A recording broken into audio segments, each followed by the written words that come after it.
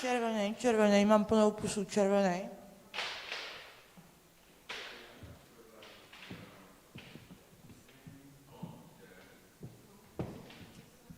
Červený, červený. Dobrý? Jo?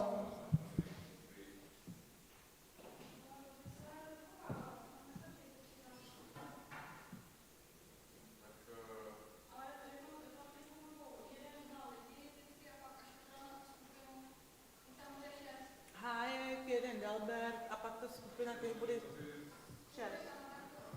A tak můžou sedět, že můžou mít... Co stačí? Asi ne, 4, nebo no. Jo, to je v pohodě.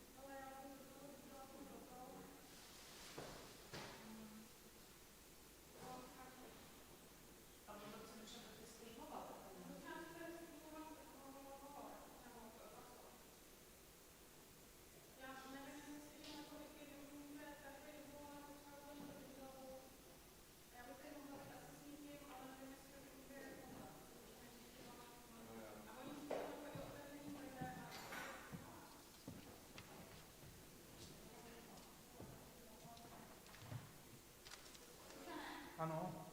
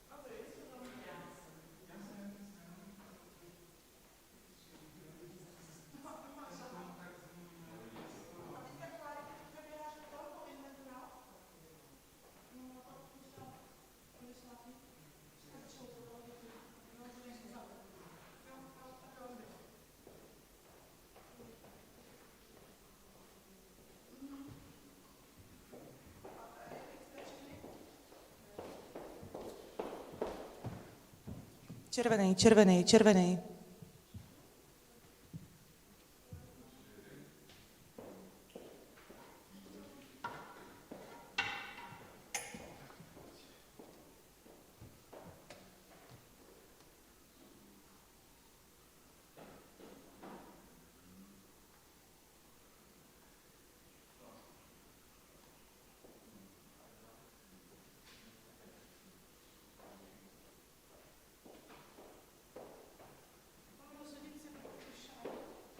můžeš, a teď přijde asi jenom Teď ten bude Matěj, a pak na toho Johana mu tu dáme cedulku. Jo.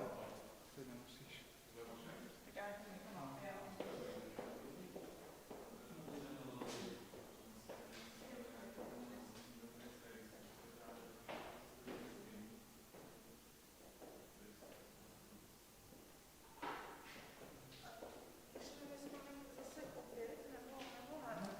Dneska nemají. nemají, jo. Tak dneska jenom toho Dalberga.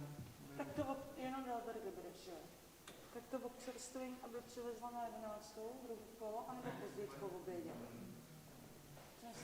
Jako jsou tam jenom ty kanapky, to se tomu jístní a jsou moc dobrý, tak já myslím, že to bych nechala na tu 11. Dobrý, tak já to... Podle mě bude méně lidí dneska. Jo. Jo. Co, tam? Něco říkáte, nebo co říkáte? Ne. Jídlo? Ne, nebo Windows říkáš? Jo. Kálu.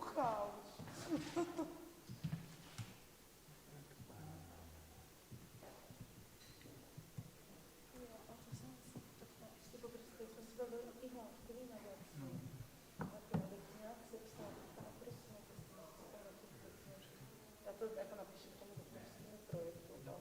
I asi tady tu výzkumnou soutěž. Třeba něco z toho pátne. No, už jsem našla zařízení, který by se nám hodilo. To je nějaký jako drtič plastu a drobného odpadu a dřeva.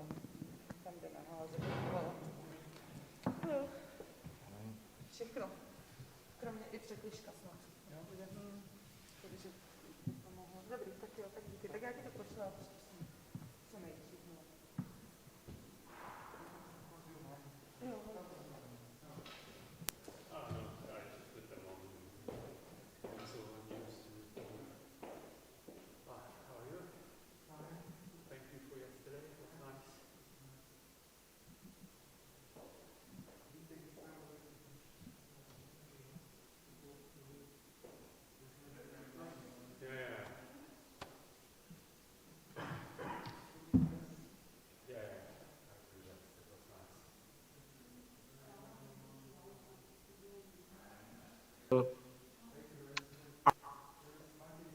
International artist that will run a Shalom studio at AVU in Prague.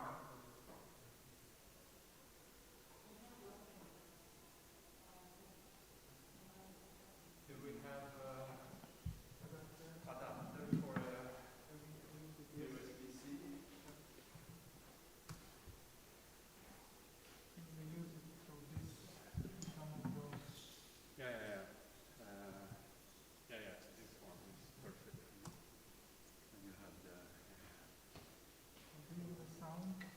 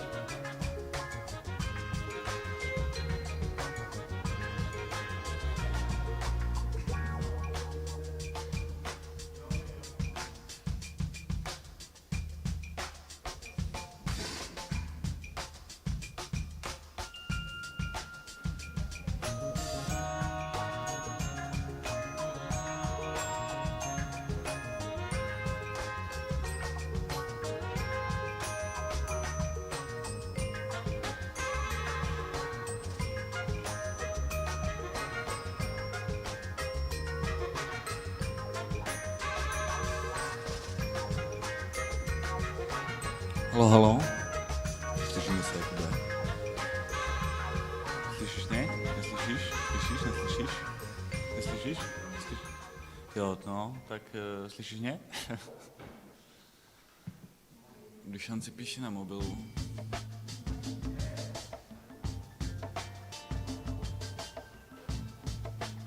Ještě chceš mluvit? Já nevím, co mám říkat takhle po ránu. Nejsem úplně nalazený na mluvení. Vtip, jo? No, to já nevím. Lindo, umíš nějaký vtipy? Já právě taky. Tak já fakt nevím. No. Já vím, buď to prostý nebo blbý.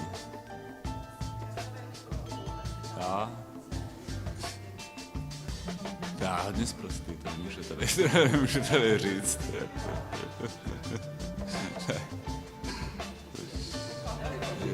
To jde. To bych ztratil poslední zbytky ústy. Ale Linda by mohla, to vypadá, že by ráda něco řekla po nám. Jo, když od ženy to daleka nevadí.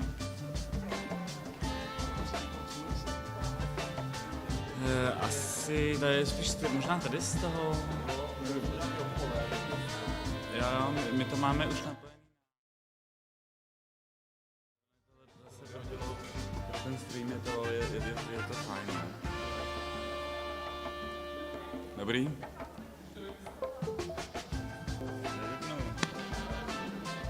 Jo.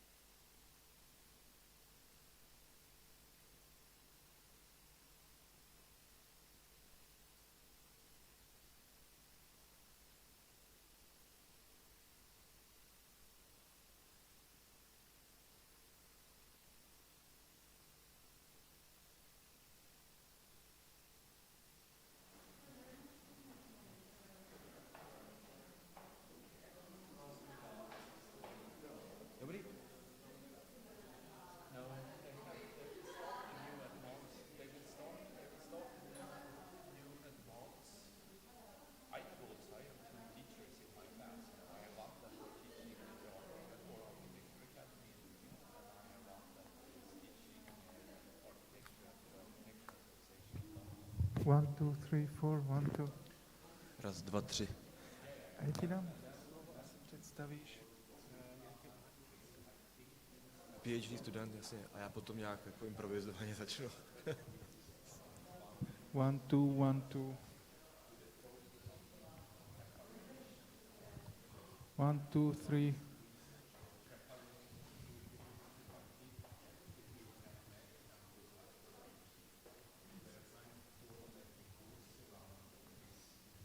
Dejte mi signál, že to běží, nebo už to běží. Běžíme?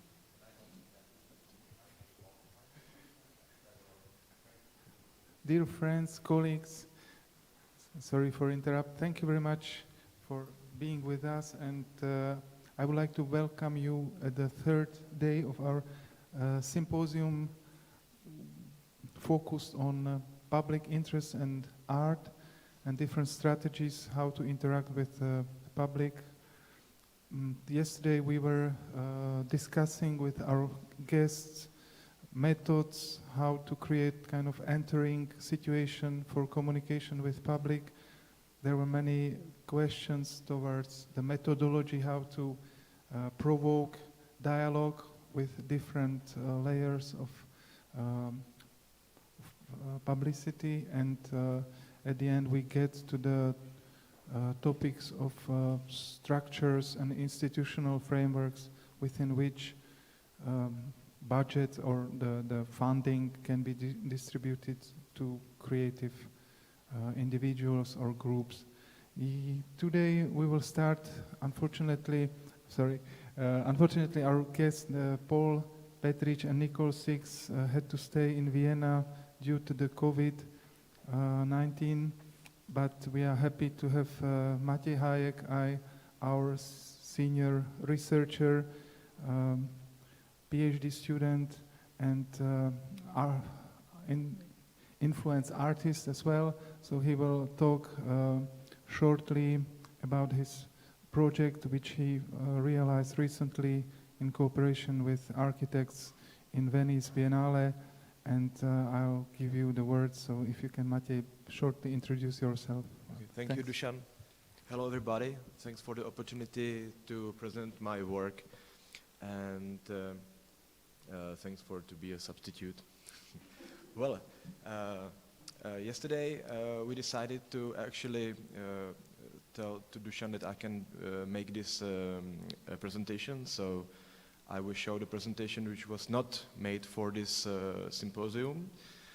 It is a presentation of my cooperative work on International Biennale, and as well I add some more frames to specific topic of play by itself as an elementary tool or as a specific activity, and then I brought it as an impulse for our discussion later. So 2 years ago we've been invited for Venice Biennale by curator Hashim Sarkis. So I'm not a part of the Czech or Slovakian pavilion. It's the straight from the main curator, and as I'm focused on basically I studied in this school. I'm a sculptor, but I do some architecture as well, and I'm actually somewhere in between these disciplines. My specialization, or what I'm really focused on, is play elements, with the history of play elements as a functional sculptures, and in my PhD I'm researching in some new ways how to deal with this connection of sculpturing and play elements. So our installation is called Offense. I did cooperate on this project with my colleague Tereza Kučerová from Molo Architekti, as we've been cooperating before on some similar projects. How will we live together? It's the main topic of the Venice Biennale this year, which is ending in a few days, I think 21st of November. So when we've been called by a curator, he just sent us this question or the main topic, and specifically he asked us to join the section specialized for or focused on play element architecture, which is by his initiative added to the exhibition sites. It has its own exhibit site, which is not in Giardini or Arsenale. It is in Mestre, and it's a Baroque fortress called Forte Marghera. And as you see, it's this Baroque fortress made by Habsburgs. As you know, this Sternfort was kind of Habsburgs' know-how when they conquered the Venice. They built their own there. I will show you. No, I can. Oh. So there is a center road in the fortress, and you see the Red Cross. That area around with the little house, which was the house for the gunpowder in the past, was selected as a space for installations. There were 4 other studios from around the world, and we actually, when we been thinking about the topic, how we will live together, I thought it would be better or use the method of reverse thinking. So I started with the question, what is actually dividing us from the state of togetherness? So the main topic is this dividing moment. Here is from the bird eye view from above. You see the installation is on the sideline. The main road is over there, up there, and then this sideline which goes to the little house of gunpowder, where there was some exhibition as well. We set it on the road, so it actually became an obstacle, or symbolically the problem you have to face on your way. So this is it's kind of symbolical way how to think about the problem. As you're facing the problem on your way, you can turn around, or you can walk around, or you can go through the problem, into the problem. And if you go into the problem, then you are welcome to join the play. And the whole construction by itself, it's a sort of 3D labyrinth, which is on one side it's a fence, and as you go through the construction, the fence is falling apart as it became only parts. And on the other side, if you go through the problem, on the other side there is a symbolical core or center of the community. It has the layers as a functional layer, let's say that because I have some experiences with designing of the playground, so I know there are always some families and little kids, and they need to sit around the table, which is as well the symbolic core of the community, sitting around the one table. So this tilt platform down there, it's table. So you go through the problem on the other, which is dividing the situation, and then if you go through the problem, then on the other side you can join, you can enjoy the community life and can talk about your journey through the problem. As I mentioned, I thinking about the playground generally as about the element in a urban plan, which is connecting the generations, the kids, their parents and grandparents, and it's elementary some of the centers of the community. This part of the presentation is more focused, which is now continuing, is more focused on the design by itself. as you saw, the whole construction is made from the wooden planks and then red platforms, and all of the platforms around the whole play element, they are all tilt. None of them is horizontal flat, which actually caused a sort of a seasick feeling if you are moving through.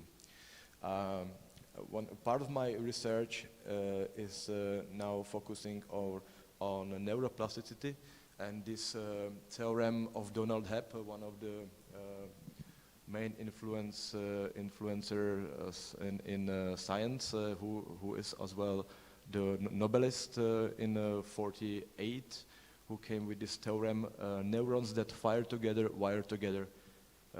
Means like he discovered how our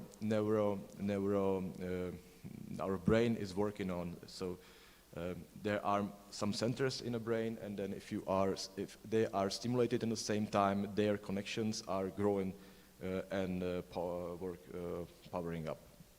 So as I said, the tilt platforms caused the problem of balancing. So if you're moving through the installation, you still have to balance somehow, because your brain is not really, is usually not in this situation. We are building our architecture with the horizontal platforms. So if you are still moving as on a boat, it's somehow stimulating your balance system in a brain, and it means it brings a great potential for learning by itself biologically. This is another illustrative picture, where you can see that the platforms all around are tilt. So there's another one. You can see it from the different angles here. Yeah, that as you see, all the parts, as well the small slides down there, the red cubes down there, the motive of the tilt platform is the main. What I'm thinking about is it's a bit utopic way to think, because when I was discussing it with some colleagues from medicine who are into neuroplasticity and so, because I was thinking like, let's jumping the rope, and then during that time you can, for example, learn some history. It really doesn't work like this, they say, but there are some chances that you can really somehow use it. For example, if you are using it normally, if you writing some text during the learning, because if you hear someone who is talking to you, if you hear someone who is talking to you in a theatrical way, it's your brain is much more sensitive to it, because there are more centers connected. So if you hear someone talking and you start to writing the notes down, it's 7 times more productive, effective to learn. If you do it in this I don't know how to say in English, this kind of calligraphic way, it's much better than so. This is I don't know if any one of you is a mathematician. This is this is a theorem of Bayesian theorem. It's as well as I mentioned the Donald Hebb. There is another model of thinking, another model of a theory of how our brains are working. So we are predicting our world around, and then through this prediction model we go on, and then 80% of what we see we are not actually see by our senses, but we are just imagine it. We are predicting it.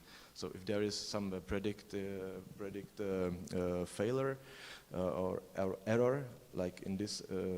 This is a case when you can see it. You touch some prior, and from that prior you are constructing again the way you think, way you start to use your senses, because in this case, this necker cube, probably any of you know it. It's there are the priors on the corners, and then if you're catching the priors, it's still moving back and forward in the space. So it's just sort of like the model how it works. So with this, I'm actually with this picture I'm finishing the explanation of our installation, and you can see it was pretty in use, and then I was really enjoying the time when I saw that it really works somehow. Of course, I did not see how it works in their minds, but I was really satisfied with the results. Yes. Thanks for your attention. So this was a work of Scala Studio, which is my studio cooperating with we founded with my partner, photographer Bert Orten. Now, as I mentioned in before, this part I add yesterday I brought it for discussion for the symposium, and I think it's pretty interesting to focus on and to think theoretically about the play itself. As I saw, Transparadiso was using that strategy of using the play during their researches, or maybe associative impulses in their work, and it has very wide meanings. Let's say, I use this quote of Johann Huizinga, who was the author of Homo Ludens, one of the quite influencing book from 40s, I think, 50s, not very sure. Very early. I think he was in the 30s he starts, and the 40s, 50s maybe he made this title. And one of his quotes, which you can disagree, of course, but I feel it's sort of like nice definition, which opening wide the possibilities how we can think about play in general. Play is uniquely adaptive act, not subordinate to some other adaptive act, but with special function of its own in human experience. Well, it's a nice position, let's say, to think about, to find something which is not really subordinate to any other system in our, minds and or things. So it's much more an impulse to think that here we got some hot stone which we can use for communicate some very hard problems. Maybe I use some examples which some of them every of them is a bit different how it's using a play. This is a realization from Elemental Studio by Alejandro Alavera. It's Bicentennial Park, Santiago de Chile, 2012. It's quite huge, as you see it. It's a bad picture, but it's somewhere around here, from here to there, over, way up here. It's pretty huge in landscape project of playground. Alejandro Alavera was the guest of the symposium during the Venice Biennale, which was organized by Hashim Sarkis, specifically for the section of how we will play together and of play elements, and he was introducing this project. We see detail of the hill, where are all the way stairs and slides down there, where is a here is a play element as well as with the function of the fence, which is bordering the area, and some swings, of course, because it's really like as an elementary is tilt platform, the swing is the same elementary play element, let's say. But unfortunately, I did not found the very interesting project of Alejandro Alavera. He was working in some Chile mountains with mostly native local community, and it was very hard. He was explaining it was very hard for him to find a way how to communicate with the locals, to find the right language, because they were super suspicious about him. They still keep this kind of post-colonial, conquistador, wounds, let's say, in that area. And he was really thinking about how to find a way how to communicate with the local guys, because he was working on some urban project, but they were not in a cooperative mood. Let's simplify it. So finally, he found a way how to find the language, and they came with the idea to build there a field for a traditional game called Palin. Palin is a sort of hurling or ground hockey, and they themselves, the Elemental Studio, they built by their own the field. They were observed during the time by the locals, and then slowly they came down there and starting to help them to do it right. And in the end, they were playing together the Palin, and then it has a happy end with this point that play could be really sort of like it has a specific position in communication, and this was a nice example of it. I was not able to find any picture of it. Google doesn't show me anything about it, but I saw this. I'm just introducing this way of using the play as a communication tool. This is another example. Aldo van Eyck, Playgrounds, Amsterdam, Netherlands. Aldo van Eyck was a very influential architect in his time, who was the architect of a structuralist movement, and this is a phenomenal thing, because from the year 47 to year 78, he actually built more than 700 playgrounds in Amsterdam, about 738 or something like this. And because Amsterdam after war was full of empty spaces, these destroyed houses and some nobody, of course it's always somebody's, but nobody's areas. He made this initiative from the position of the city architect as well, to build up many of these playgrounds.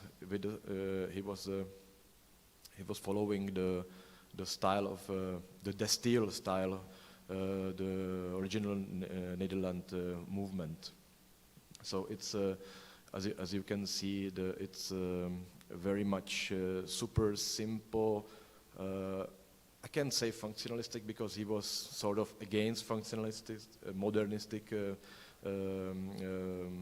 architectural movements, but he actually built the construction. He made the whole catalog of the play elements, and all of them were so super simple, because he believed that he's doing when he will make this simple grid, the play is in that case open. Its own function is open. Who will play it? The player, the kid who is playing there, it's finishing the composition by itself, let's say. which is one of his quote is, "On the margins of attention there is always the artist, essential companion to the child. His function is too decorative." Well, as you can see, this is this system of super simple pipes designed playgrounds are so significant for it. But what is super interesting in another way in urban plan, he actually was bombing with these playgrounds all around the city, not only in the places where no houses, and as well on the squares there were nothing else than squares before. And then what it actually caused was that there was a plan, city plan, as we have these results of this era planning in the 50s as well in Prague. As you know, the main highway goes through the city center here in Prague, but in Amsterdam, but in Amsterdam, there was a sort of similar planning, just to go highways through the town, and then with a really sort of like modern, brutal way, developers will plan their rebuilding of the town. With this initiative of building these community centers through the playgrounds, he actually caused sort of civil movement, which made as much pressure that they actually stormed these huge projects of the rebuilding the city center with the new highways and so. The last example I would like to show, which is as well about play, specifically playgrounds, is a phenomenon of adventure playgrounds, which are coming from 30s or actually the 40s from Copenhagen. There was an Endrup location after occupation of the Germans in Belgium, and there was a landscape architect, Theodor Sorensen, who actually was the first one who made this sort of like who made the area which was just the ruins and some junk, and said like, this is a playground, and then let the kids play their own. And this was a beginning of this phenomenon of adventure playground. It was followed after that, after World War, by Lady Ellen of Hertford, English lady, landscape architect, who fall in love with this concept and was so initiative to spread it through the whole Commonwealth. And the main point of the adventure playground, what it is that as you know, our playgrounds are usually, if it's architectural element of playground, it has to have some norms because of the safety and the law framework. But this adventure playground, it's about to not to have any norms. It's just an area where kids, they play by their own, whatever they do, like to burn some plastics, to cut the knife to the stone or crazy stuff, whatever they want. The point is that in the beginning, this was really pure, and Karl Sorensen said like, let them play by their own. By the experience, they found it not so super cool, sometimes happening some really bad injuries. So he came with this opinion. It is my opinion that children ought to be free by themselves to the greatest possible extent. A certain supervision guidance will of course be necessary, but I'm firmly convinced that one ought to be exceedingly careful when interfering the lives and activities of children. So there were become some guides or observers. So in a concept of playground, which are until today, it's very much the sort of renaissance of playgrounds, adventure playgrounds today, because of the last few decades of super safety playground. There is always some guide. Sometimes it's like community member, or it's from the scouting movement. There is always someone who is taking care about the space, but he is not telling the kids what to do. He's just observing. If the kids want to ask how to do something, he can help, but not to intervene into the play. It's actually very nice parable, and this is from 60s. The adventure playground was a topic of one of the anarchist magazine.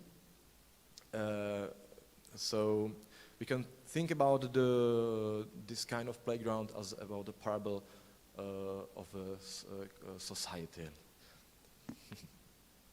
Well, and in the end, when I'm finishing my presentation, I brought this topic of play for discussion because I found it's very much interesting point, and then we can use we can think about it. We can think about functions of the play, and as you saw, there are actually no borders in a play elementary by itself. Thank you.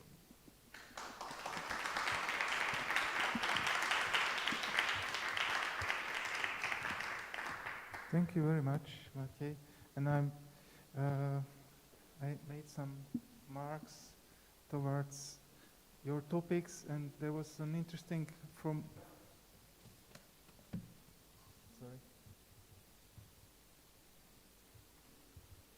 from my point of view, there was an interesting comparison towards the strategies or methods which Barbara Holub and Paul Rajkovic were talking about yesterday, about this urbanistic sensitivity towards the problems which already exist or pre-exist within the environment, and then comes the actor to somehow observe and propose a solution.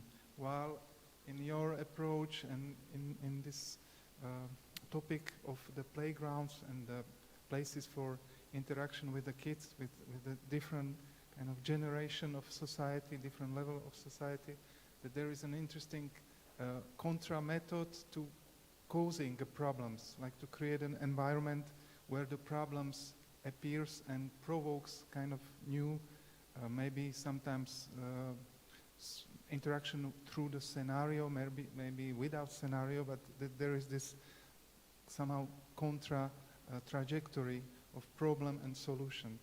And maybe I would try to continue with the presentation, and if you don't mind, I would follow the presentation of Jonas Dahlberg, and then we will have a time to really merge all the questions together, and I think it might be more fruitful, but thank you very much. And also for me, it is an example that Maciej is like really the living sample of somebody who tries to be transdisciplinary. His cooperation with Molo Architects, which you showed, is also a sample that the partners from a different institution, that the architects are the alumni of the Academy of Applied Art. You are also kind of hybrid alumni of our school, and at the same time you are able to cooperate with in a like a post-academic level in the real life. So I think it's a functioning model. So thank. Yeah. Okay. Okay. Would you? So we are in time. Yeah. Would you like to? I'm a little bit curious. This is a very, it's not so much related to kind of the work in itself. I also have questions I take off this, Yeah. sorry. I have also have questions in regard of the work, but I am curious first of what kind of possibilities it makes to be involved in an academy, in PhD system, or in research when one work with these kind of works, which is very much relates to our shared common spaces and so on, and what kind of gains that gives to you, or and compared to another model where you be rather out and work on with other structures and constraints in a way. What do you see as positive or negative with that? For me, maybe it's kind of whip I actually, made for myself, because I know that during my practicing of, to run the studio and do work, I found that if I will focus, because there are some, it's very hard for me to read the books, have a kids, work, and then it's pretty usual. So I thought, like, really basically, if I will go back to the academy, I will have to focus on it. So it really is like this, and it really helps me to define, to research in the topics what I'm really interested in. And then it's so I'm gaining some knowledge because of the PhD program, and as well it's for me much easier to cooperate with other academies or faculties. For example, I'm cooperating right now with technical or university and medicine university with some of the other PhD students, and it's so simple. You say, like, I'm a PhD student, and they say, me too, and then it's like, it's super fast, from it's the privileged position, which is really fastening. It's much quicker and easier to get into contact with someone who is as well researching in their own. So it's this, and as well enjoying much this kind of opportunities as well. Yeah. I threw in two quick ones before I hold the mic like this now, microphone. And did you first one is or two? It's two quite silly ones. But first one is did you try to, with the playground at the architecture biennial, did you investigate the possibility to see if it could stay? Excuse me. If it could stay there, if one could permanent, if that it, one. You mean? Yeah. Yeah, I did, but it's that's a new site which will be used for the next Biennale of Art, so it's not possible. No, Can it move somewhere else? Well, I'm working on it. Actually, Yeah. I finance it. The Biennale gave me some money, and then I finance it the rest of by myself. So I have to sell it because I actually borrow some money to make it. So I'm a part of businessman in this case. Yeah. I'm not, but if I compare it with some other students or I'm a businessman. If I compare it with a businessman, I'm totally not. Yeah. You're a bad businessman. Exactly. And have you ever tried to make a playground for adults? Well, this is very, simply answer. All of the playgrounds, if you do it for kids, they are for adults. And I'm always edging the borders of, risky design. And then if you do the risky design playgrounds, the company of the parents during the play, it's something which is natural, Like as you go with your kids to climb the rocks, you probably will help them too. You will not, let them climb without any assistance. So, yes, in this, and then for adults, really like, let's say, I will do it for adults, not really the playground. I do the different things for adults. Yeah.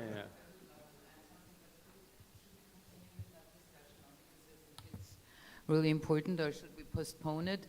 But I would really like to react on Jonas' question of playgrounds for adults, because I think it must not be taken in a literal sense. But what we tried to show yesterday with our projects, it's about how to use play for transgressing certain borders of our thinking, of our acting, and of how we produce common urban space.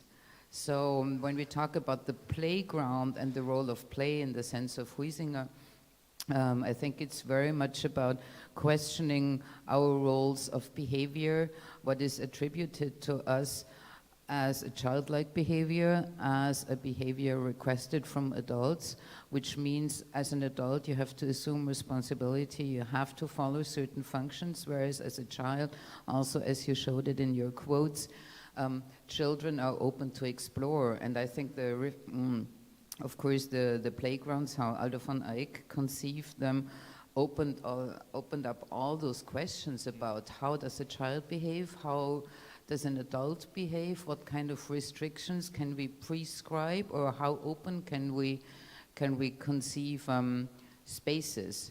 So he's providing those very reduced structures for inventing the way how to use them, for inventing rules themselves.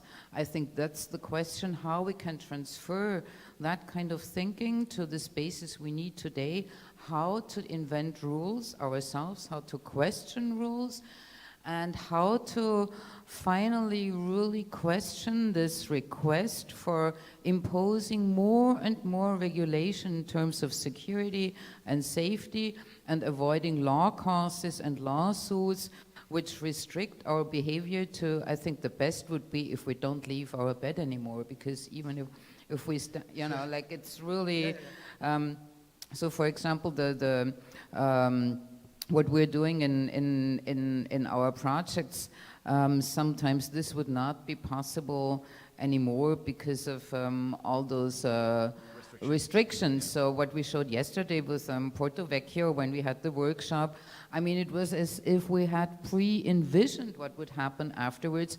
2 weeks afterwards, they built up the barriers and blocked all access to the buildings.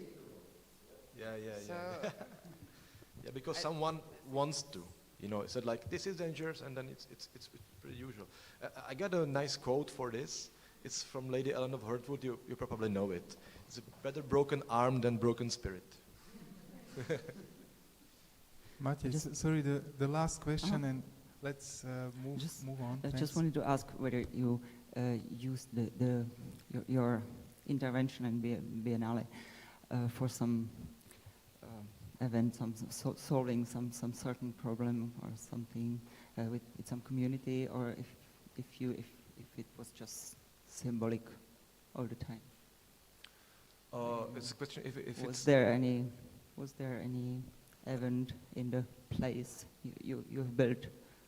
Well, there were some events, but not really like if this question was about the describing the symbolical meaning. No, it was not. It was just there is some, of course, info panels and there were no like.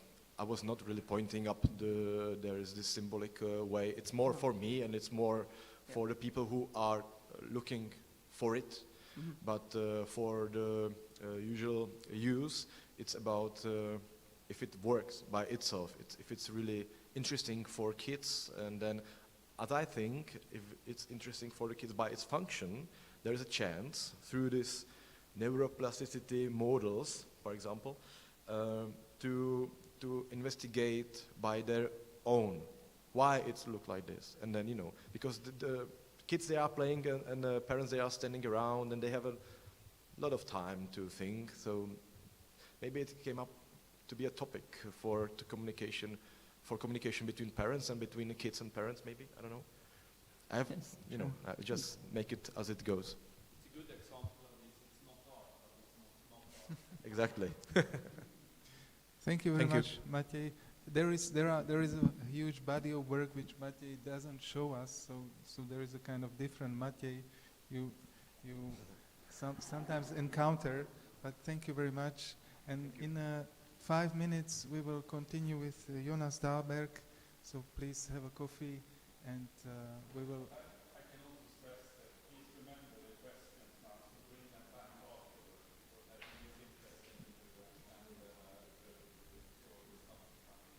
Yeah, please don't forget we have a comfortable time.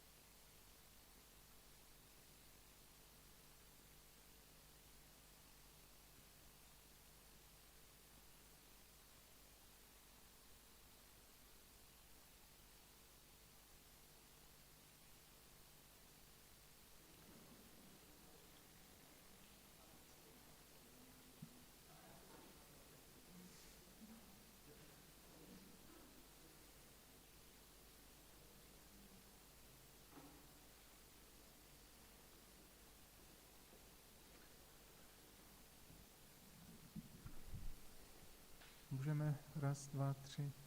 Dobře. Dear friends, colleagues, let me welcome Jonas Dahlberg, who came to Prague, accepted our invitations, and I'm very happy, probably same as Jitka Hlavačková, our partner in the symposium, invited Barbara and Paul. So we are very happy to have a really experienced artist and organizer here in Prague. Sorry. I will read briefly introduction. Jonas Dahlberg is an artist based in Stockholm. He is a professor at Royal Institute of Art in Stockholm and the founding director of the Interdisciplinary Studio of Public Interest, OPI, as it is called. He is known for his winning proposal for the memorials for victims of the terrorist attack in Oslo and Utøya on July 22nd, July 2011. And for his ongoing series of video works that have become his fundamental research in how to analyze sites and the politics of the space. In his diverse practice, he works with photography, film, installation, as well as other works. The Studio of Public Interest conducts its activities as a studio for realizing actual projects. It is a lab of research and an advanced postmaster course at Royal Institute of Art in Stockholm. The emphasis of OPI is on taking an active part in critically reimagining our common space, what values they contain and who they are for, in which way those common spaces are shared and how they are made for whom. We have a chance to see or to share the video which Jonas made as a kind of report or analyze of the Utøya project, so some of the PhD students managed to see it, and also it is somehow coincidence that Vít Havránek, our foreign vice rector, and Jonas were cooperating in 20 years ago, so it is very nice that we are meeting again all together. So Jonas, thank you very much for coming, and mic is yours.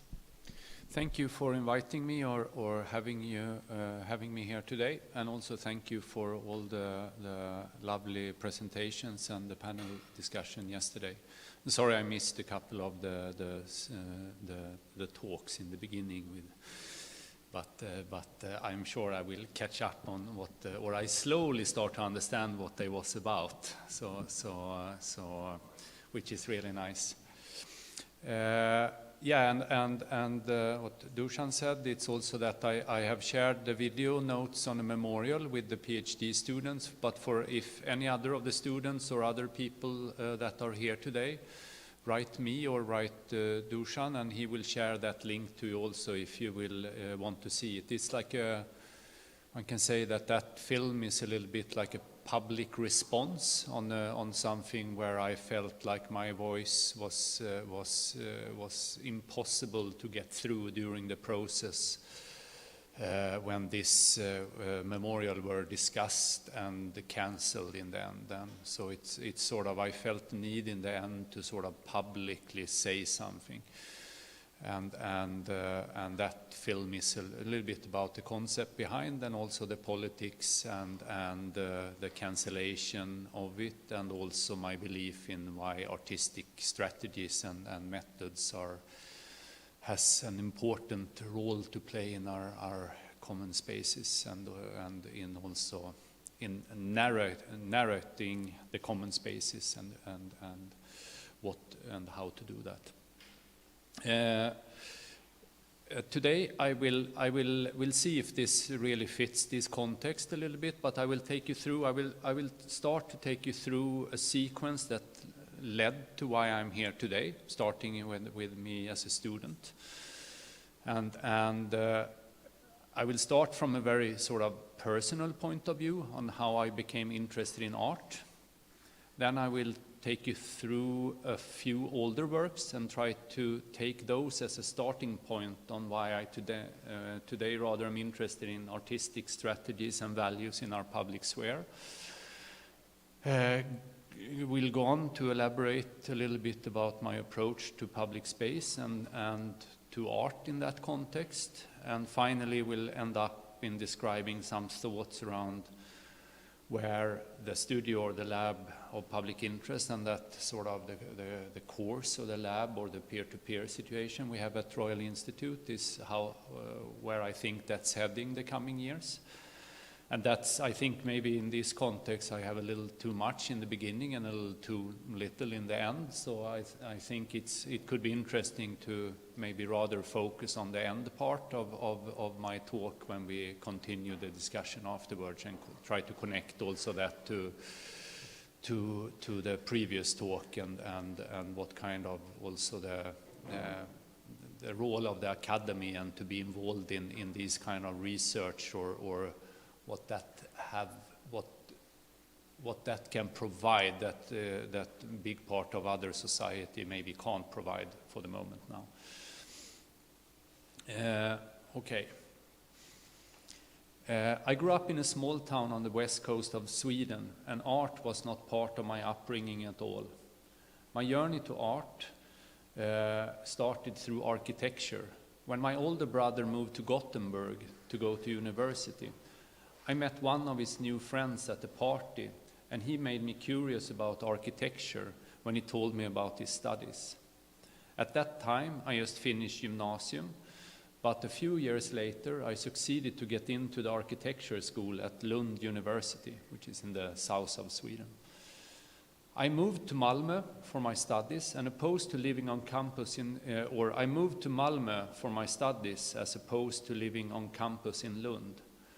Through a friend, I have joined a group that played soccer in a park on Saturdays, and after one of the sessions, I ended up speaking with someone who told me he was an artist.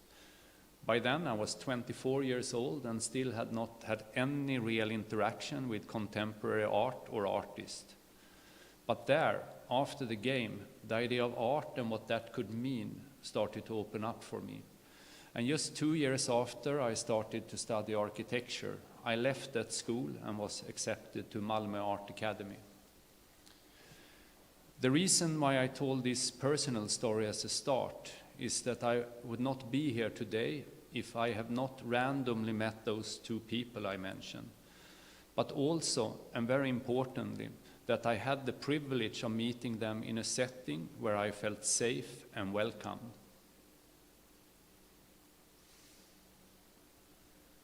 While in the Art Academy, I developed a series of video works, mostly made by experimental methods inside miniature architecture models.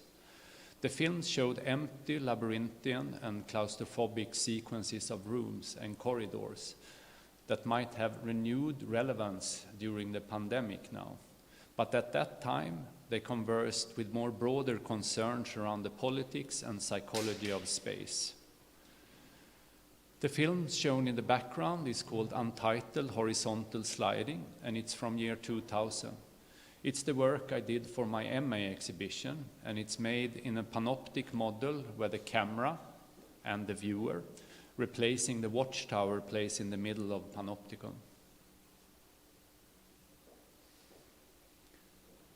After finishing school, I became more interested in cities, neighborhoods, and groups of people rather than interior of rooms and individuals. I became focused on bodies in relation to other bodies, questioning who and what was visible and invisible in our spaces, and where we are socialized and much of our political consciousness takes shape.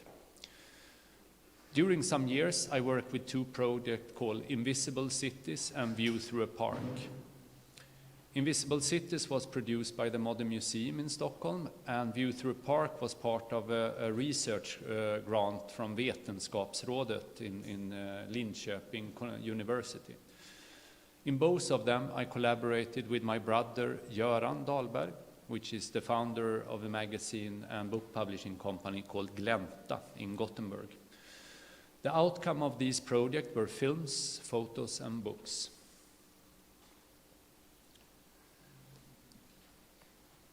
During the period, I exhibited widely in exhibitions, in galleries and international biennales, such as Sao Paulo, Venice, Busan, New Orleans, and Manifesta. I had not traveled so much before, so art took me around the world. I built a network and met people. But eventually, even though I learned and expanded so immensely in my ability to make art and also read it, I started to get tired of the formats and began to increasingly question the audiences these exhibitions serve. The focus was often on the event itself, and the time span was so short, both in terms of the exhibitions in themselves, but also in terms of how much time a visitor actually can spend on a work in these kind of exhibitions. Another thing that have started to bother me was how homogeneous the group of people was that were visiting these kind of events. What does it mean to communicate with a group of people that mostly agrees with you? And so I became interested in developing projects outside those contexts, to move into our common spaces and go more deeply into the discussions on who we address and what kind of narratives are told, while also getting the opportunity to work with different ideas around time, scale, sequences, and movements, to go further inside the politics of space rather than to be an outside commentator.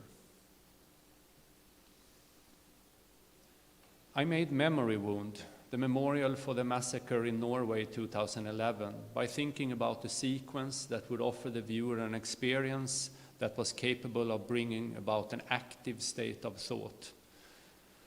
I wanted to avoid to enable the gaze towards the island that was primarily passive and voyeuristic, a gaze that would transform Utöya into a monument in itself, which I knew would be wrong. My proposal for the memorial at Sörbråten Point was to make a cut or a wound in nature itself. The cut that slices off the tip of is a 3.5 meter wide excavation, and the void created in the landscape make it impossible to reach the tip. The memorial tries to consciously to disrupt the view of the island in order to create a more private space where our gaze turns inwards ourselves. The rock removed during excavation from Memory Wound would be transported and used as a memorial in the governmental district in Oslo city center. The memorial in the governmental district in Oslo would consist of an archive of approximately 2,000 large stone slabs engraved with just over 5 million names. The names belong to the 77 people who died, along with every other person who was registered in the Norwegian Population Directory on July 22nd, 2011. Those who come to the memorial would search for their own names, or of that of a family member or a friend. This searching make it potentially an active place, since generation after generation would find reasons to search for the names of parents, relatives, and others. This simple activation, or play in that sense, means that as in an oral storytelling tradition, the 5 million people who were there on that day would carry forward the story of what happened and of those who lost their lives. The living and the dead side by side. Living entails a responsibility to others. It even entails a responsibility for what happened on July 22nd, 2011. My strength as an artist has always been in giving shape to a concept. It's gestaltning. I think this has to do with my way I try to understand content and concept of a work in relation to actual bodies. I pay close attention to scale, sequence, time, duration, and movement. To do so, I focus on who I address and which other people might be involved. I think about my own body's experience of facing different groups of people, the experience and narratives we have in common, or what might set us apart. And I use all this to imagine a viewer. And now it's supposed to be a black image. Some time ago, I received an invitation from the Swedish Architecture Association to give an introduction at a panel discussion about art and architecture. When seeing the names of the two other people in the panel, I realized one of them went to the same class as me at the architecture school, and his name triggered a memory of a lecture there. I don't remember who was giving the lecture or what it was about, but at some point during the talk, the lecturer mentioned a building in Paris. As I remember, the building was from mid-1800s, and in the large apartment lived an 80-year-old woman. She had lived there her whole life, and her parents had also lived on that floor in that building their entire lives. But the property owner had decided it was time to tear it down and build something new there instead. Those who lived there would have had to move out, and everyone in the building have accepted that, except the elderly woman on the fourth floor. The owner finally devised a very special solution. He lifted up her apartment, stacking it on stilts, and tore down what was on top and underneath. Above and below, he rebuilt completely new. I don't remember when this happened or what it looked like, but I imagine it having a modern glass facade on the first 3 floors, and then suddenly the elderly woman's floor from the mid-1800s, and above that, a couple of more floors in glass. I think I remember this story. I think the reason I remember this story is that the elderly woman's resistance and stubbornness, together with the developer's conviction and stubbornness, created a type of performative architecture where several voices and intentions could exist simultaneously. Without their coexistence, it would most probably have ended up as a rather uninteresting new building that did not contribute so much to our built environment or the conversations around it. But instead, it became a kind of narrative architecture, an architecture that told a very specific story through people living. And it was the elderly woman who has had a direct hand in creating the grammatics for the new building. Her voice was forever there as part of the dialogue in our common space. This story is deeply connected to, or maybe the reason why, soon after this lecture, I decided to stop studying architecture and instead applied to an art academy.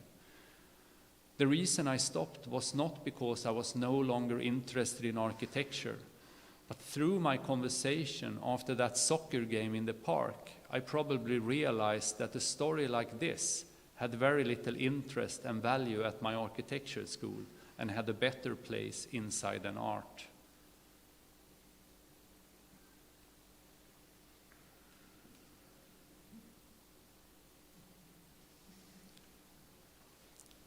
My approach to art in the public sphere is very closely connected to this story. I believe it's important that we practitioners should use art, artistic strategies, and methods in our common spaces as a way of insisting that artistic voices play an active role in our society, especially at the time when we are at some kind of tipping point and there is a clear and urgent need to rethink the values that our society is built on. Like the elderly woman, we might try to be the ones that add a component of resistance or alternative imaginaries. Not because she should have succeeded in saving the whole building. A city has to be in constant process of change to stay alive. But because it's the multitude of intentions which made the new building interesting, in the same way as it is the coexistence of different voices and intentions that forms the basis for any interesting context. whether that context is a city or a conversation over dinner. And the space that is called public should be a host for disagreements. I want to make a point that I do not believe that something often called public art actually exists. It's just art, but art that is placed in a space that we call public, and that for some reason has been named public art.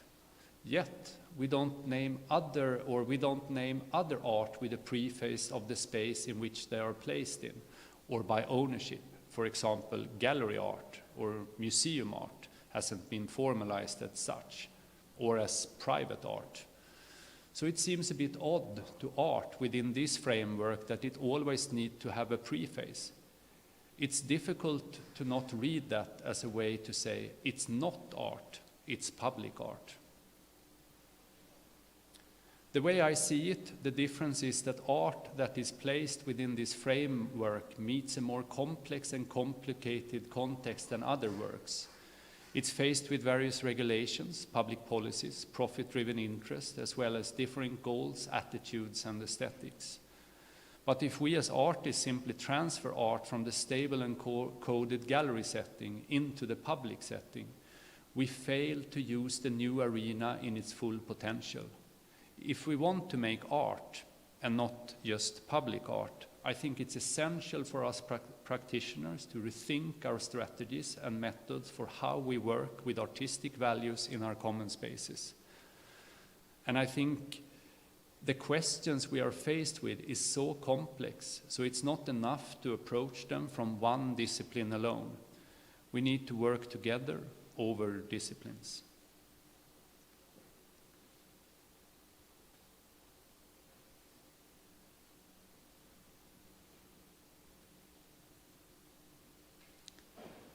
When working within our common space, we need to be aware of our positions and different kind of bodies, experience, and vulnerabilities. To be able to do so, the main challenge for us practitioners is that it's a very regulated and risk-averse context.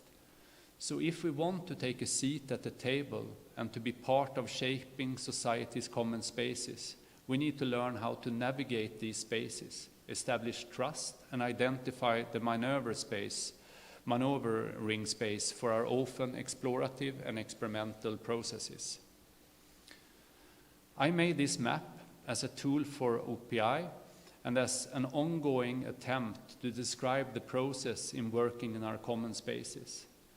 My belief is that as practitioners working with common spaces, we must constantly move between positions, context, making, and negotiation.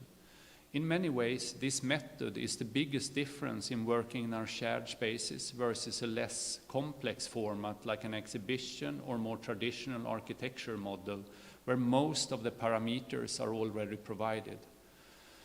The mind map in itself is not just a guide for the process, it's also an introduction to different topics that we will discuss throughout the course among ourselves or together with invited guests.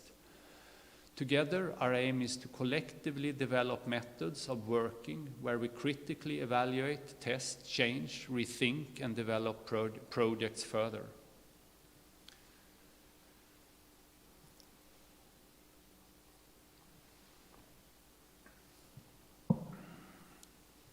Our work is practice-based and built on experimentation in different types of artistic public makings that are not per se art, but not art. Every academic year, we undertake a large-scale case study project, working together in smaller groups. Our focus the coming years is to follow and interact with the development of an industrial area called Lövholmen in Liljeholmen in Stockholm. And it's a kind of an industrial area which is, of course, existing all over the world for the moment, where they were often placed close to water and in places that we today value these, or the land has become more attractive for us now and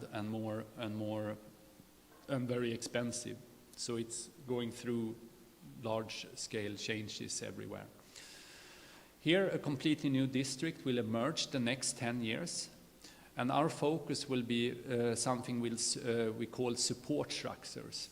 And with support structures, we mean maybe, we don't mean that it's something that needs to strive to be good in that sense. It could be a support structure, could be subversive, could be poetic, could be beautiful, could be political, could be a structure of a support for a building to not make it fall down, so it could mean quite many things, but it's kind of a starting point for us. Central to OPE's method will be an actual physical presence on site. To create the conditions for that, I've signed a contract to take over premises in the area. The space is located at the street level within the border to the residential area Gröndal. It has a small public square outside and has a view directly towards the industrial area Lövholmen, which is this area below here. I don't stand up on the chairs like you did. I'm too scared from heights. OPE will carry out an on-site research project that aims to investigate how we, with local engagement and long-term presence, with the help of experimental artistic methods and forms of public makings, can contribute to a reinterpretation of the area and influence the future of the development of Lövholmen.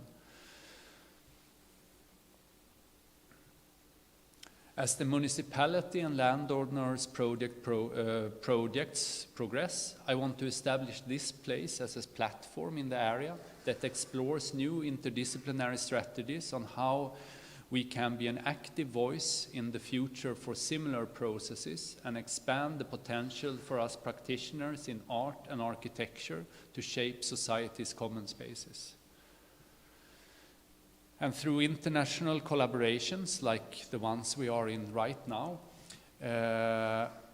I would like to introduce talks and exhibitions and build a platform that will combine these long-term local engagements through practice-based research and actual projects in parallel with establishing an international network where more global issues in the intersection between art and architecture can be communicated. We will not be there for our education. So this is the educational setting. This is my office, but also at the Royal Institute of Art.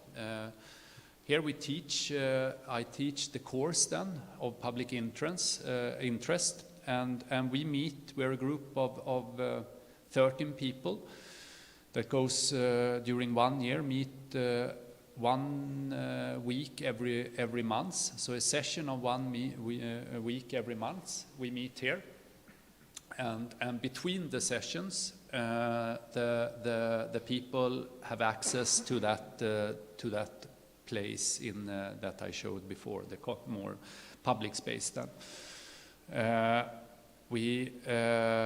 And we teach in around that table. It's a peer-to-peer situation, so we sit rather a group of colleagues and discuss together. I of course have maybe a bit of a moderating role or setting up the structure for that situation. But it's really a peer-to-peer situation with curators, architects, and artists. And this year we have a feminist writer, we had a sustainability specialist and an economist, and so we have a few different people. They are all around Europe. Just 3 people from Stockholm this year, 6 from Sweden in total. Last year, just 4 people from Sweden in total, and the rest from around Europe then. And it's a really interesting group with that spans from people that left. All of them have an MA, or they have experience that we can evaluate to be similar to an MA, and but some people just left a couple of years ago school.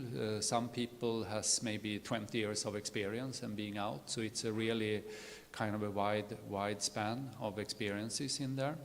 We have few PhD people. We have a teacher from Architecture Association in London. We have a teacher at the architecture school in Umeå, and some teachers from or that are educators also themselves from other schools also.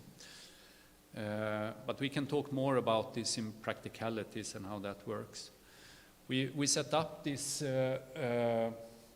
I have a first and a second year. So the first year is a full-time studies, but none of the people that are studying has sort of have money for studying, which means that we do these very, very intense week sessions, and in between people go back to their places. They do whatever it takes to pay their rents and to survive. But they work and meet in between, online or in person, and continue a dialogue in between, and then we meet back again for an intense session. And we are constantly working on these formats to try to facilitate it to work for professional practitioners. So we both put in the energy that it takes to actually make what we do interesting, but at the same time as each of them can continue to be able to work also in their separate fields, what they need to do to also survive in a way. We do the case study we work on in this Lövholmen project. I will continue for a few years to work, because I'm interested in sort of, instead of running around and going to different places in the world, see what happens if one focus on one very local situation, and what happens if we that are not from there come into and invest in that situation, become part of that neighborhood, because we are then having this location there. Of course, we will not be locals, but we will be kind of locals. So I'm interested in seeing how that changed our way of working, if we are there and continue to be there as one of the people that, it's easier to talk with people, it's easier to interact, it's easier to go out in the night and do activities that no one have asked for, or it's like easier in many ways. I wanted to go outside the academy structure for this, so we are inside, we are always in our location at school during these weeks, and then we are on the other site in between for those who can, in that sense. And I wanted the location to not be connected to the academy, so I have the contract of that to be able to make it another kind of space. So it's not, because one of the problems with the academy, sometimes it's rules and regulations that one suddenly need to ask for permission to do things, and if we do illegal stuff, the school can get in trouble and so on. And if it's not connected to the academy, then we have a lot of more freedom, and we can do a little bit more what we want. I explore this kind of, I don't remember if I said something about that. I probably did yesterday, but about this peace and how mediators work. So this is a little bit our starting point for this kind of local investment, and see what can happen if we are changing our positions and are more invested in the area and not coming in from the outside. Yeah, so this is one of the week sections. Now I've become very kind of scheduled in a way. This is actually this semester then, so this is our first week, how the schedule looked like. So we started with introducing just the school and me and so on. Then I like the idea of introducing in that each and every one introduce themselves as a professional, so one get to know their professional self before the private self, because one is maybe more secure in the professional self than the private self. Then I used the method with walk-in talks, so we did an enormous amount of walk-in talks to the So people in the beginning almost got irritated on it, because every time we had the presentation or something to talk about, we did the silly lottery with people, send them out on little walks for 15 minutes, talk about what we used, and then come back and share. And then new lottery, and then out again, a new lottery and out again. So it makes, because none of them know each other from the beginning, and of course to work interdisciplinary in these kind of contexts, you need to start to create a safe space quite soon, and faster than it normally takes, because it takes a long time to get to know each other, and you need to use silly methods or silly strategies to do that. And you also have you need to break the hierarchies between the people who just left school to the people who have been exhibiting in biennials for a long, it's whatever kind of hierarchies that could exist, or by a city planner that runs an office with 50 people that we have, and then you have an architect that just left school, and they, in these walk-in talks, one kind of take away that tension a little bit.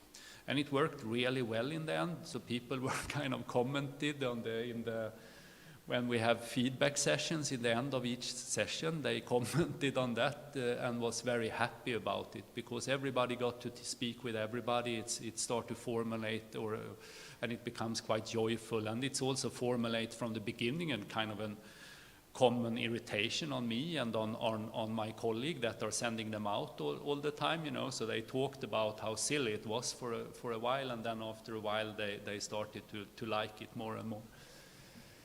Then we have on Wednesdays normally we have a workshop where people in groups work together, which means that we have as a standing kind of, so people know that on Wednesdays they work together, but that's the only moment where they work in their teams together. And there we have the peace and blah. So this is how a normal week looks like in that. And the first week. Yeah, second one, we were focusing a bit more on sort of support structures, socially, environmentally, and methodologies. We had guests to Maya Valley that have done the Serpentine Pavilion this year in London, with actually a starting point from support structures for support structures, that she have kind of tried to change the sort of position of that building a little bit, both successful and unsuccessful. But I think it's very interesting, and it's super young and really interesting to listen on. We had also in architect Sudar Katka and Alexander Furunes that did the Philippine Pavilion in Venice this year.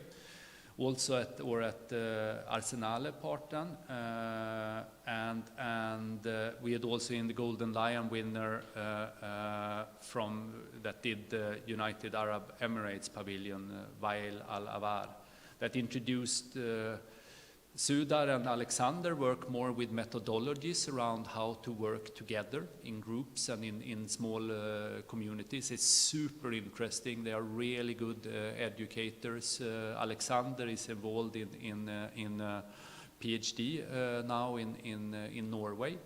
He didn't find funding. That's also interesting in terms of these research communities. He's educated in London before, but it was impossible to find the funding there, so he went back to Norway, where you actually are paid for doing the PhD instead.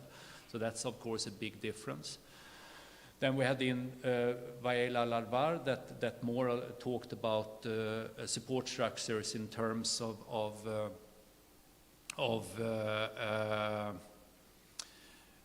climate, where he works with what you say, rethinking how concrete basically is 8% of our carbon, or the, what you say, now I lose the words.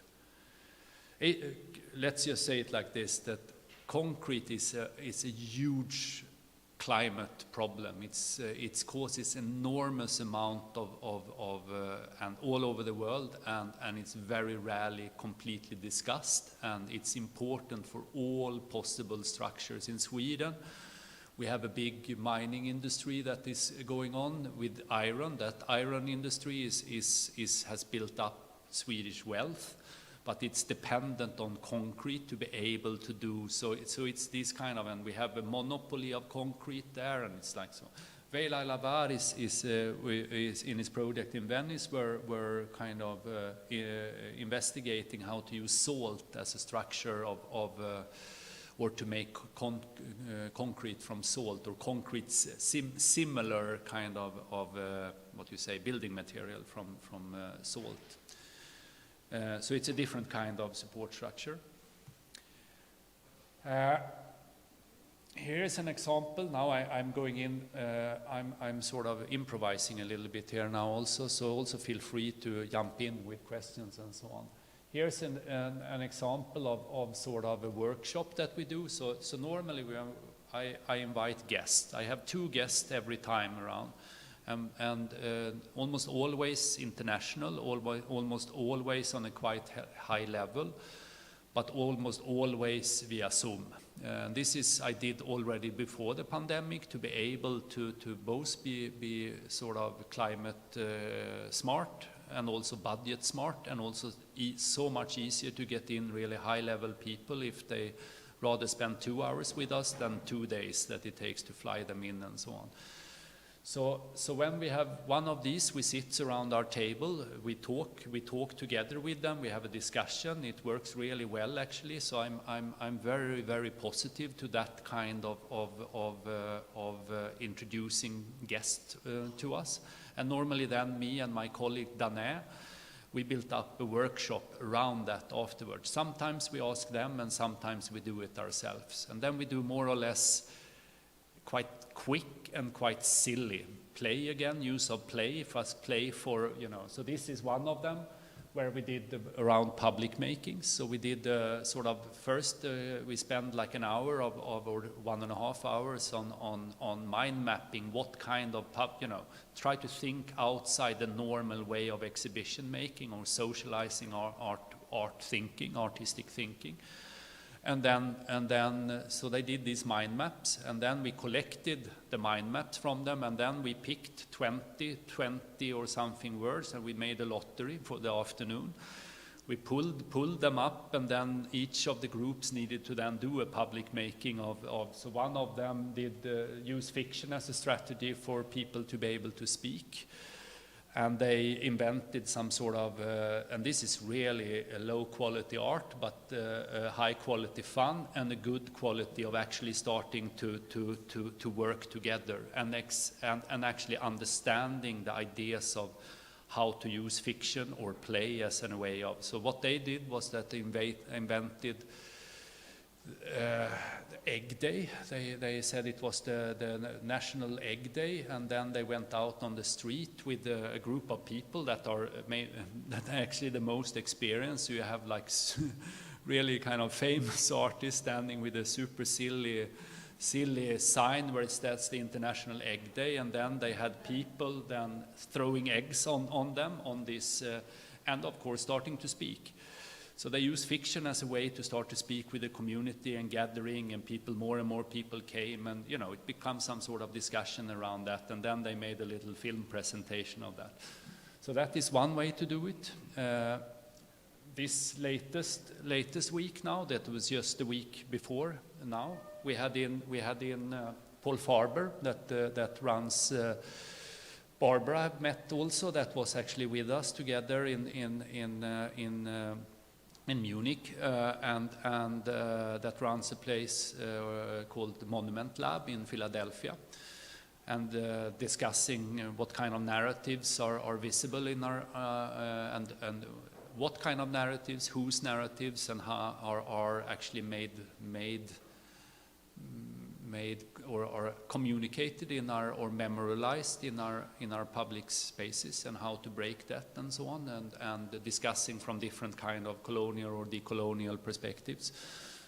Then we did, or I did a workshop then more around that the day after. I will have that example on the memorial after, or the next slide. Then they had a work day. Then we had a full day of First Nation and Indigenous people coming in for artists, a couple of artists, Marie Clark, Australian, Katarina Piiraksippu, Sápmi, Swedish, Bruce Pascoe, also from Australia, Asta Balto from Norway, Sami part of Norway. So we focus on storytelling and land to kind of, because what I noticed when we have done this sort of site analysis and looking into context and using sort of this map to start to analyze a site, is that we have very common ways of looking at what kind of stories are visible and how what is worth mapping and so on. So we needed to try to break those ways of looking at land and trying to see other ways of understanding land and other ways that unveiling invisible stories and so on, and see if we can learn something from that. And that was an amazing day for us to and it was more like a listening session. And then since we had a full day of listening session, one can say, and then we let that rest during the afternoon, and we took care of that discussion the day after with a kind of long seminar day together, just us talking about it, or a seminar during the before lunch. And in the end, we did a new workshop regarding the new space then, to see how that could relate and what kind of public makings, what can one use that space for, what can it be? Should it be an info center? Should it be what can one use that kind of space for?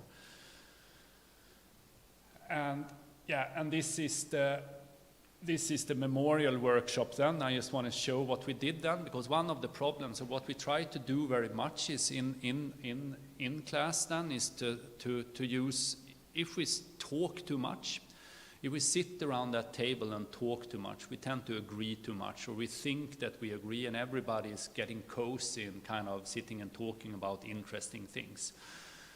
And it doesn't bring the friction which is normally used or which is normally needed to kind of progress somewhere or to bring it to an interesting place.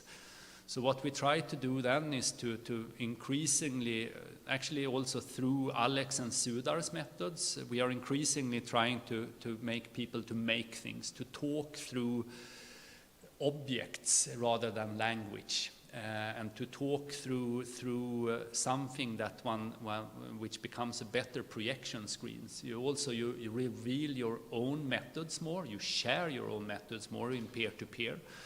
You share your own way of seeing much more that, and you also create sort of you realize that you don't agree so much that you thought you did. So we tried, and to be able to also make people kind of move into making part, we used this map, and then I gave some sort of, I picked a couple of these things which I gave as we should work with our map, we should make it a memorial. This was a memorial for climate crimes. Then I look at the site for a memorial, as it was a memorial for climate crimes, how would you do on that? And then I gave a couple of fixed positions then, which was I don't remember what it was.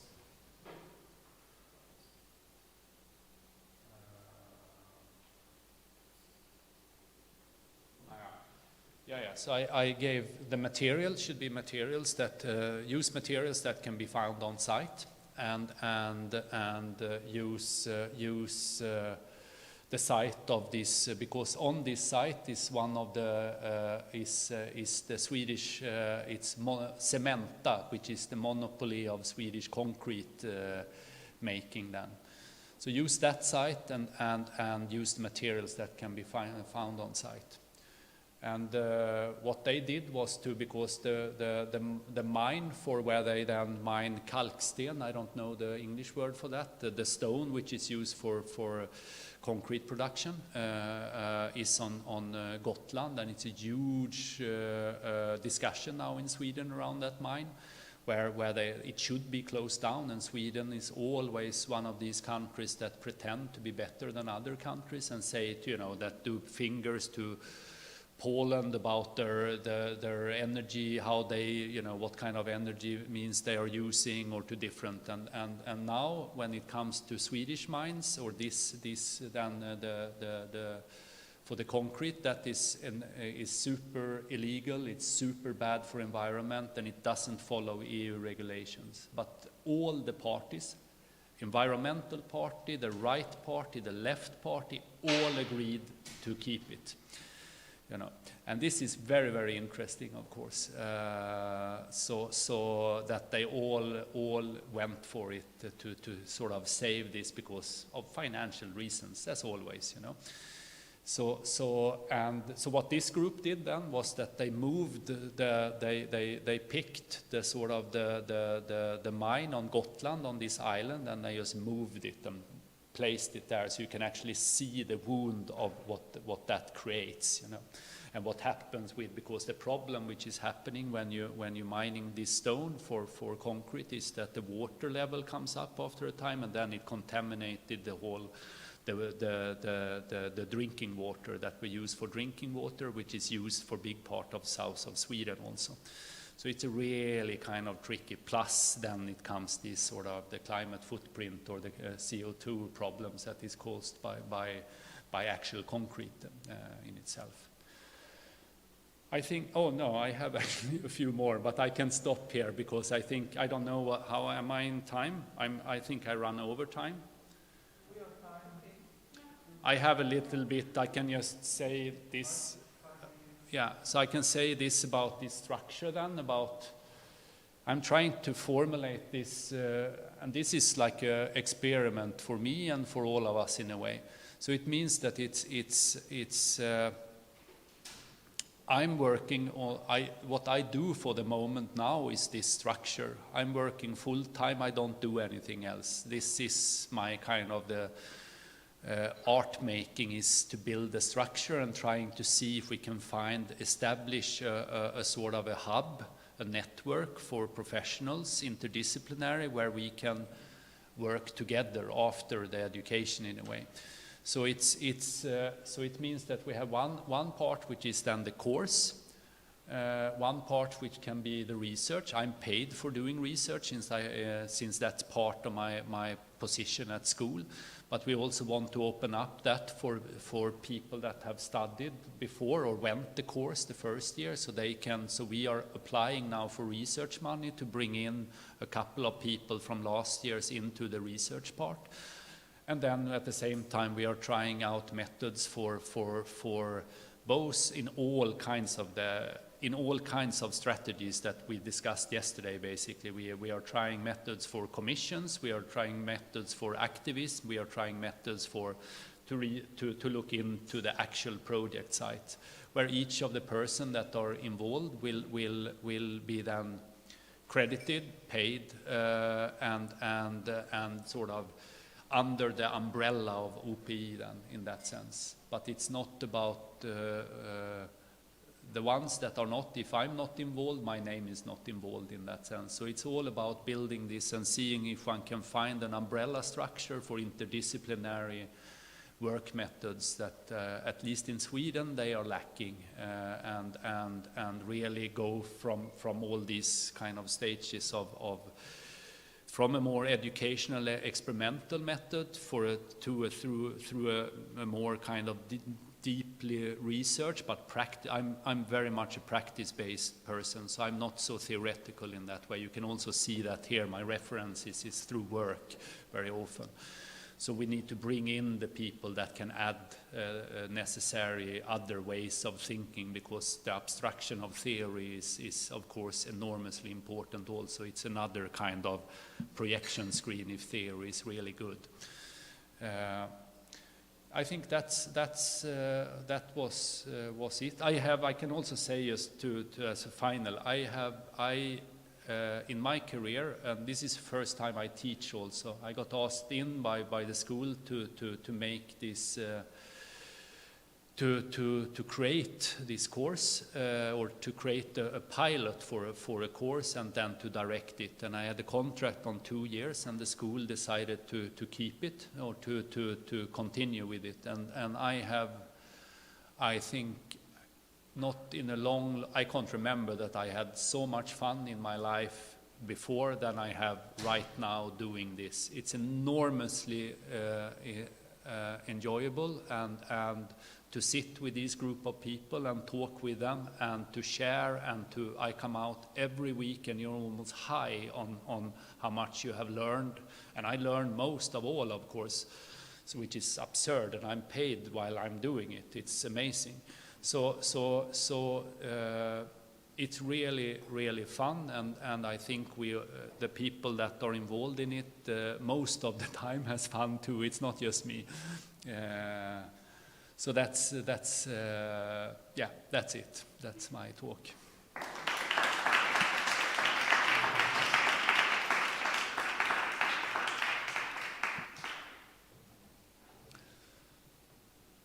Thank you very much. Thanks.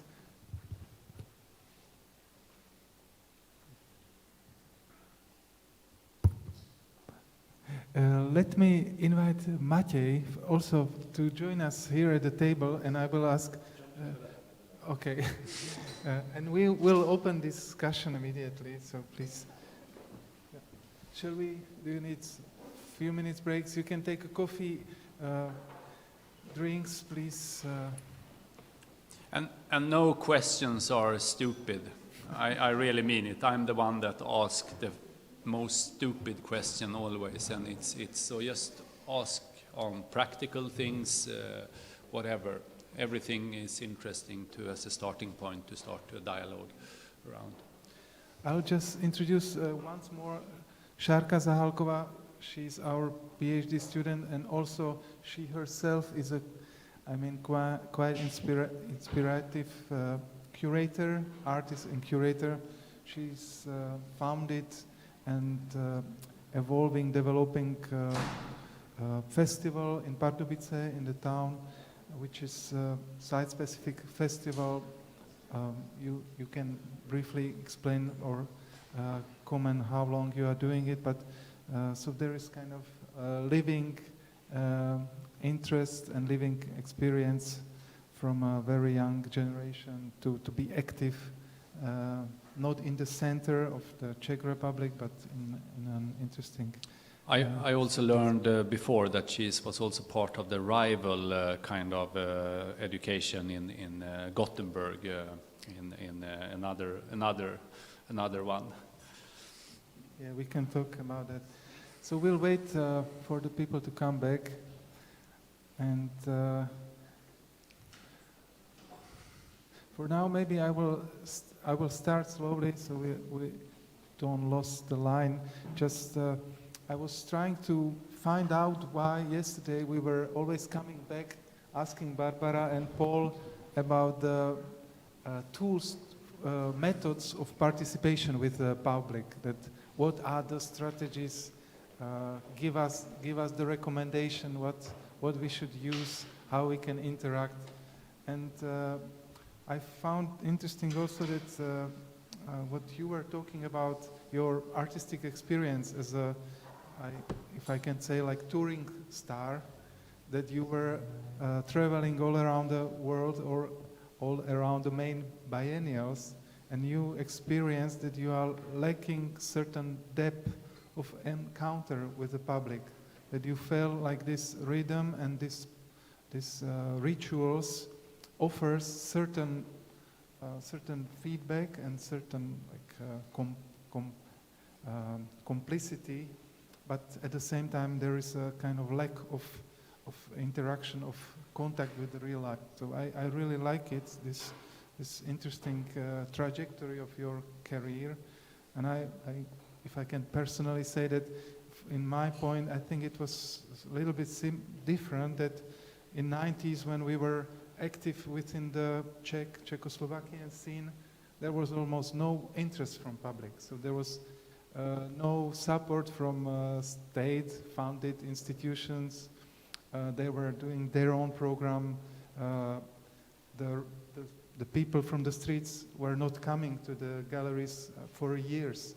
So there was a strange isolation, and at a certain time of my life, I felt like I don't need public. So we are like 40 friends, we're doing art, and who cares? I don't care. They don't care for us, I don't have to care. But later on, I realized that this attitude is somehow limiting us also. So I was also part of in some initiatives which were somehow fighting back for the rights of artists. We founded Zero Wage Initiative, which were somehow fighting for the right to be paid as an artist. If you participate in a show, or if you do a collaborative project with a gallery, they should support you backwards. So that slowly, I think also the environment around us in Prague, in Czech, change, and the institution behave in a different manner. So there is kind of a different level of trust emerged after several years. And I feel that's why also I think that among the artists at the academy, there is the need, the longingness for a kind of a different platform. So the private galleries, they run on their own business model. The state-run and city-run galleries, they function professionally, but still there are capacities how to step outside. And which Matěj probably his line of like artistic work, which he was not presenting today, but is also kind of it has its history of guerrilla and subversive attacks against kind of conformity. And I'm getting to the to the point maybe, but I also like the comments which you made about the experience in a football field and encounter with the artist. And yesterday you also mentioned when we were talking briefly about the social networks and the environment, virtual environment, and how the communication happens or is operating within this environment, that you cannot feel safe because you cannot really step out of it when you are hurt or when you're attacked by someone else. So I really like this motive of safeness, and I was somehow trying to maybe ask what are your like proposition how to create this feeling of security for someone who you doesn't know very well. I think then later maybe Matěj can also respond to it from his perspective towards security and the risk, like this paradox within the playground, that at the same time you create kind of safe framework, but at the same time there is this fiction of a risk within it. Thanks. Yeah, that's. I don't. For me, it's like I'm not sure I have so many answers. I'm going up to this that I took up again, and this kind of how to provide safe space or a situation where if I look on my journey into art through my brother and his friend and through football, and I'm an old sport person, so I feel safe on a sport place. So it means that and then you think about other people's experiences and how hard it is to feel safe in an art context. You know how much it takes to walk into a gallery space if you're not like a white dude that you know that if you think about how that space functions, that's the everything with the art space very much is like it's not welcoming if you don't know the codes. So of course this is something one need to work with if one want to have other people in there, if one want to create a space where that actually opens up. One need to work on that on so many levels, so I don't even know where to begin in how to kind of open up that space in a way. But and one way to and it's maybe that it's too complicated to do, and that's why one instead go outside. One decide to okay, so let's do this differently. Let's explore other ways, and then you.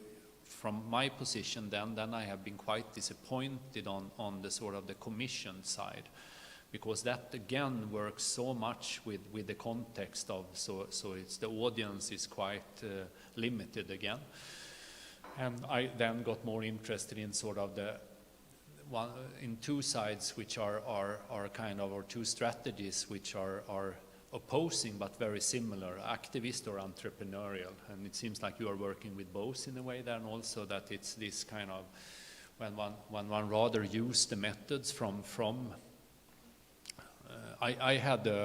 this becomes a long winding answer on, I don't even know if it's an answer on anything, but I had an idea about how cities were developed, about democratic political decisions which are behind what is built where and when and so on.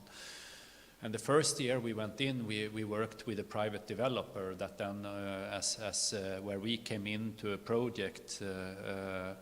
So first year we were kind of really inside the structures and try that to see how that is.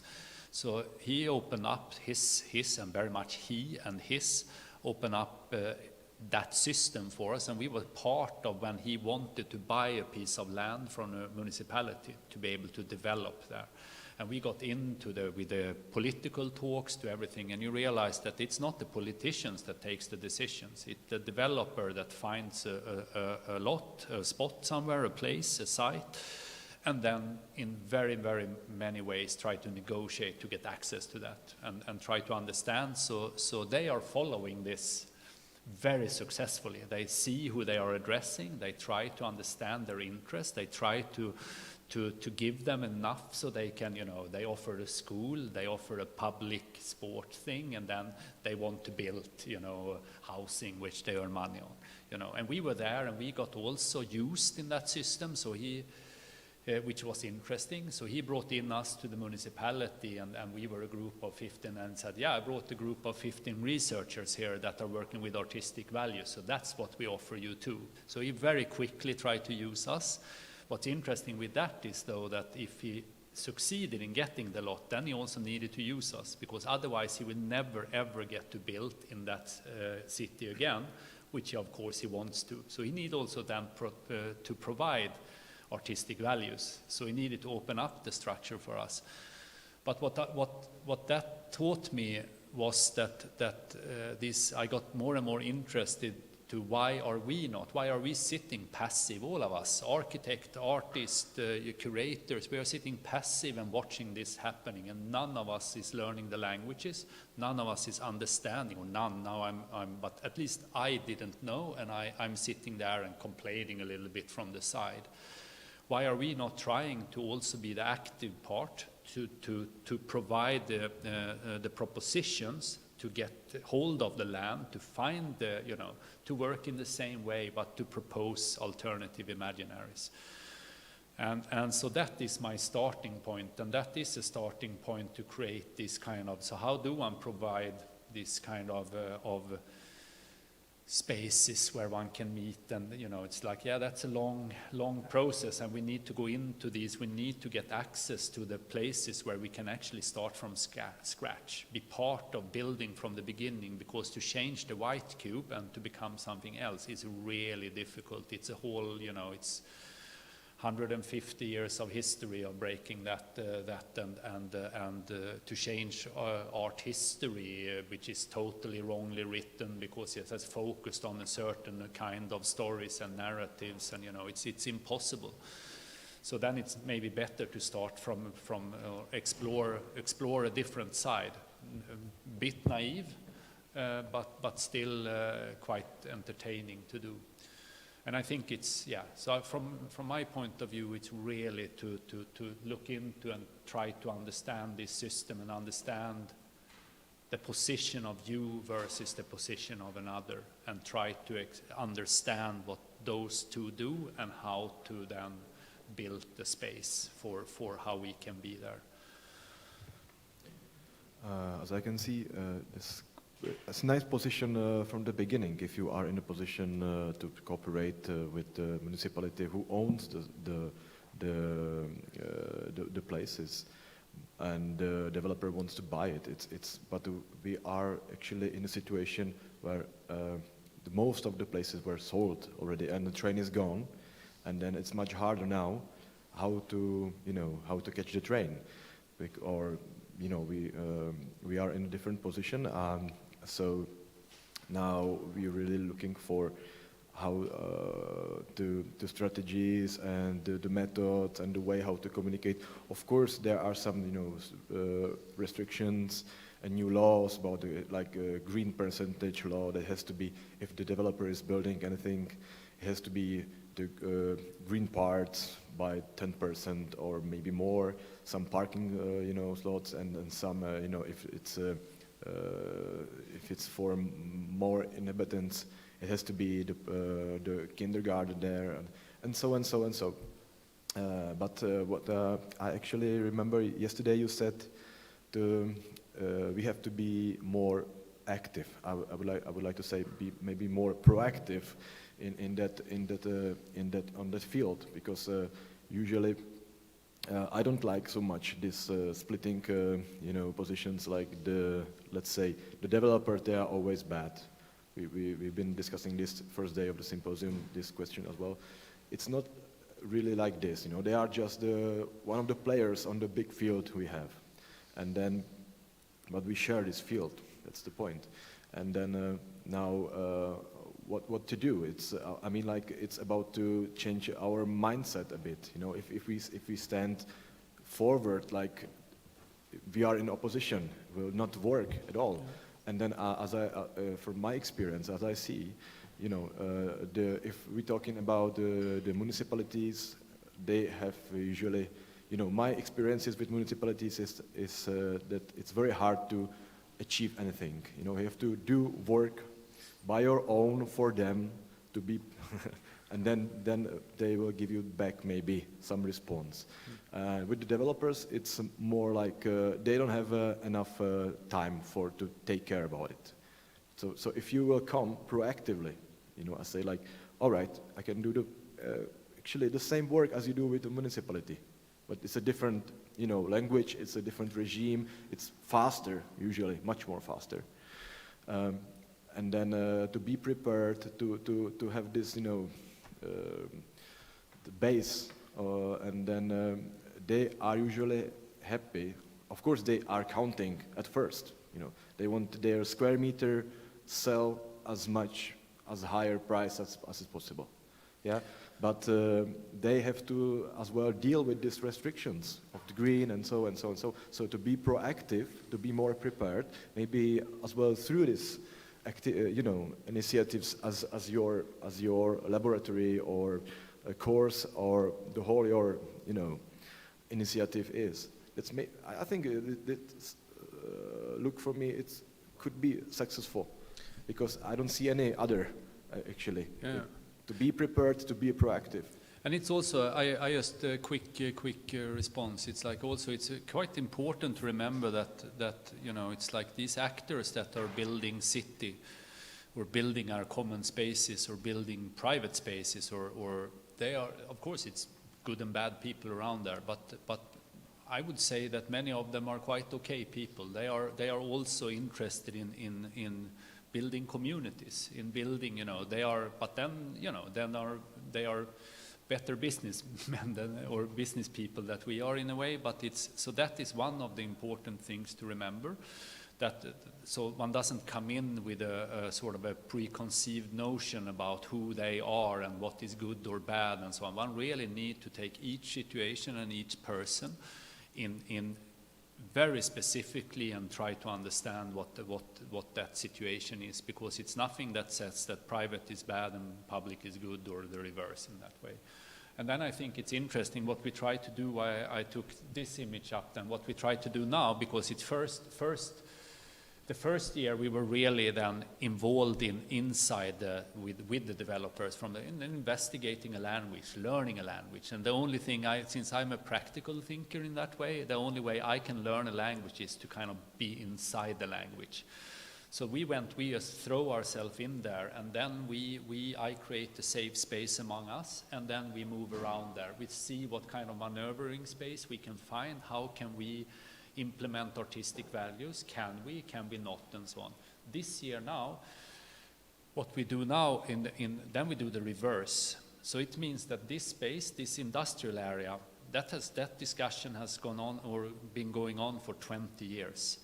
No one in that area knows what's going on, because it's just the politicians and the landowners. It's super secret. And because of also the environmental thing with this concrete company there that have had hostage of that site for a long time. So now we are going in the position of, so what can we do as citizens if we are informed at the same time as everybody else? Because they are supposedly to publicly announce this detailed plan the coming half year or something like that. Then they will announce an idea about the functions and maybe not the specifics of the buildings and so on, but kind of heights and how many square meters can they get out of each. And what can we then do? And that's why we took the site outside. So we are not involved. We didn't collaborate with any of to get the free spot, because it's very easy to get the free spot in there now, because it's empty space. They like to give it out to activate it through people that is easy to get rid of afterwards. So we paid for a space outside, and then we will see, okay, so if we are now there, what kind of public makings in a very wide sense can we do to be able to change what is going to happen there? Is it possible? I don't know. What can we do? Can we start to inform the people in the neighborhood what's going on there, because they have no information? Can we start to do things on the sites during nighttime to kind of can we do different kind of things where we build community around that and start to talk values? Can we, it's like, what is it possible to do?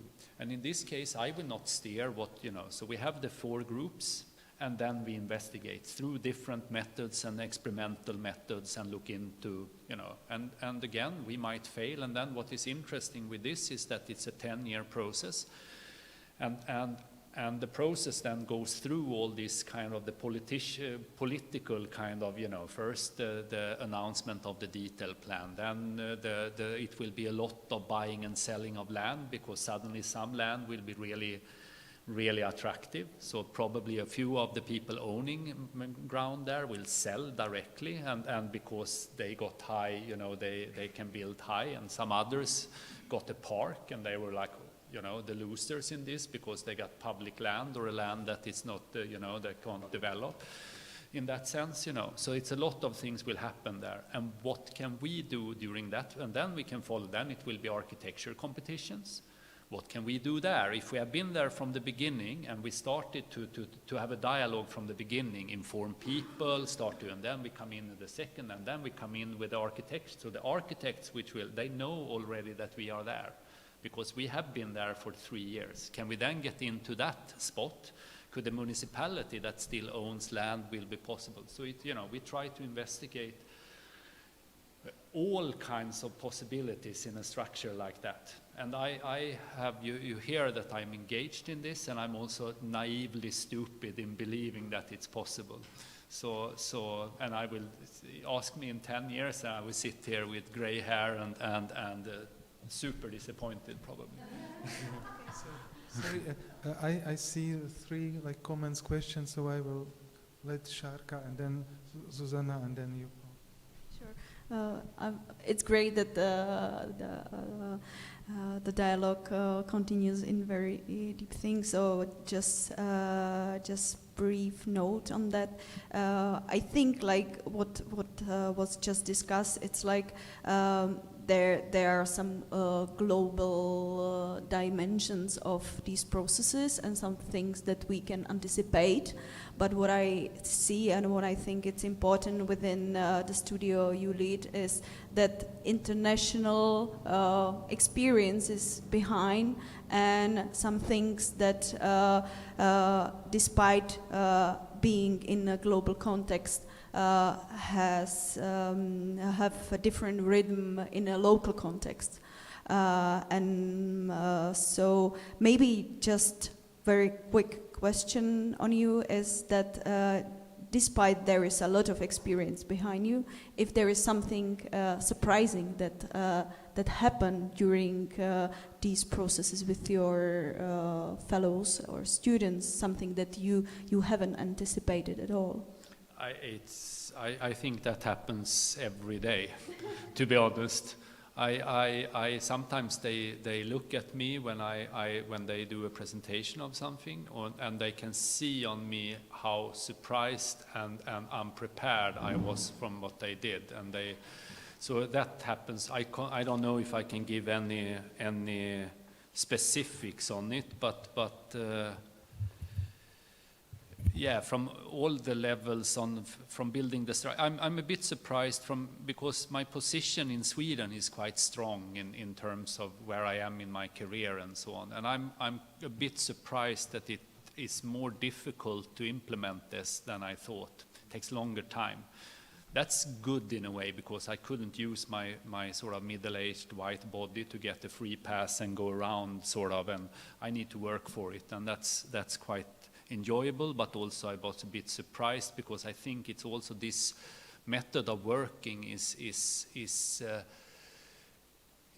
not so easy to implement. It's all the systems are going. It's difficult still to apply for. If we want to go into the commission world, it's very focused on the single artist, kind of the name, the brand, you know. So if one can come in, and we have needed to change that now. So now we did a couple where we then went for a public interest, just that. It's like a total failure. So now I need to write my stupid name there, Jonas Dahlberg, in collaboration with the public interest to kind of, okay, so we need to play their game a little bit, and then we can maybe erase my name, you know, for the next one. So that is surprising for me. And then, but then I have been quite surprised how interesting conversations we have, and how much that I believe more and more in the method as time goes. It's not that I tried something and then see that this has no potential. It really feels like it has potential now, and it feels like when one is looking around and seeing on different practices, and you know, it's just to see that who is curating Documenta next time, or who is which groups has been nominated to the Turner, you know, so you have these kind of groups that are now interested in a certain way of so it's happening something at the same time, that are interested in working in new ways and in investigating how we can be more active and to act and not react, as you know. So I think it's. I think the surprises are so far quite good, at least. Then it's a negative surprise maybe then that I have a collaborator. We brought in a collaborator, an architecture firm that I have as a sort of a conversation partner in this also, to be able to, and I have not been able to talk him into because he has one of the biggest, more successful offices in Sweden, a quite large one, and I have not succeeded in him to buying into committing to do a project with yet, and I will soon force him by I don't know, but that is annoying, and it's kind of frustrating that because he's getting it, he's knowing it, but still when it comes to that final thing, when he needs to take a risk, you know, And I try to explain for him how much risk I'm taking in this when I built up this structure. I pay that space myself. School can't pay because it's for different reasons. So I pay, anyway, I have negotiated, so I have some sort of room but I take risk for this, and he doesn't, and that annoys me. So that's a negative surprise. Okay. You mentioned during your talk how you'd like to become local or semi-local, and I'd be interested in this, like what are the strategies? Maybe you also mentioned community, and I know that it's a very loaded term, and we might see some risks in sort of jumping into conclusions into what are these communities and how we define them from some preconcepts that we have about communities. But like, what were your strategies, or what are the strategies that you're still planning to implement while becoming local with the people who live there? Yeah, I'm also. I have to admit there that I'm a little bit sloppy with words when it comes to this, and partly because I'm not so theoretically grounded in this or or researched in these subjects around this. But so I sometimes use words where they are not as nuanced as they should be. So and then I need help from people among here to help me to kind of also layer them a little bit more. So that is just good for you to know. And then, but in this to go into how to become local, and I've been focused very, very simply on this situation in my group then, in where we are like 14 people, three live in Stockholm. I actually live in that neighborhood, so I'm local then. I live 50 meters from that space. And it's not by laziness. It's one of the most interesting sites in Sweden right now in terms of development. But I got really stuck by this lecture we had in the beginning of the first week. And that's also, you can see how my teaching is sort of changing the whole time. I'm learning while we are teaching, and then I adapt. So it means that we had an idea that we wanted to bring in a peace negotiator or mediator, because it's interesting to see what we can learn from that. And that we got one of a really high level then, Emma Leslie, and which took me by surprise, because I was also in the naive believe that it was still this kind of it was still existing, this idea of the one-man band, the person coming in from the outside. And I very much thought of us as the outside people coming in, the artists, the architects, building a building, making an artwork in a situation where you don't belong. You know, and that's very hard to kind of change that and how to break that then. And then she started to talk about this with more from a feminist deep listening strategies, and change it to not have the sort of the outsider coming in, and instead negotiate from the inside with people and groups that are invested and have something to lose. It's risk taking in a way, you know. And started to think about that in terms of the course, and my response to that is this space.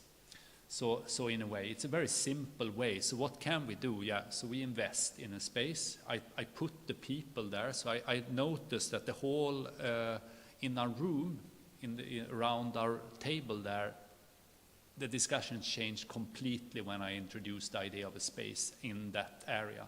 Suddenly they felt connected. Suddenly they started to place themselves in a position of dialogue in a completely different way. So then it's just, so that is a starting point for breaking that.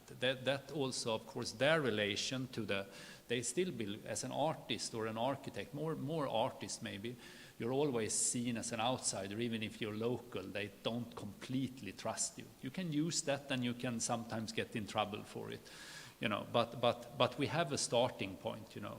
We have that space. We can also imitate, the space can also hide that we are artists, you know.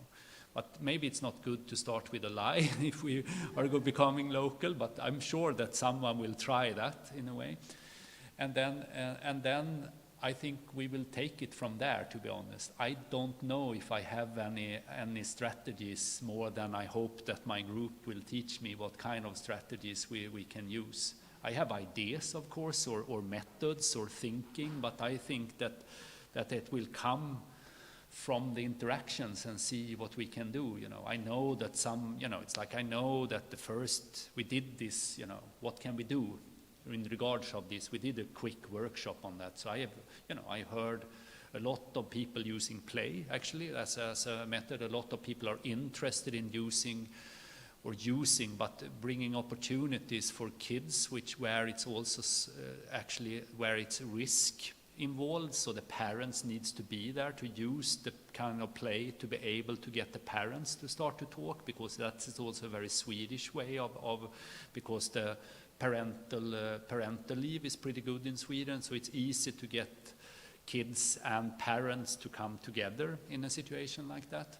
I know that some people, of course, are interested in using cooking and eating as a strategy. It's also quite used in art world for a while. You know, it's like and then we started to look into methods of how to then design this space. How can we make that space so it's becoming so you actually dare to go in there?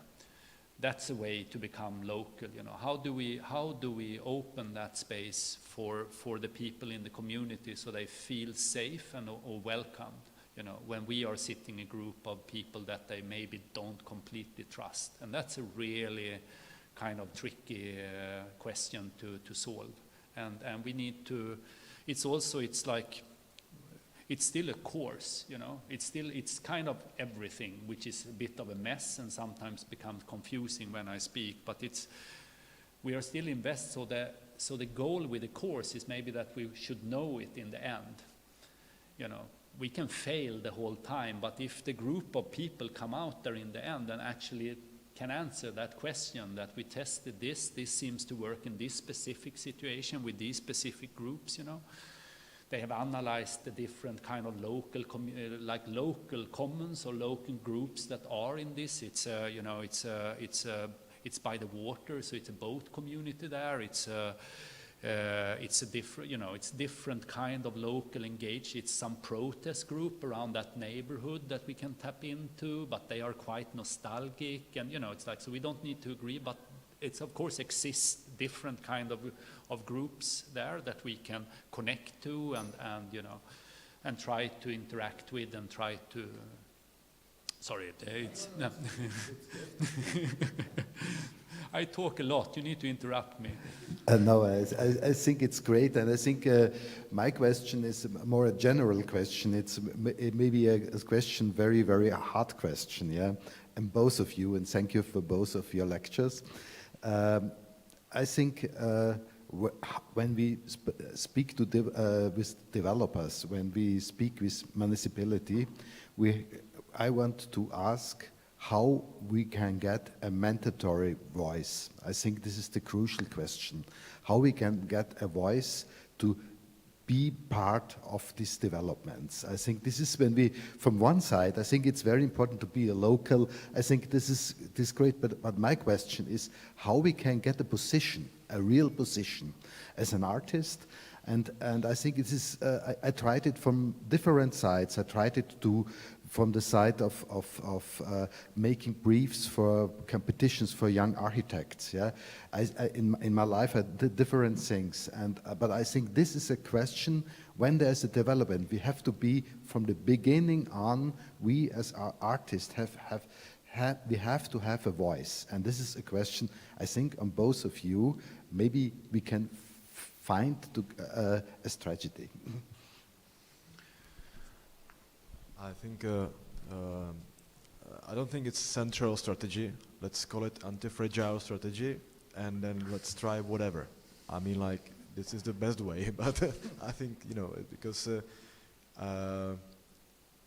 as I do, I'm usually, you know, because I'm interested in public space and intervention in public space on many levels, let's say. And specifically, my big interest interest is landscape and playscape, playgrounds, and as I shown, I think it can brings great values, you know, into the community.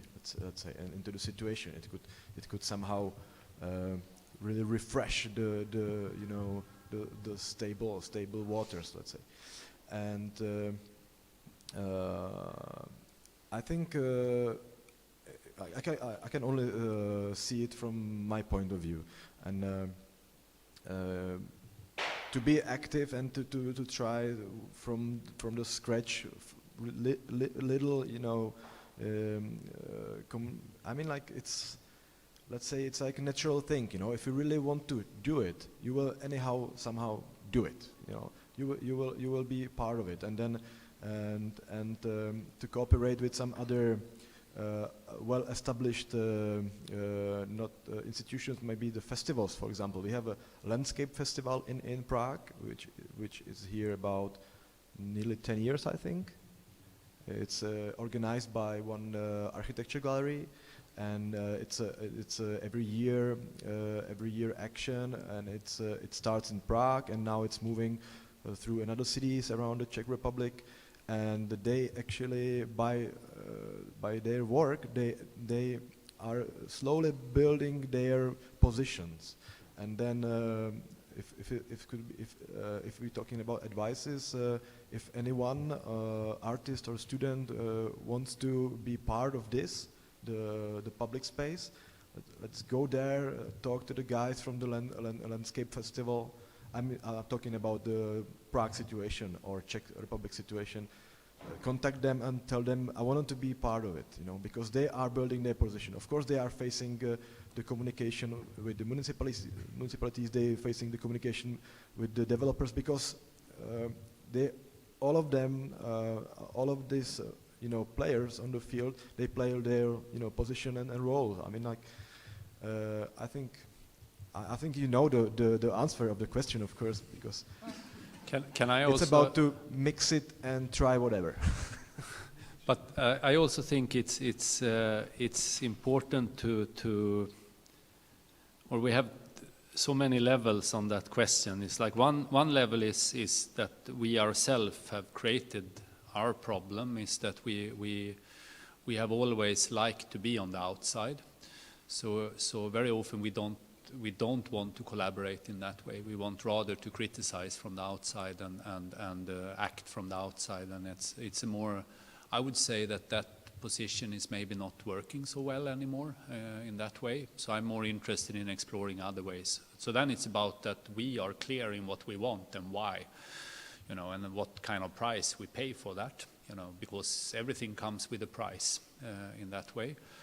And then I think that we need to also start to, from the ground in schools and so on, actually start to believe that our voice is important. What we can imagine is important, where our new alternative imaginaries or strategies are important. And I think that we have very low confidence normally when it comes to these things, to sit at the table and take you know, we need to actually believe that we have something to contribute with, which is important. You know, but then it's about to build understanding in their language, and actually start to, if you want to collaborate with a developer, you actually need to understand their language. So you need to educate yourself in their language, in their methods, so one is comfortable in that situation. And then one need to use the time at that table to educate them in what art can do in different kind of ways. So one doesn't, because you will always meet the kind of the decorative, a certain kind of idea about what the reason why you are there. So I think that is enormously important to try in the same way as it is important for a jury for a memorial to understand why artistic language is the same way for a developer. Why? You know, why? It's not just because we want to strong arm you into something bad. It's like because we believe in this. We believe that this is important. And finally, I think that, which is maybe the most difficult ones in that, I try as often as I can from my position is to actually, because the language is very often money. So it means that money, and money is power. So it means that I ask for equal pay. When I sit at the table, I want to be paid the same as everybody else at the table. And then they need to listen on me, because then they care as me, because money is what gives me my status. And if I have the same status as everybody else around the table, they also listen. And that's, of course, not an easy way to come in if you're just coming out, but it's the intentions, or this kind of, to work for that. I think it's super important, because that's the language around that table, that if I sit here, I contribute, and you need to take the decision to listen. Otherwise, don't bring me here, don't use me to sit and entertain some sort of,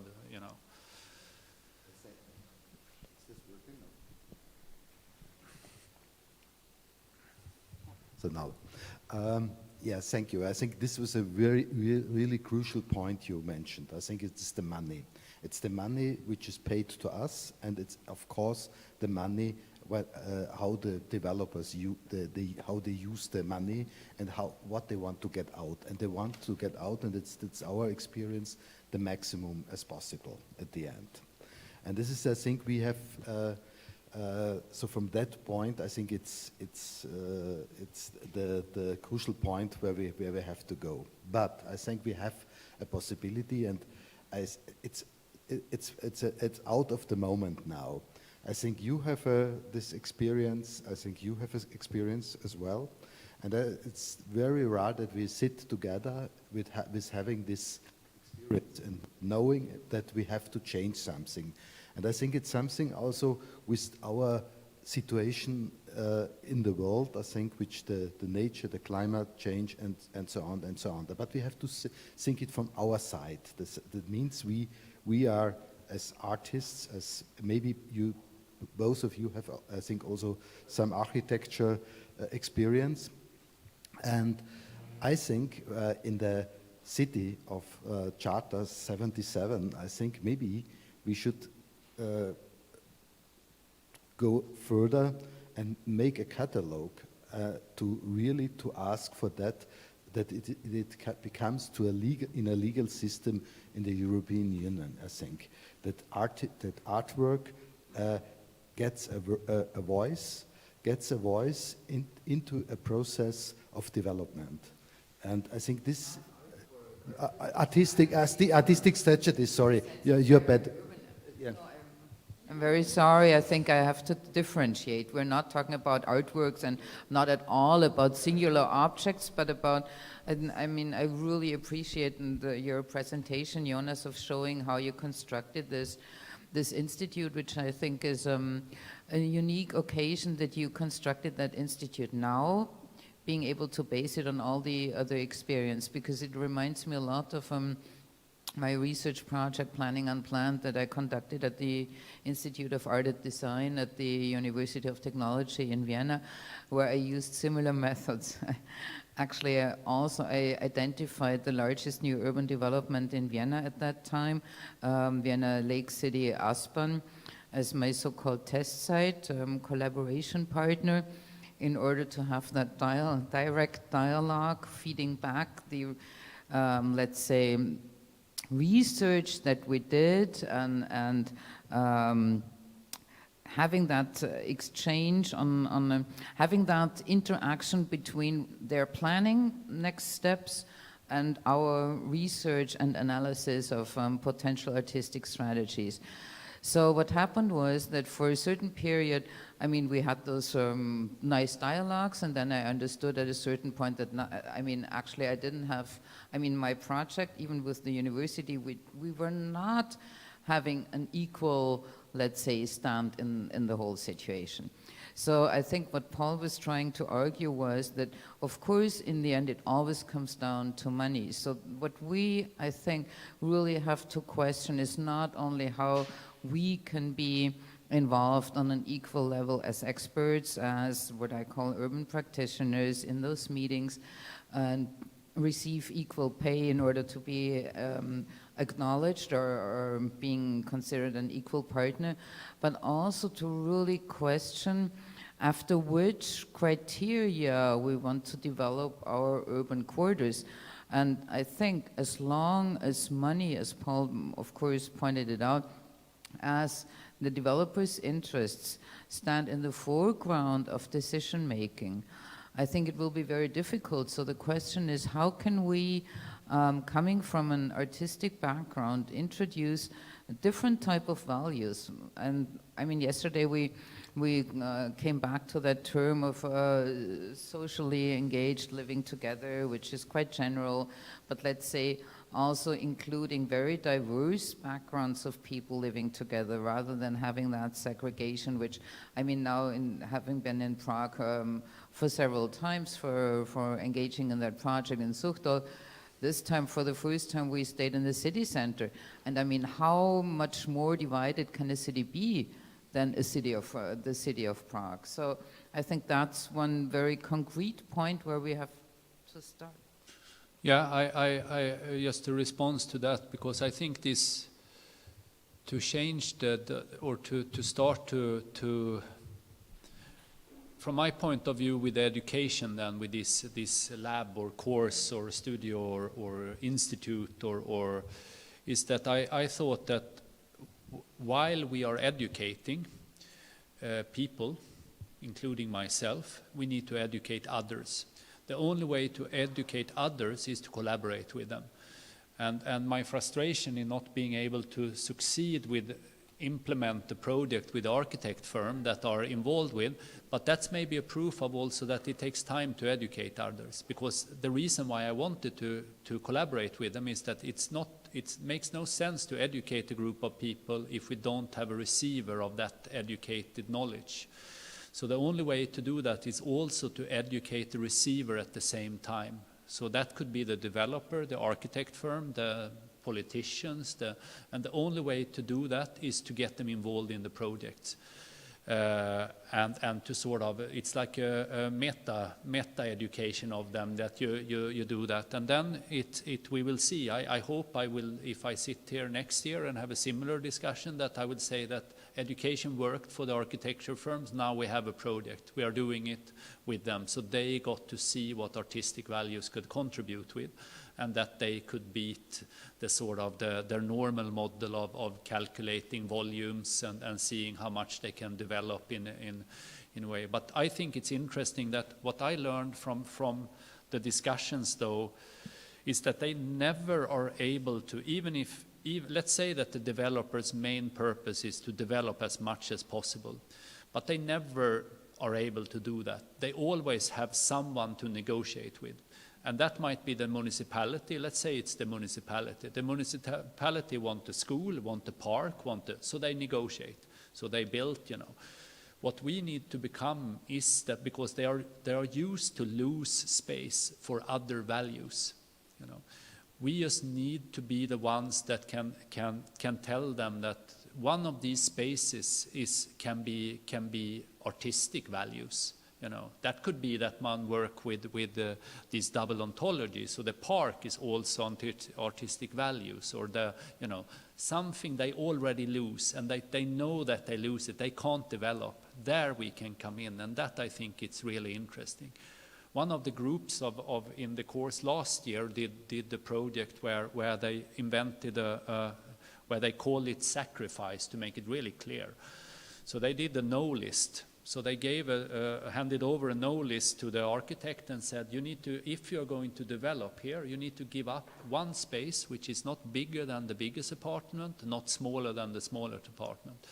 This space should not be able to be, and then this should not be able to be inhabited by humans. It should not be able to have a heating, So they started to list these kind of things, and then one can think how a shape like that, because it's like a design tool that the architect get, and they know that it needs to be surrounded by 4 walls or 3 walls. I don't remember what all the rules there was, but it's interesting because they always need to give up something. That could be that they use that for the terrace, that the people in the building anyway wanted, or it's like, but it will be a different space because it will have a layer of artistic values there that sort of formulate a grammatics and a rule, like the old woman's resistance in the Paris building. They stopped something and forced someone to work around it. And this and the developer could still do what they wanted to do. It just becomes better. And that, I think that if we come in with the resistance and are educating, I really believe it can be also better architecture, better society building, other kinds of values and so on. We just need to have the time to educate them so they understand, and give them stories, give them visualizations, metaphors, different ways of opening up for that.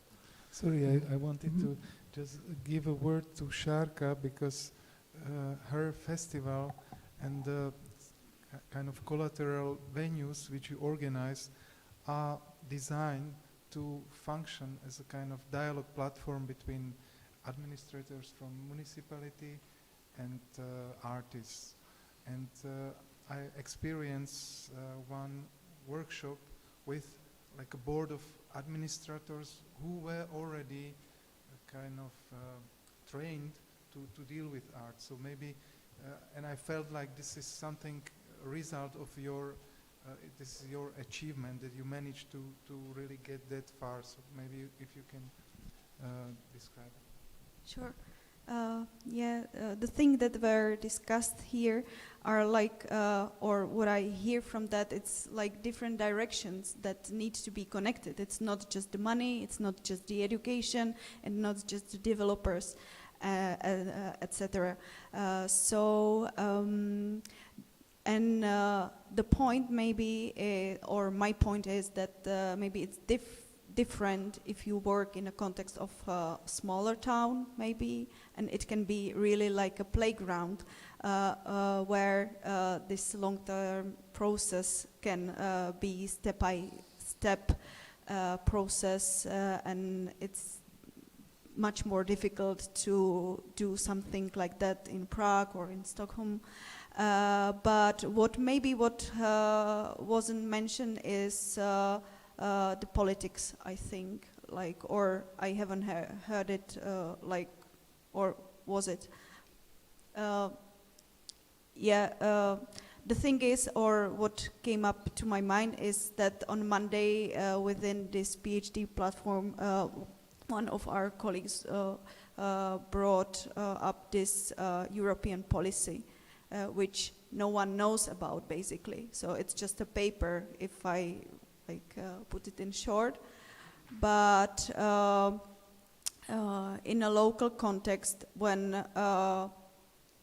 and maybe that was the thing that Dusan mentioned, is that within really long-term process, in the town where I live, we started to build like a culture policy in a participatory form. And after 2 years, it came to existence, and during the process, a lot of people got involved, like from different cultural fields, and even administrators and politicians. And of course, everything is fluid, so not everything is like 100% perfect and stuff like that. But after some time, like organizing different events or artistic situation in the public sphere are coming back into this and like building up the understanding. And then when we had this like series of workshops, and there were, for example, some colleagues from Ústí nad Labem, which is like another town, kind of similar size as Pardubice, where I live. The colleague of mine from there said that this is great what's happening, and it's great that at every table there were artists, there were administrators, there were politicians, and they really spent the whole day there, and they were discussing. And now we are dealing with the results and trying to even like discuss how, from the municipality point, how to address developers, for example, or how to deal with such topics, not from just inside. And a colleague of mine from Ústí nad Labem, she said that we are organizing such things as well, but what we haven't reached at this point is that it's mostly just activist artists and maybe sometime some administrator, but not politicians. So if we bring to the table everyone, then the understanding can be built, but it's definitely a long-term process. Yes. I try to say something. If we are attending to make some platform or something which would be useful for our situation now, I consider this academic background here like something very useful, even because of the different values and the different languages we can teach each other here, and even here, but even in some other event and other group of people. We can involve some architects, involve some people from other sides. But I am interested in the. I'm really impressed by the structure of your course of public interest, which it reminds me of lectures of psychotherapy. I'm doing in for a few years already, and it's I consider this like it's not as a therapy of individuals, but of a space or communities and groups of people. So I'm interested in how do you invent the methods, for the certain event, and to find this to make this to provoke these alternative imaginaries and so on. So I think it's quite. I cannot imagine the way how we can use it in our situation, how to get the people to the round table, and how to work with them. Similar methods. Okay. No, I don't. I think it's many things there that comes from. One of the first things I thought when I was asked to sort of create the course was the sort of the need of the interdisciplinary method or explore that possibilities, and also to work with the real, to kind of leave the academic setting in a bit, and that has been quite I was kind of lucky that the headmaster of our school had a burnout just before I started, so it means that I got my room. I needed to find my room.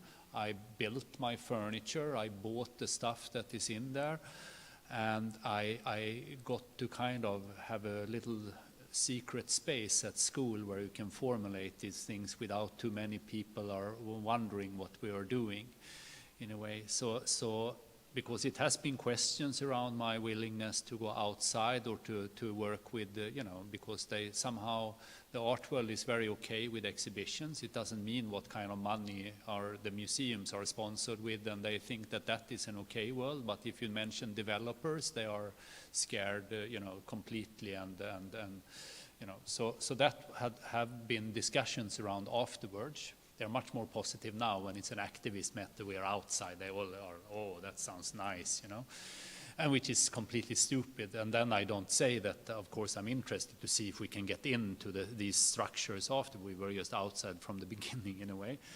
And then I think that in terms of this, the dialogue and to find the structures and how to build this, now I will take it from a very personal level, then in terms of vulnerabilities and how to listen on people and understand language and so on, that I'm quite shy, and I'm very shy. I've never did public speaking before I was quite old, actually. I had the phone in my hand the day before I was supposed to start to lead the course, and was super close to quit because I couldn't see myself in a situation where I was going to be in the center in a space so much, you know.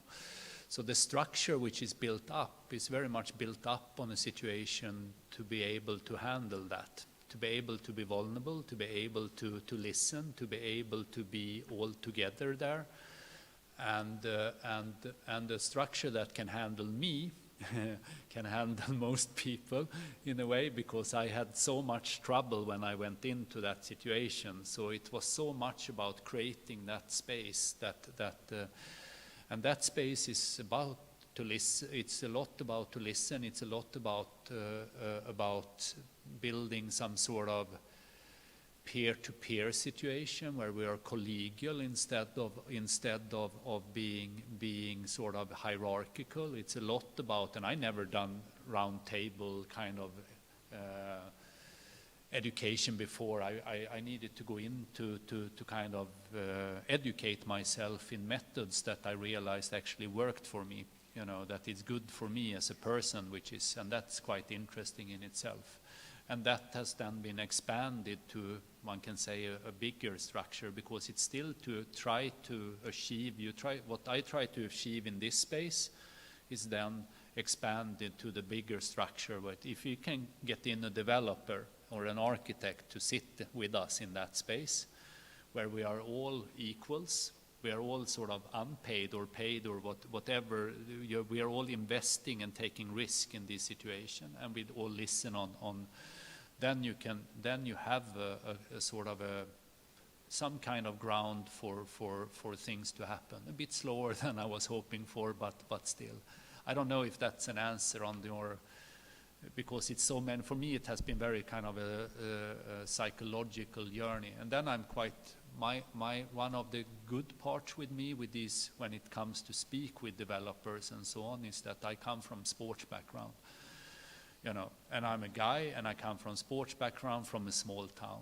So I have super easy to connect to some kind of these people when it comes to find our common way of speaking. And that's a very kind of, it's what you say, therapeutic, you know, it's a way of looking and seeing people and understanding where they want to go and establish trust by knowing a football team, you know. And that is, you know, it's like, and because you can't establish trust by being the artist directly. You need to find the other way to establish trust from these people. And that's about doing your homework beforehand almost, to know a little bit about who you're speaking with again, to try to analyze this and to know a little bit, and then be very adaptive. Instead of coming in a bit insecure, not knowing what you should talk about, you're prepared, and then you see when it comes an opening for something where you know something and can connect to people. It's about connect to people, and then in an ideal form you give over ownership, so they feel they own the project. We had the talk with what's Anne Beate Hovlind, which have succeeded in selling in the most impossible projects ever in Björvika, in you know, this big development in Oslo with a enormous amount of fancy building and the new opera, the new Munch museum and so on. So they had a lot of money for art, and she is succeeding then to do the Katie Patterson's Future Library, where they plant the forest, which will then be grown. They have each year they announce an artist or a writer that writes a book that is sealed, and then in 100 years, when the forest is ready, they will take it down, they will make paper of the forest, they will take out one book, and they will then print it from this. So it's a 100-year project which is located out in a forest where, you know, where they got the money. And she is the master of listening and talking with people,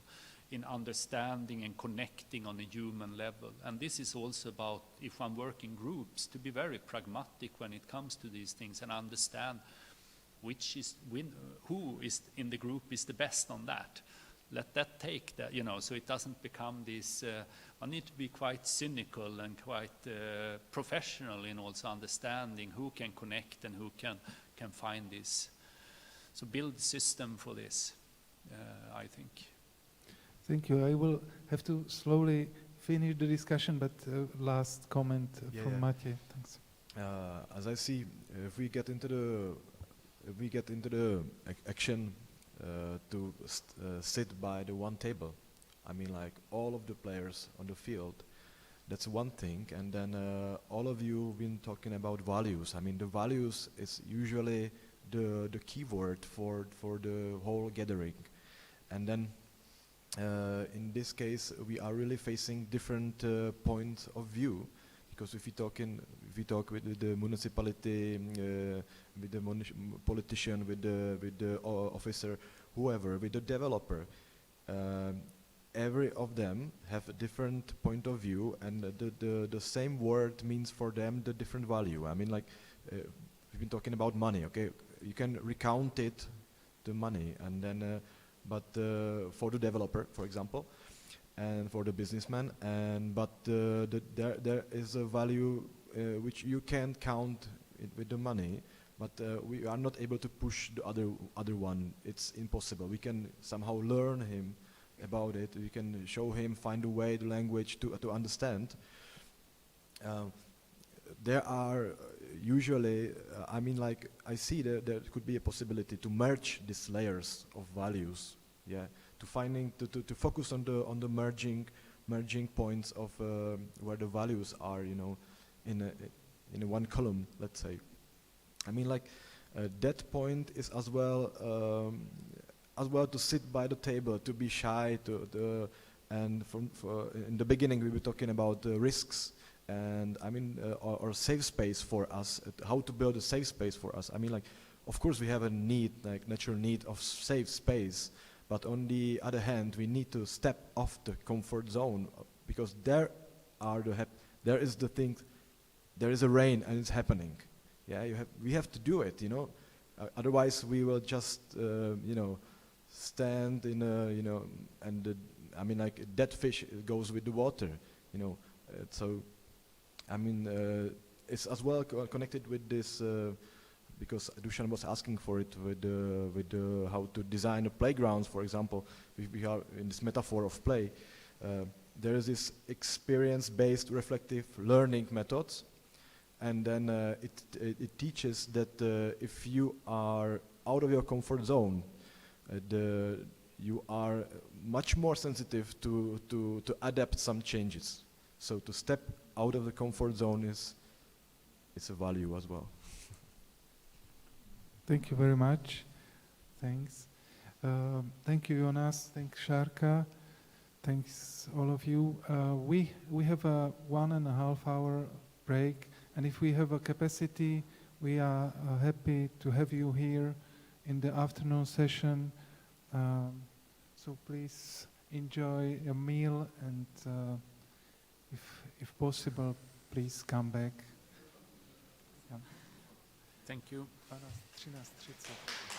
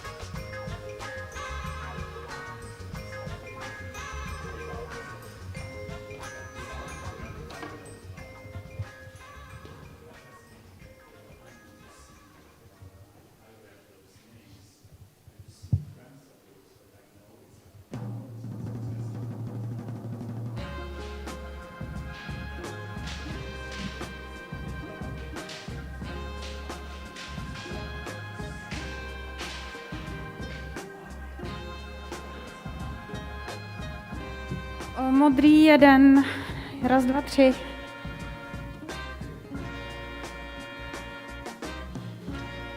Modrý 1, raz, dva, raz, dva. 1, 1. Haló. Dobrý? Raz, dva, tři. 1, 2. Raz, dva.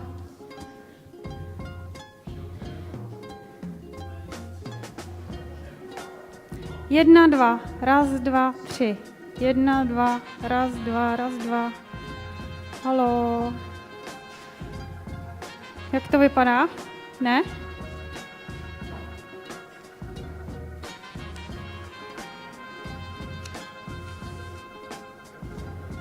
Jo, mluvím, něco povídám. Dobrý den, ahoj. Je tam nějaký zpoždění, nebo už to je dobrý? Červený 1, raz, dva, tři. 1, 2, 1, 2.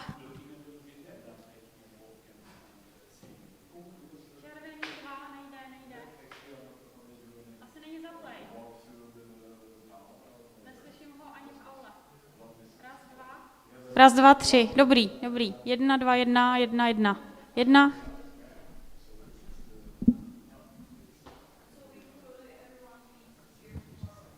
Červený 1. Raz, dva, tři.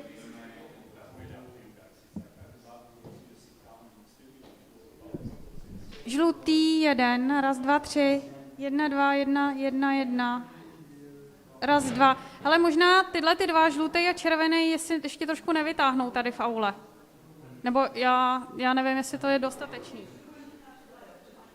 Jestli už to nejde, tak to nech, ale no možná. Jo, raz, dva, 1, 2, 1, 2, to je lepší.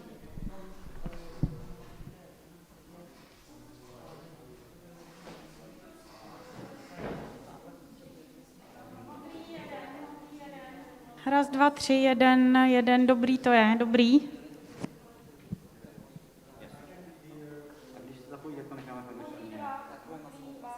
Raz, dva, 1, 2, 3, 4.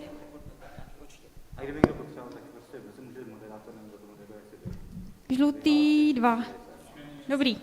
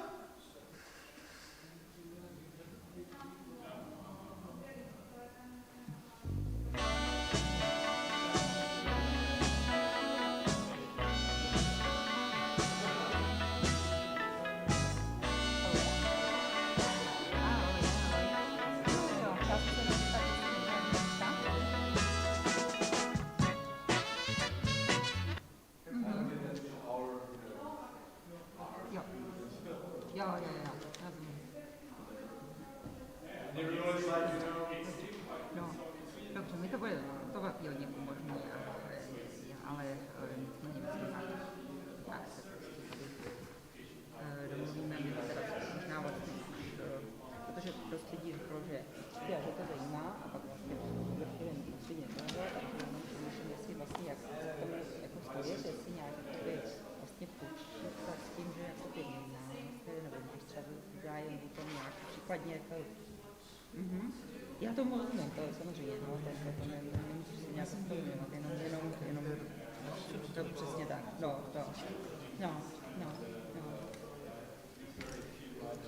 jo, prosím tě, ne, to není takové myšlení, jenom prostě vlastně tak jako přemýšlím, jak to se s tím tak mám dál a teď to budeme mluvit, takže vlastně to bylo pro mě ta včerejší, takže jsem si včera to bylo skvěle, jsem angažovala, byla podnik, jo, nebo takové jako, že jsem si říkala, že máš zajímavý pohled z podniku, že to nebyl prostor, no, jsem si říkala, no, to bude.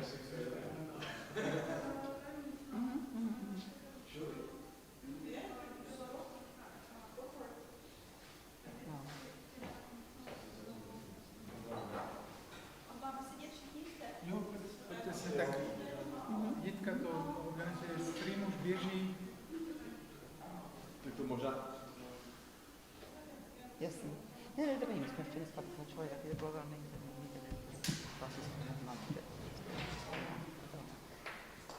budeme spokojení. Dobře.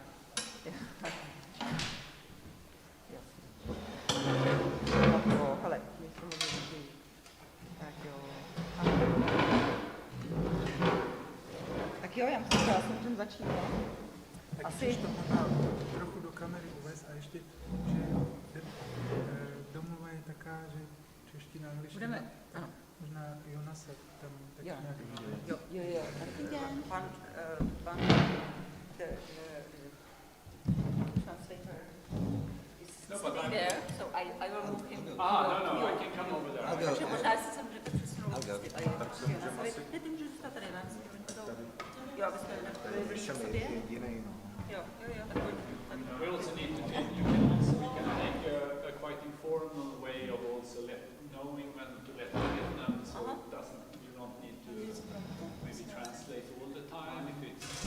Okay. Oh, I don't know. Jo, pojď mě tady jako k nám blíž, ale... Máme si sednout blíž? Já se můžu posunout ještě a na druhou stranu takhle budeme propojení. Máme mikrofony, Já se takhle posunu blíž. Židli a můžu se tady není, jo. Ach jo. To je divný, viď? Říkal, tolik lidí říkal, že přijde.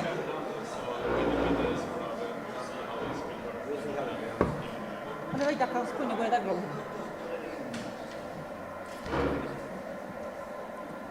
A budeme teda v angličtině hovořit? Ne, říkal jsem si, že budeme mluvit...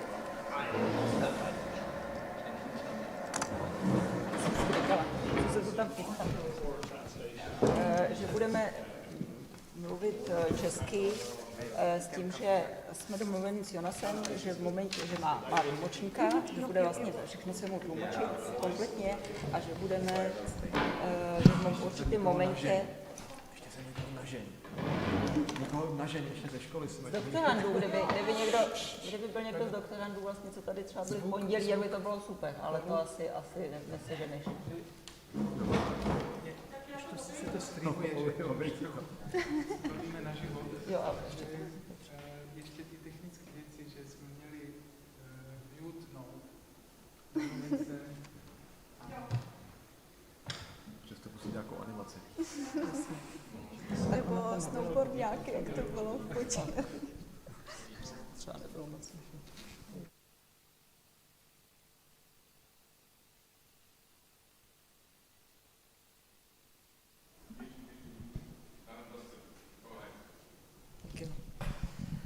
Tak jo, takže teď stojíme před posledním blokem našeho sympozia a Je to už vlastně takový závěrečný, trošku shrnující formát, kde jsme domluveni, že budeme tedy mluvit česky. Máme tady Jonase Dalberga, který má svého tlumočníka osobního, takže bude, doufám, v obraze, a kdykoliv vlastně bude mít potřebu, tak budeme rádi, když vstoupí do toho, a my naopak možná, že třeba ho požádáme o nějaký vstup, o nějaký příspěvek prostě k tomu, nebo k našim tady k naší revizi prostě toho, co se tady dělo ty 2 dny.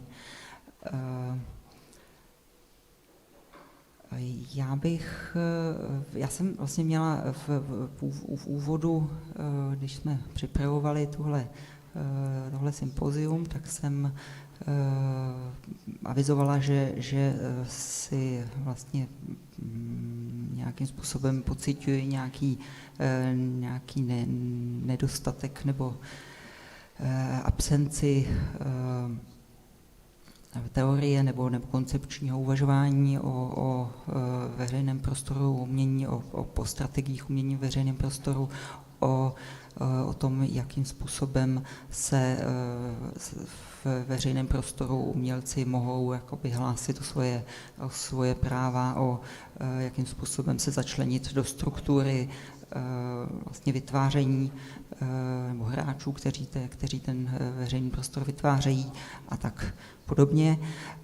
Takže jedním z takových jako výstupů plánovaných byla úvaha nad tím, jak bychom dál mohli v tomhle směru pokračovat. Teď není nás tu mnoho, ale za to máme mnoho jako inspirace z těch 2 dnů, které jsme tady nasáli, takže nazbírali. Takže si myslím, že bychom mohli společně, navrhuji, že bychom se zkusili udělat takovou revizi, takový jakoby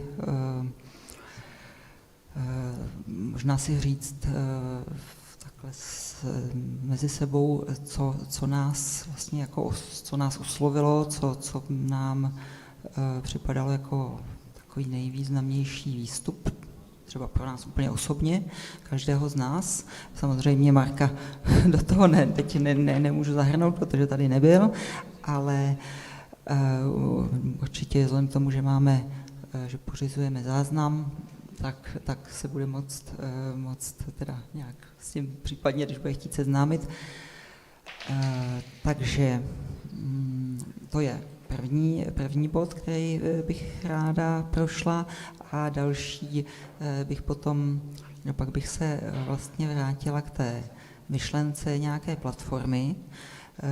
Řekla bych si něco k tomu, jakým způsobem by bylo dobré pokračovat, a jestli to vůbec má budoucnost nebo nemá, a jestli na jaké úrovni by se případně tahle další spolupráce měla odehrávat, na jaké míře jakoby třeba jako radikality našich vizí, nebo jestli by se spíš měli zaměřit na nějaký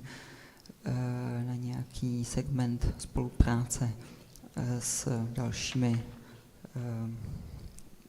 vlastně oblastmi, dalšími obory, o kterých tady byla řeč.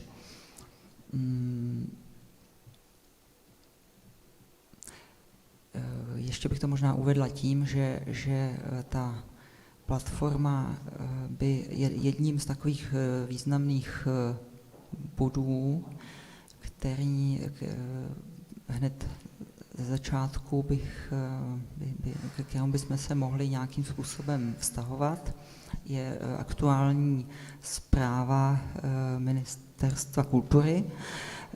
Je to vlastně státní kulturní politika pro rok 2021 až 2025, která má jako vlastně hned jako cíl číslo 1 formuluje zavedení vlastně toho procenta na umění, zmiňovaného na úrovni státních investic. A myslím si, že to je takový jako impuls, který by vlastně měl vyprovokovat právě tu širší debatu sám o sobě. Ale těch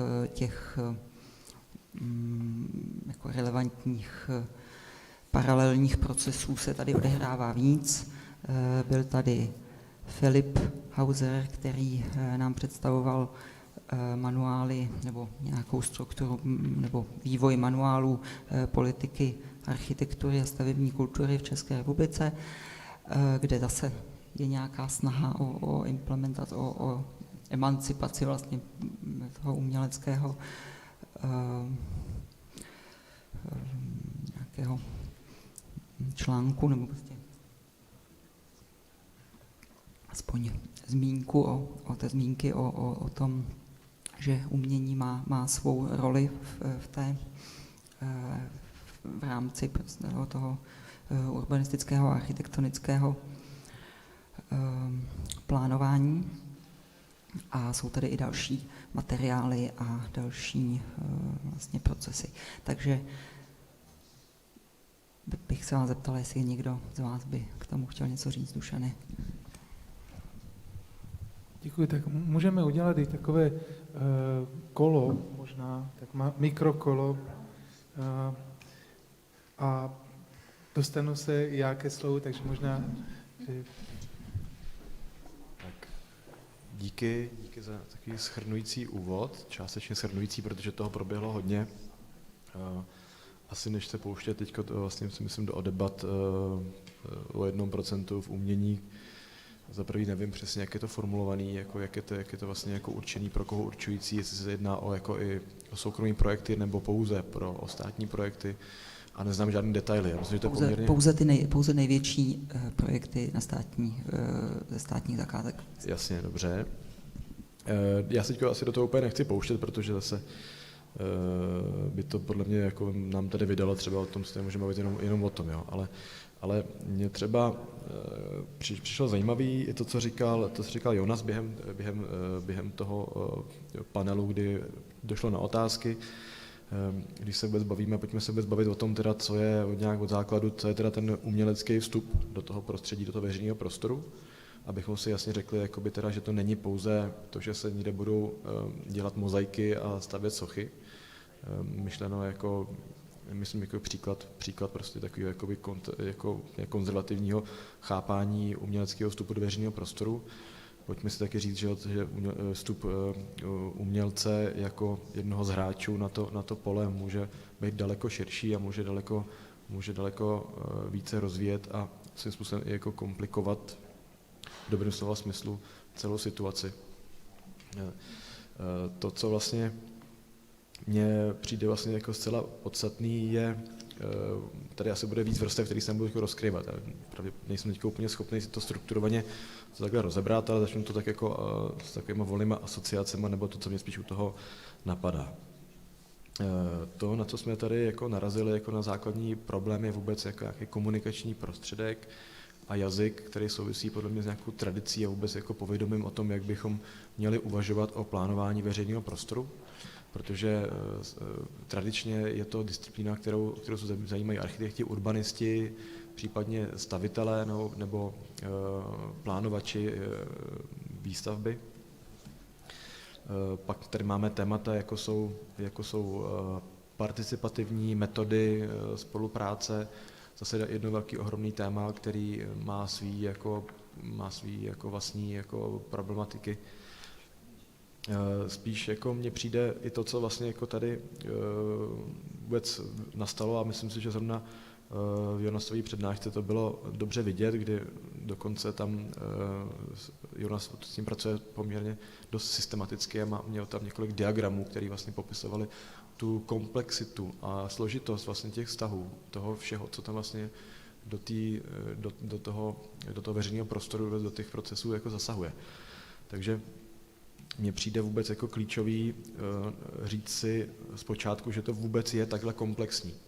že to teda vůbec není jako tak jako jednoduchý, anebo tak zjednodušitelný, jak se může zdát, jakože teda umělci a umění ve veřejném prostoru, prostě, jak říkám znova, není prostě pouze jako konzervativní jako plastika na náměstí, ale může to znamenat úplně jiný způsob uvažování o plánování jako obecně. A to si myslím, že je úplně pro začátek to nejzásadnější. A teďka se bavit o tom, jako jak teda tohleto můžeme komunikovat a kdo všechno by měl být účasten té debaty. By vlastně měly být ty debaty účastní všichni. Jo, ono to je jakoby hrozně jako bezbřehý, jako když to takhle řeknu, ale je to asi zcela jako vypovídající. Jo. Takže na jakých platformách by to mělo vznikat, jako vlastně by to mělo vznikat jako na všech platformách, takže pojďme se možná bavit o tom, jako jestli to lze jako jednotit vůbec nějak, jo. Jestli to má být nějaká osa, která bude jednotit iniciativu, jestli má vzniknout, když jsem řekl platformy, tak teďka myslím třeba, ať jsou to prostě nějaký municipality jako takový, ať je to třeba ministerstvo, ať jsou to ty jednotlivé školy, anebo právě třeba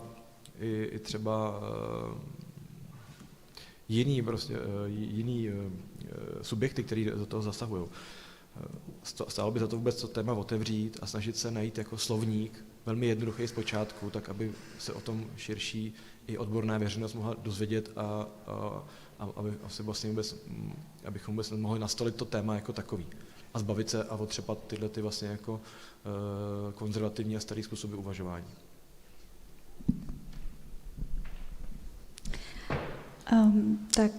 Já bych asi k Matějovi doplnila jednu takovou důležitou věc, kterou krom toho, že s Matějem absolutně souhlasím, to, co předchozí dny přinesli, tak vlastně cítím jakoby důležitost v té platformě potenciální jako nějakou rovinu zpochybňování nebo rovinu možností, jakým způsobem ty dané rámce jako opouštět, překračovat, že různých zkrátka manuálů a politik vlastně je řada, ale myslím si, že ať už jsou psané nebo definované jakkoliv, tak že vlastně tady cítím tu potřebu a nutnost vlastně zároveň upozorňovat, že nic není dané, ale že jsou možné cesty a je stále potřeba hledat nějaké nové a ověřovat si i ty předchozí způsoby nebo to, jakým způsobem fungujeme.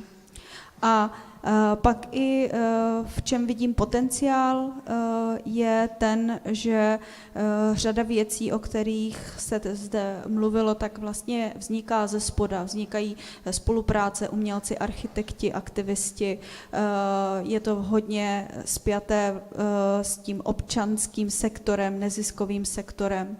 A v čem vidím tu možnost, potenciál, je i spjatá s tím, co třeba řekněme my jako doktorandi cítíme tu pečující a vlastně podporující instituci za námi jako jednotlivci, tak zároveň pokud takováto platforma, která bude spjatá vlastně s nějakou skutečně jako důležitou institucí, ať už by to byla Akademie výtvarných umění nebo nějaká jiná, tak zkrátka dobře to tomu vůbec celému tématu dává nějakou váhu, že na lokálních úrovních se prostě mohou změny nějakým způsobem dosáhnout, ale vlastně vždycky je to, o čem jsme se bavili, nějaký jako dlouhodobý proces a pokud vlastně budeme takhle budovat něco, co je nadregionální, spjaté ještě s akademickou půdou, potažmo mezinárodní, tak v tom vidím, řekněme, ten potenciál za mě. Asi děkuju. Za mě, jako zástupce Akademie výtvarných umění, tak jedna optika, kterou to vnímám, je, že určitě škola, která disponuje spektrem ateliérů a v nich profesionálek, kteří prostě jsou od architektů, urbanistů, performerů, umělců, tak plus je tam evidentní skupina vás, kteří se jako uměním venku, uměním pro veřejný prostor, nemusí to být venkovní, ale i vnitřní, tak se zabýváte, tak ta už je prostě zkrátka nějak sama etablovaná, sama existuje. Takže to je něco, co vzniklo pouze z dola a je nutné to nějak dále moderovat, nebo je možné to prostě posunout na nějakou jinou úroveň. Takže z pohledu instituce, což se ukázalo i nějak tím, že jsme zapojili doktorantky z Umprumky, na které prostě podobně jako u nás vzniká nějaká skupina výzkumníků, kteří se tomuto věnují. Takže si myslím, že tam jako v rámci školy už to existuje, že už tam existuje nějaká spontánní buňka, která se tím zabývá z různých úhlů. Druhý pohled, který mě nějak jako napadá, je, že jako nějakého administrátora školského, že vlastně pro mě je, když tu se bavíme o 1% z veřejných staveb, tak vlastně je to pro mě strašně zodpovědný a silný nástroj na to, jak vlastně vám, studentům a dalším, kteří prostě absolvují naši školu, nabídnout nějaký důstojný život. Paralelně s nějakou jako kariérou volné umělkyně, umělce na volné noze a nějakou galerijní praxí, prodejem menších artefaktů, větších artefaktů, tak vlastně práce pro veřejnost, když máme na to 1% z veřejných staveb, což dělalo nějakých 120 milionů, tak zkrátka mně to jakoby úplně připadá, že škola se musí o to snažit jakoby pracovat s tímto typem velkorysé možností a nějak ji nabídnout našim studentům a studentům Umprumky. Takže pro mě je to jakoby silná nějaká zodpovědnost čistě existenčně praktická pro tu nastupující generaci. A tam cítím, že jsme ještě jakoby neodpracovali patřičnou péči. A teď vlastně, když se ale nějak z té takové vrstvy úplně praktické, existenční snažím dostat blíž k té plné praxi a k tomu jakoby reálnému životu, jak si popsala, že vznikají jakoby z dola ty iniciativy, tak pro mě je taková otázka, když vlastně je tu ten potenciál, který vzniká z dola a je tam to procento, které není malé, tak vlastně jak nastavit ty kanály, aby se to dělo k nějakému vzájemnému prostě prospěchu a radosti. A i na základě toho, že vlastně tu diskusi, kterou tu vedeme, tak už se tu vedla v roce 2016. Těch manuálů, které vznikly, je manuál IPRu, který je podle mě chytře a precizně popsaný jako typ dokumentu o tom, jakými různými způsoby zapojovat umění do veřejného prostoru. Galerie hlavního města má svůj manuál, Skutek udělal nějaký dokument, který taky to zastřešuje. Takže podle mě jakoby chyba není v tom, že nemáme ty manuály.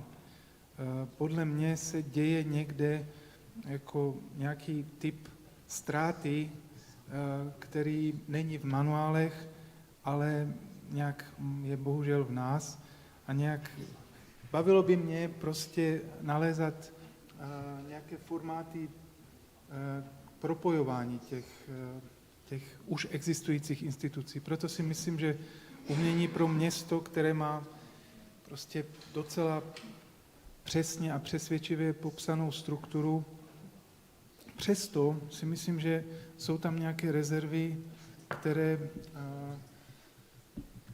které by mě zajímalo nějak jakoby popsat, že proč, a budu to vnášet nějakou další otázku mezi námi, že proč, když máme minimálně ty 3 manuály, tak jestli jsme spokojeni s tím, jakým způsobem se to rozhoduje. Protože jsme v rámci těch předchozích dnů viděli, že ani v Rakousku, ani ve Švédsku něco podobného nemusí řešit, protože ty orgány, které jsou tam na to vytvořeny už asi historicky trošku před delším časem, tak už tyto jakoby defekty nemají.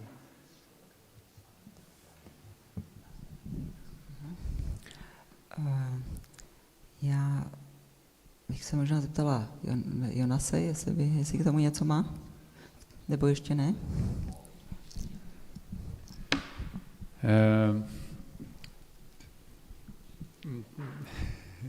We'll see if I have something to say. I think for me the most inspiring thing to be here is that it feels a little bit that is in the start of building up some sort of international network that can continue dialogue around these things. I think in this field now, where I at least have a strong belief that one need to work interdisciplinary, I think that we also need to work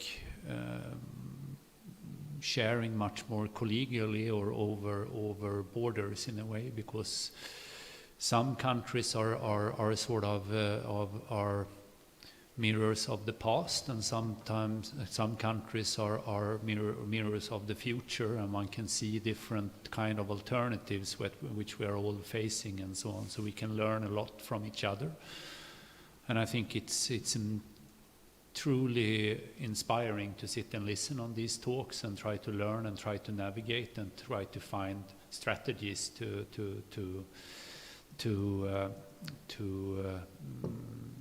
know how to move forward, and also realize that, what has been mentioned, that this is quite complex, and I think that one needs to work on all the levels at the same time. As an artist, I can work on one level and I can try to work from that level, but at the same time it needs to be sort of a larger political level that needs to be addressed, and so on. So one need to work on all the levels at the same time. I don't think I have maybe that much more to add than that, and it feels like we are in a time where very voices are silenced, and it's very much now being discussed which narratives are told and so on. And I think it's important that artistic strategies is one of these voices that have taken active part in that. And I think this feels like a good starting session in something to continue dialogue around.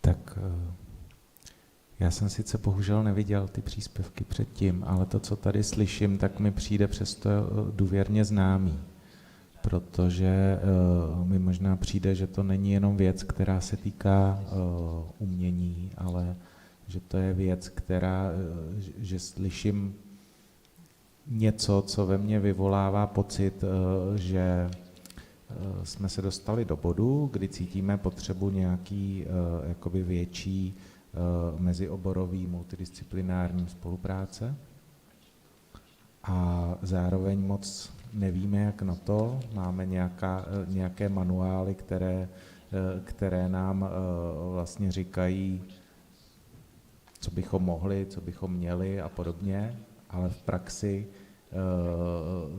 ta teorie ještě vlastně úplně nevkročila do praxe. Já bych to přehlednil, tak já tam vidím dvě jako poměrně velmi jako radikálně odlišné oblasti. Jedna oblast, když vstupuji do veřejného prostoru, tak je oblast aktivistická. To je podle mě mnohem jakoby složitější, a tak já ji teďka nechám jakoby stranou. A pak je oblast, kdy vlastně vstupuji do toho veřejného prostoru z nějakého oficiálního povolení, s nějakým záměrem, třeba upravit veřejný prostor, nebo že je tam nějaký problém, který je potřeba vyřešit a tak dále a tak dále.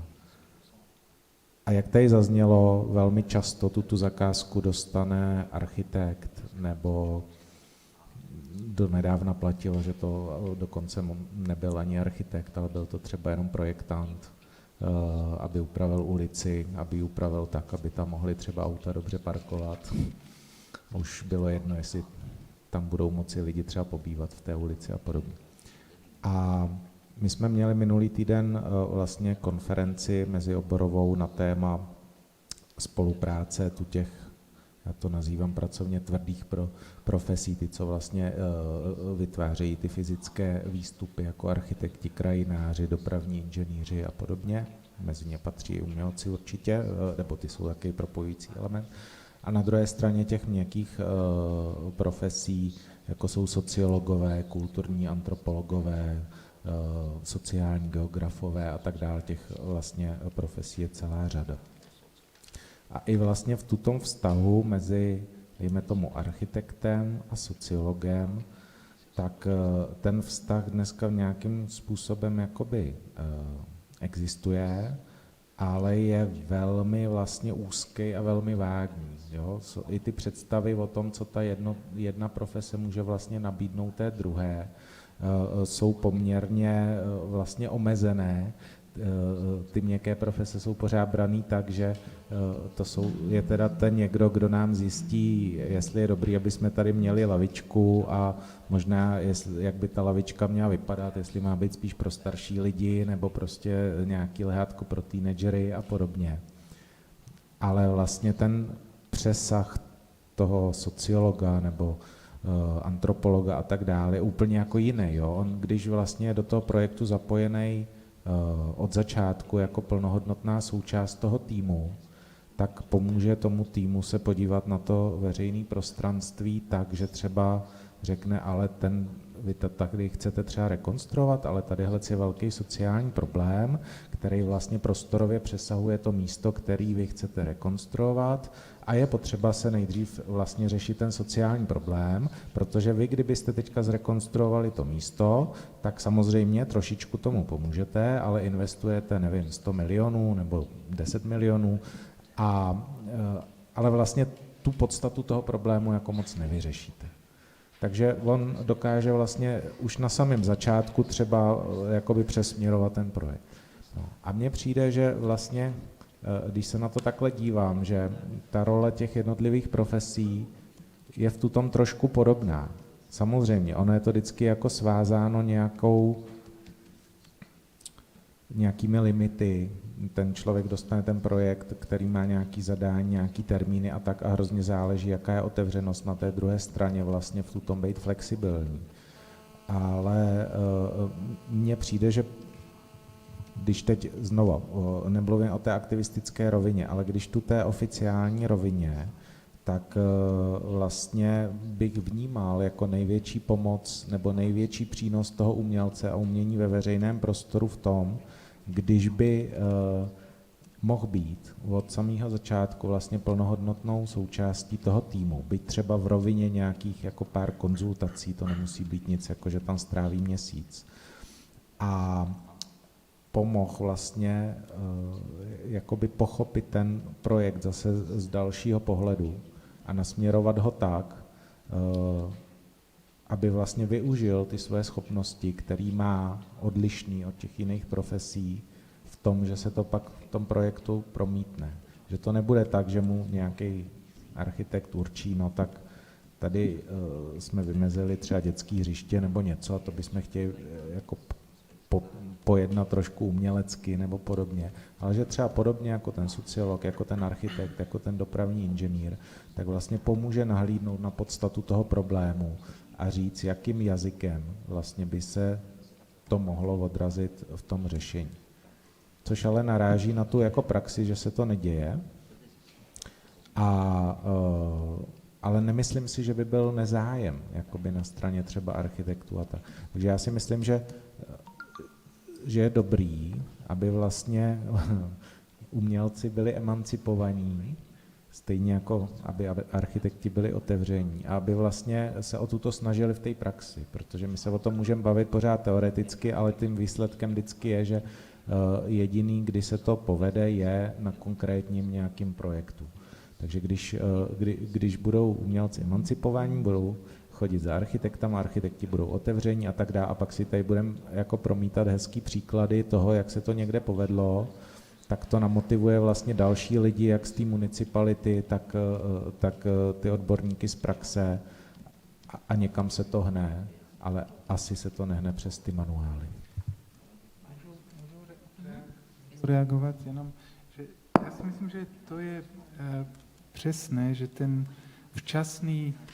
to včasné vtažení těch hráčů jako do té diskuse, že to je nějaká alfa omega. Na druhou stranu, že je taky nějaký můj dotaz je, tak jsme tu 3 dny, bylo tu někdy plno, někdy prázdnic, teď je tu prázdno úplně. Že a vlastně je to myšleno jako nějaká interní diskuse v rámci nějakého interního odborního panelu. Takže vlastně ten pokus jako tu diskusi vést asi vyžaduje i jiný typ nějakého zacházení a chtěl jsem zacházení s tím publikem naším odborným a chtěl jsem se zeptat právě Jitky, která je i není jako součástí toho týmu, který to umění pro město pěstuje a vlastně ho nějak rozvíjí, že jsou tam nějaké kategorie, které si myslím, že už se jim našel nějaký přesný formát, to je nějaká transparentní soutěž například. Jsou tam příklady, které se uskutečnily, pak je nějaký formát jako z dola, nějaký open callový brána, přes kterou prostě můžeme my si ty projekty nějak jakoby vysnit a nabídnout. Takže jsou tam nějaké zatím dvě vrstvy a teď je moje otázka, jestli ty dvě a tak, jak jsou nastaveny, jestli si myslíš ty, Jitko, že jsou jakoby dostatečné.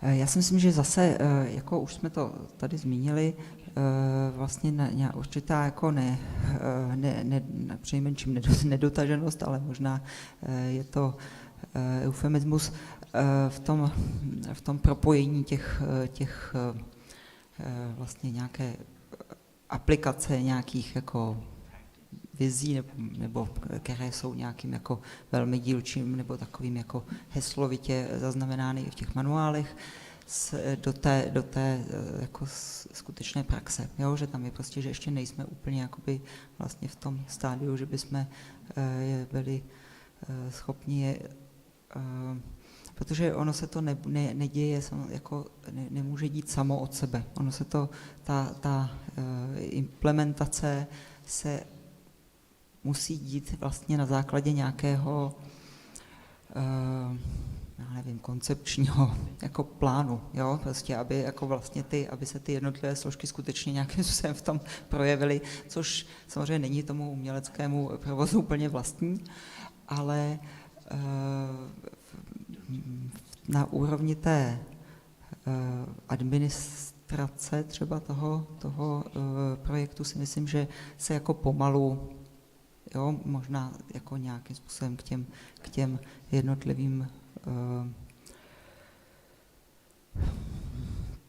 jako k tomu ideálu to má daleko, ale prostě někam se posunujeme. Ale problém je v tom, že ten veřejný prostor není nastavený, že my vlastně jsme jenom jedna složka, my jsme prostě jenom, jo, ta galerie je jenom vlastně do toho vstupuje jenom za ty umělce samotné.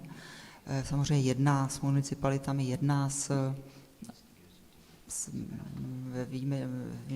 ve výjimečných případech i s developery, třeba někdy s architekty, ale jsou to vlastně takové jako trošku nahodilé případy a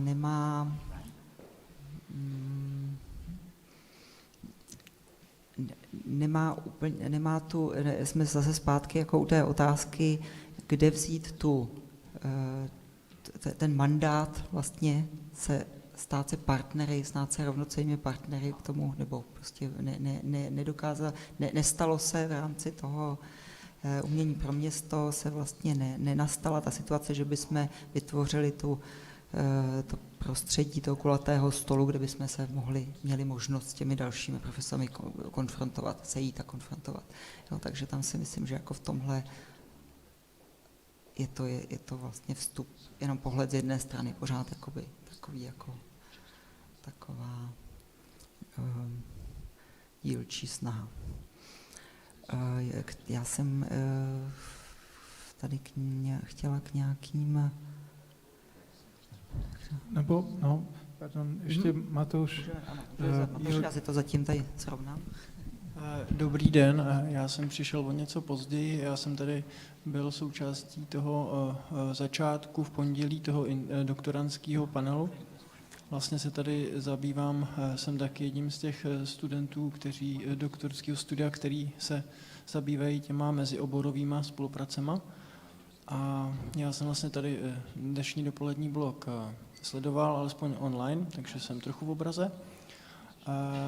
No a já jsem strašně rád za to, že vlastně tady, když budu teďka mluvit za tady instituci akademie, tak naší školy, tak jsem strašně rád za to, že tu otázku vlastně pokládá ve spolupráci teda s dalšíma institucema a tím, že se vlastně hlásí o slovo, že vlastně, že vystupuje z té jakýsi interní anonymity té instituce a že vlastně to jako vykračuje ven a jako za to jsem strašně rád. Protože je to strašně, my jsme, AVU je jedna z důležitých formujících institucí uměleckých, která vychovává nový umělce a spousty z nich po škole vlastně potom taky vytváří umění nebo se nějak jako pohybuje i v tom mimo institucionálním veřejném prostoru. A můžu ještě zkusit udělat také kolo nějakého zjištění vašich názorů na to, že zaznělo tam ten motiv nějakého boardu nebo kulatého stolu, který by vlastně ta umění pro město ve spolupráci s AVU, s Umprumkou mohlo v nějakých pravidelnějších rytmech koordinovaně prostě pořádat a vlastně by tu diskusi pěstovat, vybudit a udržet je v nějakém běhu, což si myslím, že je zajímavá nějaká myšlenka. A ještě tam i v těch minulých příspěvcích zaznělo několikrát nějaká role kurátora, kurátorky, což aktuálně taky vlastně reálně Marie Foltinová je kurátorkou toho celé té agendy plus Triangulum, Honza Trejbal je pro mě nějaký typ podkurátora, nebo ne podkurátora, ale nějaký typ alternativní kurátorské dramaturgické linie, skrze kterou se to uskutečňuje. Tak jestli nějaká ambice, že ta autorita Galerie hlavního města je ta, která vlastně řekne tento rok nebo tyto 2 roky bude otázkou, nějakým úběžníkem našich myšlenek, tvorby, udržitelnost nebo rovnost, inkluze.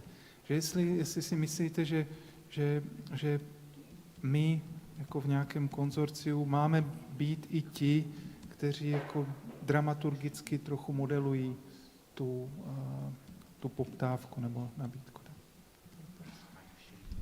Já teda se jako snažím přemýšlet nad tím, jak to uchopit. Já vlastně v praxi musím říct za sebe, že se na žádnou jako takovou instituci vlastně nespoléhám, jako protože vlastně vím, že by mě to akorát brzdilo jako fakticky. Takže já jsem přijmul ve své jako umělecké praxi a v tom, co dělám, vlastně takovou pozici, že se spoléhám hlavně jako na svoje schopnosti a zdatnosti. A můžeš pak jenom, nějak zkusit se ještě vrátit k tomu, proč by tě to brzdilo, že co by tě na to brzdilo? No, protože vlastně jako veškeré moje zkušenosti s tím jsou, že je to vlastně celý jako, jsou to vlastně celý jako jenom průtahy, který to přináší. Ale teď vlastně jakoby si myslím, že narážím v podstatě jako nějaký modelový, nějakou moji předpojatost nebo nějaký modelový příklad, který si myslím, že vlastně souvisí i s tím přijetím toho, že by do těch procesů měli vstupovat nikdo jiný než třeba jenom projektanti. Protože pro každého třeba z pozice, když se teď třeba zahraju na to, že bych byl developer, tak si představuju, že mám nějaký svůj plán a vlastně jsem businessman a bavili jsme se dneska o hodnotách, tak jako na tom žebříčku těch hodnot je to zpeněžení a ten profit je pro mě jakoby číslo 1 a potom přizpůsobuju celou tu pyramidu té své činnosti. A pokud by ta instituce nebyla schopná vůči mě vystoupit tak, že mi poskytne vlastně jako podporu a vytvoří se mnou jako alianci, nedokázali vlastně se mnou vstoupit, jako zbořit tu moji představu o tom, že mi bude komplikovat akorát házet mi klacky pod nohy, tak vlastně bych se jí snažil vyhnout v podstatě. Jo, protože si přece nebudu komplikovat biznis, to přece nedává smysl. Takže já si myslím, že úkolem těch institucí je, aby vlastně dokázali svým způsobem jako nějakou komunikací a volbou toho jazyka vlastně nastavit úplně jinak tu pozici, aby nebyli v té roli toho jako vlastně trošku vlastně malomocného jako škodiče. Malomocný říkám úmyslně, protože ta moc jako zasahovat do těch vlastně soukromých vlastně zájmů jako je velmi malá častokrát. Bavíme se o případu, že je soukromý vlastník nějakého konkrétního místa a samozřejmě je vázaný nějakýma, taky to dneska už tady proběhlo, nějakýma normama a regulema, který musí splňovat, ale vlastně o čem tady mluvím si myslím, že jako změnit to paradigma vůbec uvažování o celé té situaci. Že ta instituce tady může fungovat jako někdo, kdo mi může být partnerem v tom, ten prostor dál budovat a zvyšovat jeho hodnotu. Samozřejmě ta hodnota pro mě, jak jsme říkali, je třeba hlavně především vyčíslitelná, jako finančně, ale ten prostor má další jiný typy hodnot, které jsou právě významné pro ty jiný další hráče v tom celém prostředí. Takže já si myslím, že tohle je něco, čemu čelíme, je to třeba zároveň jako v našich hlavách, je to nějaký způsob jako uvažování o těch pozicích a myslím si, že jako na místě na tohle zacílit a snažit se to komunikovat, takže je to podaná ruka, je to partnerství, protože přesně jako já jako developer vím, že jakoby jedu biznis a odřezávám všechny věci, které mě vlastně pro mě nejsou výhodné, takže já uvítám vlastně někoho jako partnera, kdo vykoná za mě práci, které já nejsem kompetentní. Ta kompetence si myslím, že je ta hodnota, kterou může přinést ta instituce potom v tom partnerství, k tomu případnému tomu subjektu, který má zajít, který je tam ten iniciátor vlastně té aktivity, který zasahuje fyzicky do toho prostředí. Ale teď si se jako sám sebe dal tak cvičně do role toho developera a vlastně ten tvůj pohled byl, že to konzorcium, nějaké profesní, by mohlo nabídnout tomuto typu nějakého externího aktéra jako nějaký typ pomoci a mělo by mu to být schopno sdělit, že podívejte se, naše profesní jaká expertíza zahrnuje od studia místa, návrhu řešení, hledání problémů, návrhu prostě nějakého typu uměleckého, neuměleckého řešení, které vám můžeme my jakoby zprostředkovat. Tak. Vlastně to je to, co bych vlastně očekával i jako ne teď jako pozici developera, protože mi přijde docela jakoby vtipný v tomhle ohledu se tady jako vlastně ty persony těch jiných činitelů tady zastávat. Mě přijde taková jako zajímavá, dejme tomu jako hra teď během té naší diskuze, protože nic jiného nezbývá. Ale myslím si, že to vlastně jako je zajímavý, protože ta personifikace těch institucí, které vlastně hrajou nějakou roli a potom teda jako boření jako těch předsudků, které ty role sebou nesou, si myslím, že je jedna ze základních jako vůbec jako motivů a je to jeden ze základních předpokladů, že vůbec nějaká komunikace může se nějak progresivně vyvinout, jo, protože můžeme se snažit 100krát, ta instituce se může snažit 100krát, ale pokud se nezmění jako vůbec to uvažování a to paradigma toho, že tady někdo vlastně jenom škodí a brzdí celý ty procesy. Ono to brždění samozřejmě, pozor, jako je samozřejmě někdy v pořádku, jo, jako, že nikdy nic jiného ani nezbývá, nikdy je jako třeba vlastně jako z pozice potom toho města, když už je ten pozemek dávno koupený, jo, a ten vlak už ujel, jo, takže vlastně jako nic jiného než jako brždění jako není možný, jako, takže kolikrát to vlastně jako je i pozitivní, ale jako myslím, že to je hrozně jako citlivý téma, aby jako znova, když bych teď byl jako, ne jako developer, ale za sebe a jdu na úřad třeba a potřebuji s něčím pomoct, tak já tak v té chvíli ten úřad je pro mě funkční, pokud mi skutečně pomůže.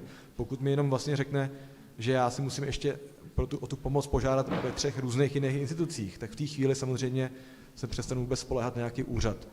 Budu se ho snažit spíš obejít, protože já potřebuji vyřešit ten problém, a ne, aby mi přišel nějaký další problém. To je nějaký jakoby obecný jako způsob uvažování. Já si myslím, že tohle je strašně důležitý. Vlastně vytvořit prostředí, který by byl vlastně partnerský pro ty všechny účastníky toho procesu vlastně zásahu do veřejného prostoru. No, to si přesně myslím, že by mohlo být, že je vlastně jakoby úkolem nějakého jako nezávislého fóra, protože přesně nějakého, jo, jako vlastně nevím, ať už nějaké platformy nebo prostě jednotlivců, kteří budou vlastně v tom aktivní. A my jsme se tady vlastně to, co tady pořád zmiňujeme dokola, to, že se snažíme si představovat tady sami sebe v roli někoho jiného, vlastně implikuje to, že ten progres musí stát na nějakém jako setkávání s těmi lidmi, na nějakém dialogu s těmi jednotlivými hráči a že vlastně my se nemůžeme jako bez nich obejít, jo? Že musíme prostě vstupovat do toho dialogu. To znamená, mě z toho vyvstává jako jeden z takových jako velmi důležitých cílů nebo nějakých obsahů toho případného té případné platformy je právě to setkávání prostě, nebo prostě organizace tak nějakých třeba takovýchhle příležitostí. Další věc je, která si myslím, že je podstatná. Tam potom se můžeme bavit, jo, ještě zpátky k tomu setkávání, tam se potom můžeme bavit o tom, jaké jsou možnosti, protože my jsme tady prostě slyšeli, třeba když dneska mluvil Jonas o nějakém možná ne úplně běžné praxi, ale jako kontextu, kterém on se pohybuje, tak jsme slyšeli i jako vlastně možnost, že by umělec vstupoval do tvorby územního plánu, jo? Územního plánování to znamená jako vlastně ještě dříve, než do procesu nějakého konkrétního architektonického nebo urbanistického záměru, vlastně, který má obsahovat nějakou složku uměleckou, tak ještě dříve vlastně by měl vstupovat do toho procesu rozhodování, kde v rámci té městské struktury může to umění mít nějakou jako svoji roli. Ať už a není v tu chvíli není definováno, jestli je to fyzický umělecký výstup, nebo nějaký jako jiný participativní nebo jakýkoliv jiný. Is it okay? Yeah. I just say a small comment regarding this in the developers and so on. They are used almost like the devil in the, and I maybe don't agree on that in a way, because I think it's very hard to put all that group in one that all of them are into profit, and I think they are interested in building environment for us all. That's a main goal, and then they are earning money on it, and some are good and some are not so good. And I think it's the idea of I don't know the sort of Prague well enough, or the City Gallery or Prague well enough and so on, but I think it sounds like a good idea to create like a context like that, where for conversation and more or less for education, because the only way one know that these developing processes take maybe 10-15 years from the first kind of zoning to a kind of finished project, and if we are not ready to be part of educating these people, and with the knowledge of that we maybe never will be able to see the end, because that's the sort of, that's what they go into. Many of them, you know, they are more committed than us in that way, because they are ready to be there for 10 years and not knowing if they will be part of it or not. And we need to kind of buy into the same, if we want to be part of having a voice in that situation, we need to create situations where we can also stay there as kind of insisting for as long time as they. And that is, of course, one of the occasions created by an institution then that has a longer memory, institutional memory, or can provide a context that can continue for so long time. I think that's because longer time that we can do as individuals in a way. I think that's very important. I also think that one shouldn't, even if this maybe is again a little bit naive position, but one should also realize that we can also contact developers. You know, we can propose, we can make them interested or initiate ideas and propositions, and you know, because they are also, you know, many of them are problem solvers. They like to solve problems. They like to build, you know, it's like, so it means that if you initiate something where it feels interesting and can we make this happen, that could be enough to trigger a position where one can start to work on something together. So we put ourselves in a very passive position all the time and waiting for them to come in with the profit goals, and then we should work against that or try to change that. But we can also initiate from the beginning. And that's a position we shouldn't forget about. So that's maybe my two, the education and which I think we should really work on to make them understand what an artist can do in a process like that. A voice, a body. Bodies change, you know, change conversations, and it doesn't need to end up with an artwork. It can just end up with a body and a voice around the table that will change a project slightly in one direction. Yeah, Sharka.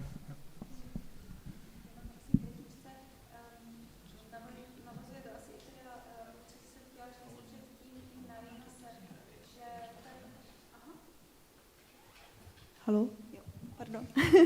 Tak, že to, co řeknu, navazuje vlastně tedy na to, co říkal Jonas, ale vlastně už co jsem chtěla říci předtím, že jednou z rolí té nějaké společné diskuze je asi určitě jako nějaké rozšiřování jako té imaginace, ať už směrem k developerům, tak i k municipalitám, že co si budeme nalhávat, tak asi většinová veřejnost si zkrátka za tím uměním ve veřejném prostoru prostě představí něco vysoce hmotového, kamenného či bronzového, a ta představivost toho, co vlastně může ten umělec v procesu, jakou roli může zastávat, tak je vlastně právě velmi vágní a pro mnoho lidí vlastně právě neukotvená. A což navazuje asi i na to, co říkal Marek předtím, že vlastně ukazování formou nějakých plen nebo setkání zas těch dobrých příkladů, ať už z našich končin nebo i za zahraničí, vlastně pak tu imaginaci kolem rozšiřují. A možná ještě jenom k tomu, co předtím říkal Dušan, kde vlastně jako role nějak toho kurátora ve veřejném prostoru, tak když si představím vlastně Prahu, která je velkoměsto, ač malé, tak jenom přemýšlím o tom, že vlastně je to pořád docela velká plocha, kde je stejně tak považuji za důležité v rámci toho uměleckého působení jako nějak dodržovat nebo udržovat nějakou pluralitu názorů názorů a že vlastně tak velkou plochu a tak velkou pluralitu vlastně přístupů a témat, který se vlastně v tom veřejném prostoru jako objevují, tak si myslím, že je vlastně nadlidské síly, aby to jedna osoba, kurátorky vlastně zastávala a jako těch modelů asi může zase fungovat více, ale opět asi nějaký potenciál nebo možnosti toho, jakým způsobem se takováto volná platforma může do toho zapojovat, je i vlastně jakoby přinášení i jako nějakých tématických, jako kurátorů, témat vůbec do té diskuze a vlastně tím, že ať už bude kurátor kdokoliv, tak vlastně vždycky je to zcela přirozené, bude vnášet vlastně to, co je mu tématicky nejbližší a vlastně takovým nějakým boards of curators, něco takového, může vlastně se ta pluralita nějak držet, nebo může to být nějaký jeden z nástrojů. Já děkuji Šárce moc za tady tu poznámku, protože já taky vlastně cítím, když si začneme mluvit o kurátorovi městského prostoru, tak se mi trošku jako ježí chlupy, protože už jako cítím za rohem takový jako mocenský tlaky, který pochopitelně z přirozenosti jako číhají. Jo. Takže jako výzva pro to vymyslet strukturu tak, aby byla právě dostatečně jako flexibilní a vlastně heterogenní, si myslím, že je výzva pro ty, kdo tu instituci budou vlastně vymýšlet a strukturu té instituce vlastně stanovovat. Jinak bych chtěl teda poděkovat Jonasovi za tu skvělou poznámku, jako právě já jsem taky ten, kdo často říká prostě, že není ďábel developer, prostě bacha na to, prostě, jako je to prostě hráč, je to jeden z dalších významných hráčů na tom poli veřejného prostoru. A když jsem používal vlastně tu personifikaci tady, nebo tu hru na to, že si hraju na toho developera, který má na vrcholu té pyramidy ten zisk, tak jsem tím spíš chtěl demonstrovat právě ten problém, který vidím především v té komunikaci a v těch jako vlastně určených rolích, který tomu předcházejí. Ale ještě to, co říkal Jonas, si myslím, že je vlastně hrozně důležitý, jako být právě aktivní, proaktivní v té komunikaci. Konkrétně třeba s developerama. Já osobně se to ve své praxi vlastně o to taky snažím. Kontaktuju ty lidi, vím, že to je jako běh na dlouhou trať a obecně jako dostat se k nikomu jako ve vyšších patrech těch struktur, těch jednotlivých firm, jako není jednoduchý, je to prostě normálně jako network práce vlastně svým způsobem a člověk si tam musí zvyknout na tu proporci, to taky zaznělo od Jonase, že vlastně tady se nejedná o rychlý projekty, u kterých vlastně, když se nám nepodaří něco hned domluvit, tak pálíme mosty. Jo. Tam se jedná o to, že stavba a architektura a to lidi, kteří jako se pohybují kolem architektury, moc dobře vědí, vlastně je jako běh na dlouhou trať a myslím si, že vlastně jako tady ta proporcionalita hraje taky významnou roli, takže jako tam v té chvíli by dávalo i smysl, pokud teda propojit tyhle ty motivy, které tady mezi náma vlastně skáčou, platforma, která může sloužit jako kompetentní výpomocný informační panel, může vlastně jakoby takovou roli potom zastávat. Může být tou institucí, za kterou už potom, když se etabluje, z začátku měla být proaktivní. To si myslím, že to je jako strategicky proaktivní.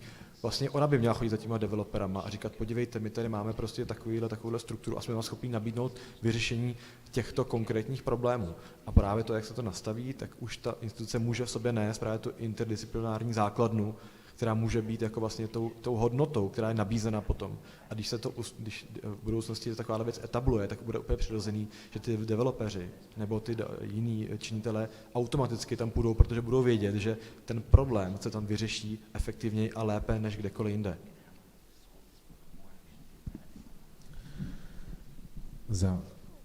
Díky. Za mě vlastně tuto by asi mohlo pomoct, ale já tam opravdu vidím strašně důležité ještě ten jakoby předkrok. Jo.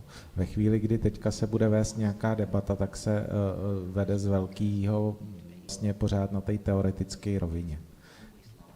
Developři jsou praktici, kteří vlastně dělají vždycky to, co je pro ně dobrý, a to buď proto, že jim to nějakým způsobem vlastně jakoby zjednoduší ten jejich biznis, ten postup v tom biznisu, anebo proto, že je to jako vyžadováno těmi jejich klienty, případně třeba veřejností, která by mohla zavařit právě třeba během toho povolovacího procesu a tak dále a tak dále. To znamená, že podle mě nejpřímější cesta, jak je přesvědčit o tom, že to je nějakým způsobem přínosný, je ukázat jim na těch konkrétních praktických projektech. Tadyhle jsme zapojili umělce. A díky tomu, že prostě ten tým pracoval mezioborově, tak jsme vyřešili tyhle ty problémy takhle. A nemusí se vlastně na to vést nějaká jako složitá teoretická debata. Je to prostě úplně jako jednoduchý a oni si zkalkulujou, jo, dobrý, umělec nedělá jenom otáčecí hlavy nebo nějaký objekty, on nám pomůže, třeba tady máme nějaký jako složitější problém, třeba sociální, tak se bude hodit, když tam vedle architekta bude ještě sociolog, umělec a bla, bla, bla, a oni nám to pomůžou jako vyřešit. A uvidí 3 příklady a už budou vědět. Jo. A mně přijde hrozně zajímavý, jak tady předtím tuto kolo vlastně diskuze odstartovalo od vlastně výzvy, teda umění pro město, a neznám to úplně dopodrobna, ale už trošku jsem měl možnost se s tím seznámit. A mně zase přijde, že je jako na jednu stranu skvělý, že ta výzva existuje a že vlastně dává tomu umění ve veřejném prostoru nebo umění ve městě nějaký status, nějakou možnost a podobně.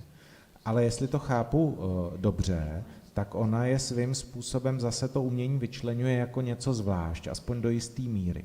A za mě v tom veřejném prostoru, znova, je super, že jsou tam nějaký hladiny, které jsou svým způsobem jakoby svébytný, samostatný. Jo? Když vstoupím do veřejného prostoru, potřebuji jako dopravák někde udělat přechod, tak to neznamená, že potřebuji svolat jako mezi oborový tým a vyřešit celou ulici nebo celý náměstí. Prostě teďka mám, jo. Stejně tak může vstupovat umění, může tam jako vytvářet nějaký zajímavý momenty a já, když procházím třeba ulicí, na kterou nikdo 40 let nesáh, tak na mě najednou něco jako vybavne, nějak mě zaujme a tak dál. Tuto je určitě jako hrozně důležitá vrstva. Ale pořád vidím tu důležitost v tom, vlastně, aby se nešlo jenom po těch jako rozdělených vrstvách, ale aby se zkoušelo, aby i vlastně takováhle výzva, třeba umění pro město, tak zkoušela vlastně, tlačila na ten komplexní přístup, komplexní změnu nějakého konkrétního veřejného prostranství v tom mezioborovém týmu, kde právě ten umělec nedostane tu roli, jakože tam teda udělá nějaký objekt, ale že bude tou plnohodnotnou součástí toho týmu. Jo, možná to jenom špatně čtu, možná tam takováhle vlastně jako snaha v tom je, ale pokud se to povede, tak je to právě třeba cesta i k těm developerům. Přes tu ukázku, kterou vlastně vykopne ta veřejná správa, tak je to potom cesta i do toho soukromého prostředí. Jo. A teď jen nevím, jestli nedošlo k nějaký trošku malinko jakoby k nedorozumění nebo ke zmatení pojmů nebo kompetencí. Já tou výzvou si myslel tu mojí počáteční nebo a výzvu v jakém smyslu? No. Tak, protože já jenom chci říct, že protože já nereprezentuju umění pro město. Jo, takže vlastně... Rozumím, ale zmiňovala jsi to tam. Jo, určitě. Já to chápu tak, že vlastně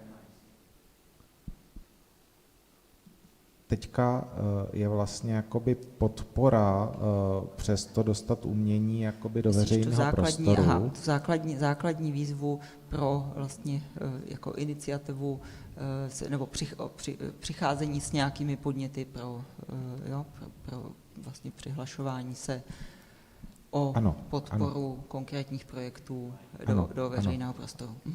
Jasně. Konkrétně trvalých realizací. A já to vnímám tak, že prostě buď máme ve městě, buď máme nějaký místo a to potřebujeme řešit, anebo máme nějaký téma, anebo nemáme ani téma, ani místo a chceme něco z toho získat, tak uděláme open call, aby jsme dostali buď místo, nebo téma. Ale jakmile už jedno z toho máme téma, tak můžeme mít mezioborový tým, který řeší téma. Jakmile máme místo, můžeme mít mezioborový tým, který řeší místo. Jo? A nemusí to být výzva pro architekty, nemusí to být výzva pro umělce, může to být výzva pro mezioborový tým. Ano, s tím souhlasím.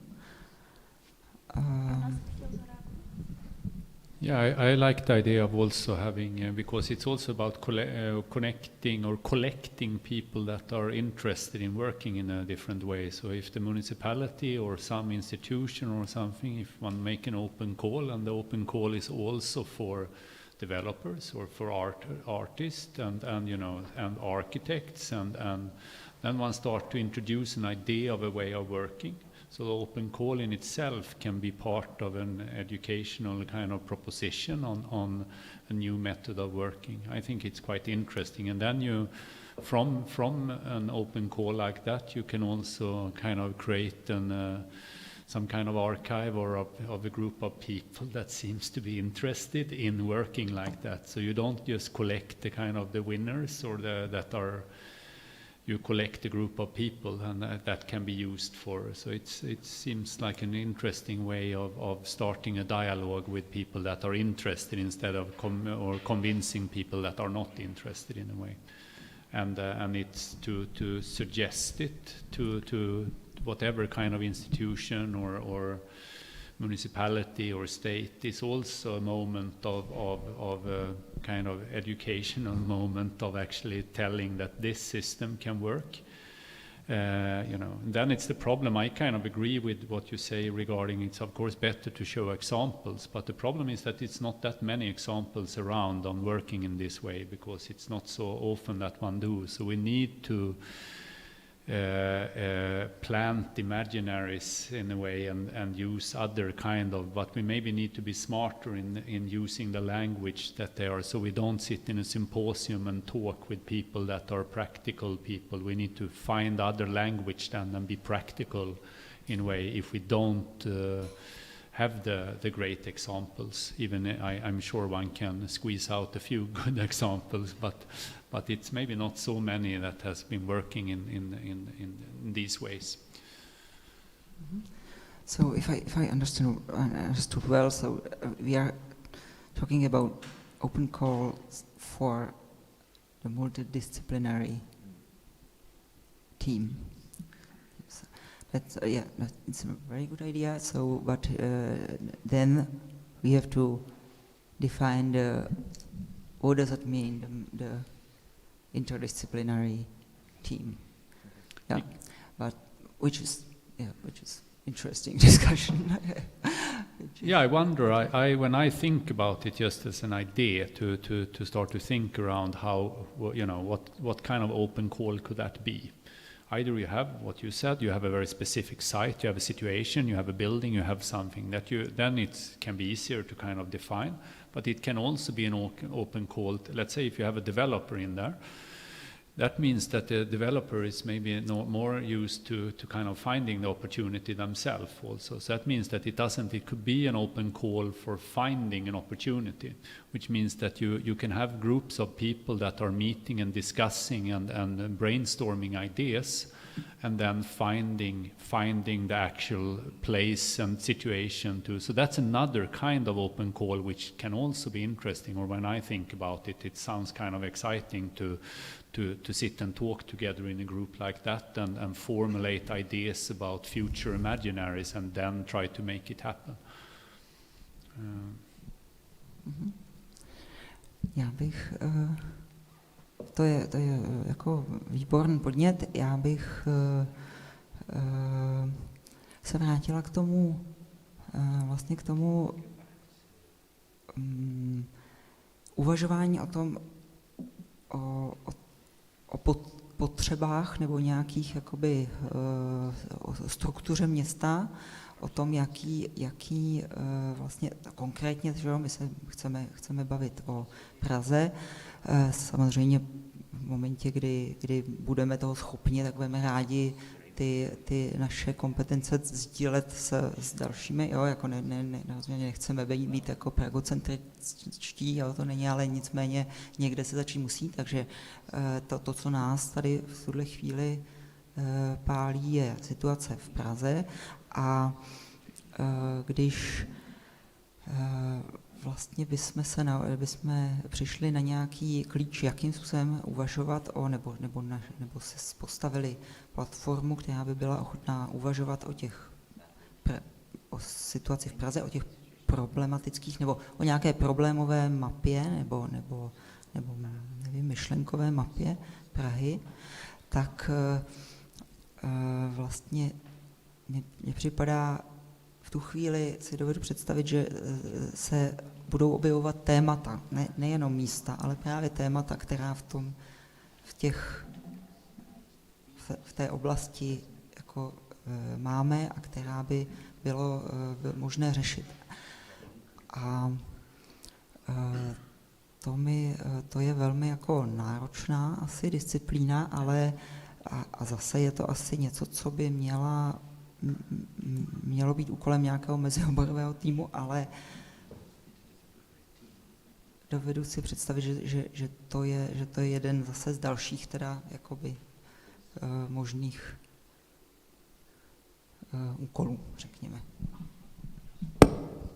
Souhlasím a mně se zdá, že to je možná, když jsem se ptal po nějakém typu kurátorství, tak to, co popisuješ, je nějaká nabídka nějaké metody, která už podle mě je jakoby kurátorská, že ty vytvoříš nějaký typ zvědavosti nebo nabídneš nějaký typ zvědavosti, vytvoříš nějakou v ideálním případě prostě produkční posilu nebo zázemí a nabídneš nějaký časový rámec a moderuješ, tak jak jsi to dělala citlivě v rámci toho festivalu M3, že moderuješ sběr těch témat a zase s nimi vytváříš nějakou jako metakompozici. Takže to si myslím, že je nějaký typ nějakého šťastného typu jako kurátorství, které není dogmatické, že ty neřekneš, udělejte všichni něco zeleného, protože a teď zelená kostka, zelený obraz, zelená postava. Takže to je nějaký úplně triviální typ chování a prostě jsou jiné, které samozřejmě, že my nimi disponujeme.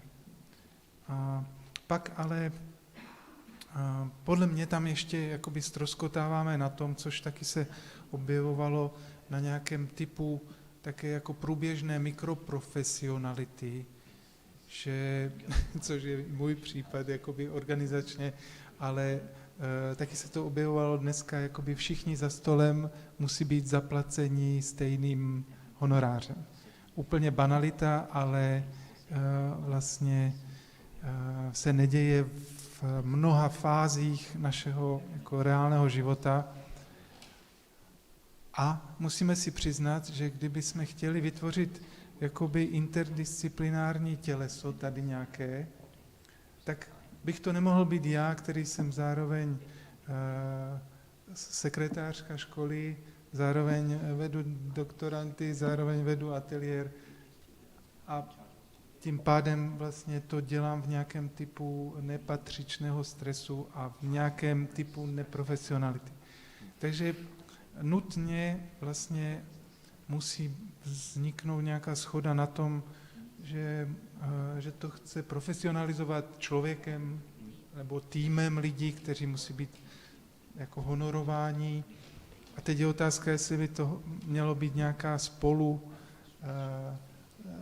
metoda spolufinancování umění pro město, kde je 1 milion bla korun a škola, která vlastně je na to taky jako primárně určená, aby vzdělávala. Takže tam jsou nějaké typy nějakého produkčního, technického nastavení, takového zdravého, které pokud se neodpracuje, tak prostě to za půl roku skončí rozladěním a kolapsem toho kdysi entuziastického týmu. No, že je to nějaký typ hygienického nastavení pracovního prostředí, které bohužel podceňujeme. No.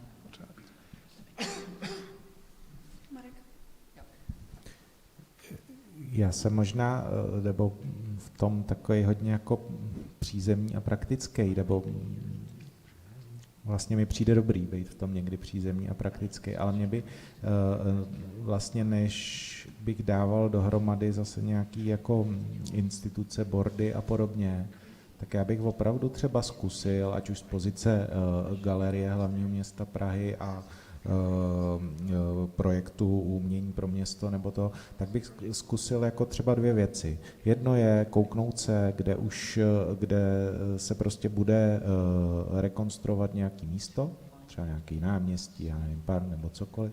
Zkusil bych vybrat místo, který má nějaký jako silný témata a zkusil bych se domluvit se zadavatelem, jestli to bude IPR nebo městská část nebo kdokoliv. Jestli ten projekt lze vzít jako pilotní projekt, kde zkouším vlastně nový přístup a kde bych kladl velký důraz vlastně právě na tu mezioborovost a na roli umění. Vysvětlil bych zadavateli, že to umění nemá být, že tam vznikne nějaká hlava, ale že prostě jakoby jedním z těch motorů toho projektu tak bude přístup skrz umění. Řekl bych mu, že mu na to dávám nějaký objem peněz, co bych měl normálně třeba na ten open call a tak dále a tak dále. Šel bych cestou třeba architektonickou umělecký soutěže, kde bych měl požadavek už na ten mezioborový tým a tak dále a tak dále. A vlastně zkusil bych na základě takového praktického projektu, kde bude i dobře popsaný zadání, kde bude právě napsáno od umělce, si nepředstavujeme, že tam vznikne hlava, ale prostě chceme řešit třeba tyhle témata kulturní, sociální, blablabla. A uvidíme, co vznikne. Jo? Když se udělá 1, 2 takovýhle projekty, jsou to jako skvělé věci, na kterých se uvidí, jestli to funguje, nefunguje, jde to krásně odprezentovat, ať už jiné městské části nebo developerům, jak to funguje. A pak je tady ještě ta rovina těch témat a zase na to lze udělat prostě, jak tady padlo, třeba open call, máme nějaký významný téma, nemáme místo, nevíme vůbec, co s tím. A hrozně nás jakoby zajímá, jak to téma pojmout a chtěli bychom, aby to téma bylo pojmuto nějakým způsobem třeba právě multidisciplinárně. A v té roli třeba může být i ten umělec vlastně jakoby vůdčí osobností toho týmu, jo? Protože ta hierarchie může být jako různá. Ale ten umělec si může vzít k sobě třeba architekta nebo dopraváka, když bude řešit nějaký vstup do třeba dopravní situace a tak. A bude to vlastně jako open call přesně na ty jako ideje, nebo klidně i nejdřív může být na ty ideje a pak na to konkrétní řešení. Ale zase to ukáže jakoby trošku jako rozdílný přístup. A vlastně budu mít pokrytý vlastně obě 2 cesty, cestu vlastně přes tu úpravu toho místa a cestu přes to téma a tu ideji, to nějak vyhodnotím a můžu s tím pracovat. A na základě toho mi třeba vznikne, jo, teď už něco máme a potřebujeme to dostat dál, potřebujeme nějaký board, který to pomůže třeba tomu, aby tohleto vlastně se dělo ve větším měřítku, nebo aby, když teďka developři se na to začali chytat, líbí se jim to, tak aby jsme byli schopni pokrýt tu poptávku nějak jako odborně a tak dále. Ale myslím si, že lze začít takhle jako pilotně. To je jako hezká myšlenka a myslím si, že že takové dílčí jako projekty vlastně probíhají jako v rámci, já nevím, i když vezmu jenom Umění pro město, tak v rámci právě toho cirkula, tak jsou to, jo, tam ty mezioborové týmy byly k dispozici, i se takovým způsobem jako začaly zpracovávat nějaká témata pražská, ale to není vlastně, my v tuhle chvíli nejsme ta exekutiva, prostě jakoby, jo, my můžeme vytvořit nějaký podnět, který případně Umění pro město převezme, jo, ale nemůžeme dělat nic jiného, jo, takže já jakoby vlastně bych se možná zase vrátila teda, nebo jako já bych se přimlouvala za tu teoretickou platformu, která by mohla fungovat i nezávisle na tom, jestli to skutečně někdo zrealizuje, jo, aby vlastně, která by měla potenciál působit jako protože tohle je, ty mluvíš o nějakým komplexním, dokončeným procesu. Jo. To my nemůžeme úplně jako zaručit nebo zajistit. Jo. My můžeme dávat jenom vlastně podněty, jenom dávat nějaký, jako komunikovat, vysvětlovat, sbírat vlastně ty dobré příklady, jak se o tom mluvil a prostě tak podobně, jo, jde vytvořit platformu, která bude prezentovat vlastně všechny ty vstupy, a výstupy, které by podle nás měly být nějakým způsobem jako medializovány nebo prostě předávány dál, ale myslím si, že to je jakoby, to je to hlavní, no, to je všechno. Já zkusím ještě vyvolat nějakou otázku, ale mně se zdá taky ten pilotní projekt jako dobrá cesta. Myslím, že já si myslím, nesouhlasím úplně, já si myslím, že jsme i schopni to jakoby zrealizovat jako do nějaké míry, že tam jako necítím úplně, Artur zrealizoval několik věcí ve veřejném prostoru v nějakých podmínkách nějakých. Ale chtěl jsem se zeptat, nebo jedna věc mě tak jakoby ještě trápí, v hlavě mě to bolí. Zkrátka ty bubny, zátory, ta zástavba, která vlastně, jednak mě to je líto, že jsem jako občan, který tu žije a vlastně jsem se nevybudil včas, abych nějak do toho vstoupil. Prostě jsem v tom čase řešil jiné věci a nějak mě to minulo. Ale když se na to dívám zpětně, tak je tu vlastně 25 000 nových obyvatelů nebo kancelář, nebo prostě pracovníků tu bude. Celá čtvrť se úplně změní. Vím o památníku ticha, který se tam prostě bude nějak revitalizovat, skultivuje se to prostředí. Vím o tom, že má vzniknout filharmonie, ale zaráží mě, že vlastně ty manuály, které doporučovaly, jak se chovat, když se schvaluje taková veliká zástavba, už v tom čase existovaly. Existoval IPR, existoval Skutek, existuje KAMP, už v tom čase existovalo i umění pro město. A vlastně nám tahle ta 25 000 area úplně proklouzla mezi prsty a vlak nám ušel. A teď, jestli je nějaký typ, to by byl ideální pilotní projekt a už nikdy nebude. A teď... Jsou jiný, jsou nákladový nádraží, ale i tady se ještě dá. Je to prostor pro to říct, proč Já třeba, no to jako s Dušanem úplně souhlasím, ale je to přesně jako, že pod svícem tma trošku bych to nazval, tu situaci. Jo, i když to je možná takový eufemismus, bych řekl v mém případě. Nicméně, zrovna co se týče těch jiných zmíněných oblastí a shodou okolností jsou to teda nádraží ve všech případech. Teďko konkrétně bude řešit Landscape Festival, protože ten tam už dlouhodobě působí. Vím, že Holešovický nákladní nádraží, který bude, to je City Group, jestli se nepletu, tam bude, a tam je to myslím rozpracovaný, tam je i Sakira. Řekl jsem Holešovický? Žižkovský, jsem chtěl říct, pardon. Žižkovský, tak tam určitě aspoň nějaká takováhle iniciativa vlastně ze spoda jako probíhá. Vůbec nevím, jako to se asi teď dozvím, s okolností mám zítra s Danem Mertou a Kubou Hepem z SRAS a budeme se bavit právě o vstupech do těch prostor, protože ještě Masaryčka, tam se taky dějou věci, jak všichni víte. Smíchov City, to samý. Nádraží, ohromný plac, vlastně, který má nový plán. Tam vlastně taky komunikoval jsem i s lidmi, jako který se kolem toho točej. Vím, že tam je vlastně tam je to třeba konkrétní případ toho, že ty investoři, developeři by i měli vůli a oni vlastně chtějí, protože oni si uvědomují, že tím krom jiného řeší i identitu toho prostoru. Tím, jak budou definovat ten veřejný prostor, ten prostor mezi a tak dále, tak dále. Ale oni na to nemají kapacitu.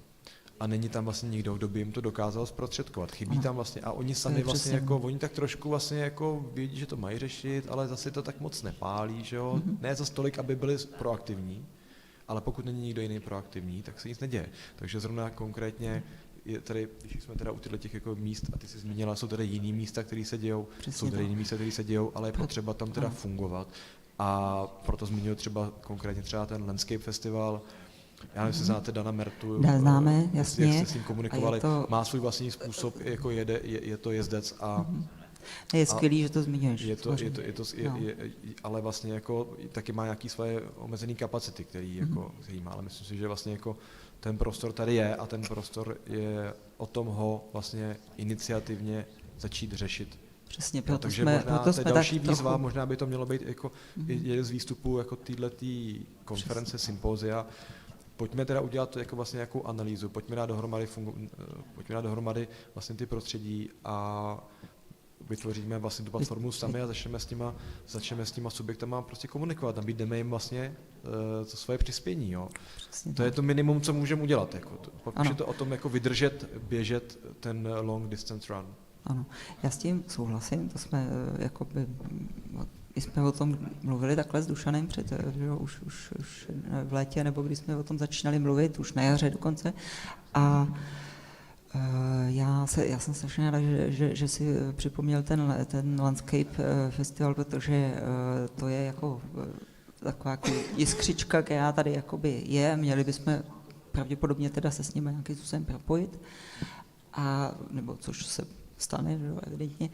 A já bych jenom zase ještě si přihřála tady, že máme zase ještě jiný projekt, to je ta Vršovická dráha, o který jsem mluvila před rokem, že jo, tady, a do které se zapojili i studenti od vás, studentky 2, že jo, s nějakými návrhy, my jsme pak pořád tam, visí nějaká naše nedokončená spolupráce, ale nicméně na té dráze skutečně jsme pořád v kontaktu s autory studie, v tomhle případě nejde o developery, ale jde o veřejného investora, jde o město. Jo, to je jediná vlastně z těch velkých, jo, je to přes 4 kilometry dlouhý úsek prostě té bývalé zrušené dráhy, kde se podařilo prostě jakoby udržet tu liniovou stavbu v jednom, jo, pod státní správou.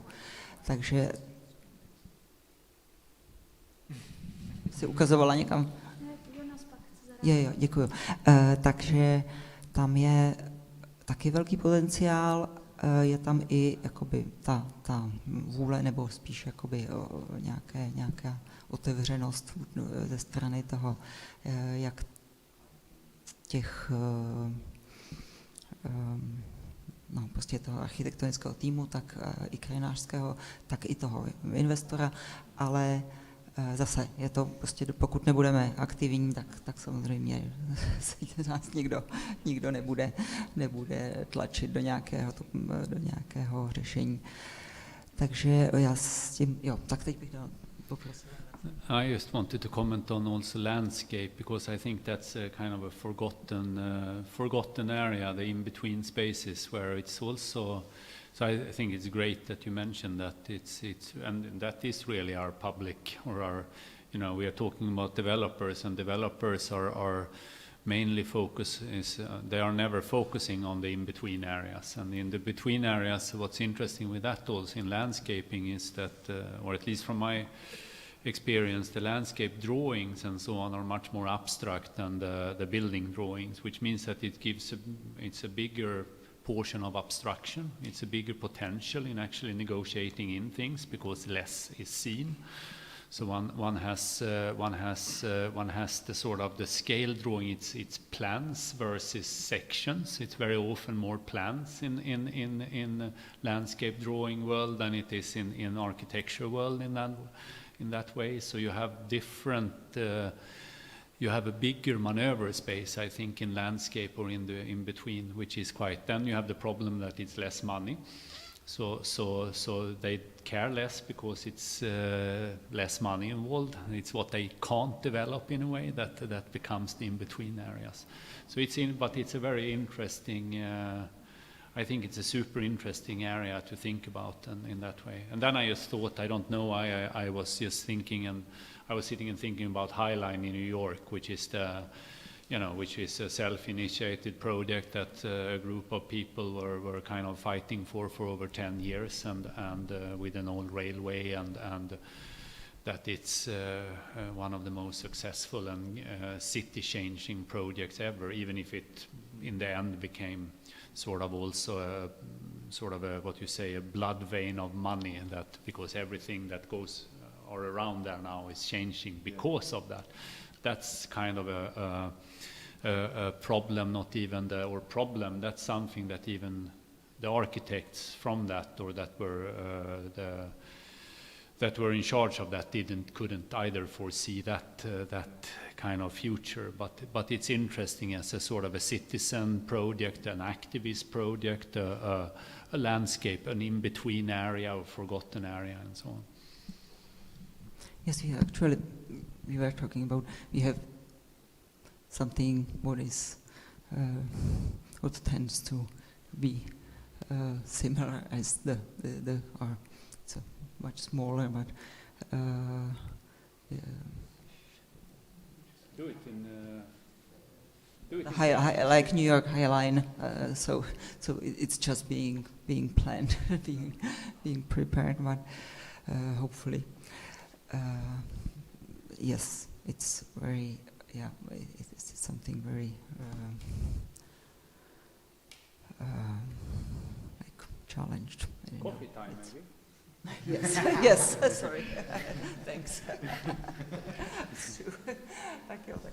Si chcete, tak si dáme 5 minut přestávku a ještě pak ještě chvíli zkusíme teda udělat nějaký závěr a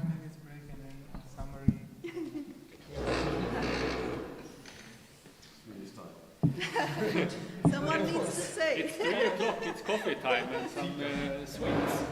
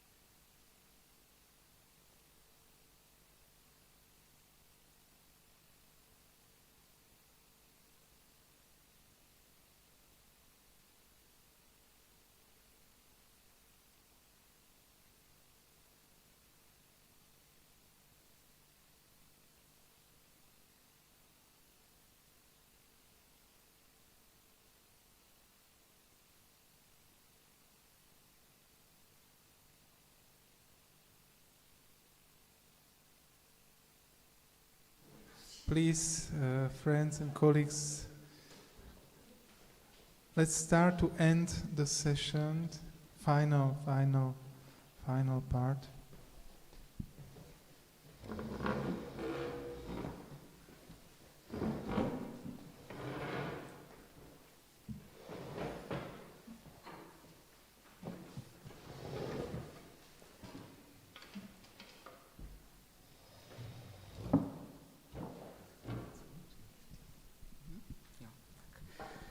Jo, takže já děkuju všem, kdo jste vydrželi až skoro do konce.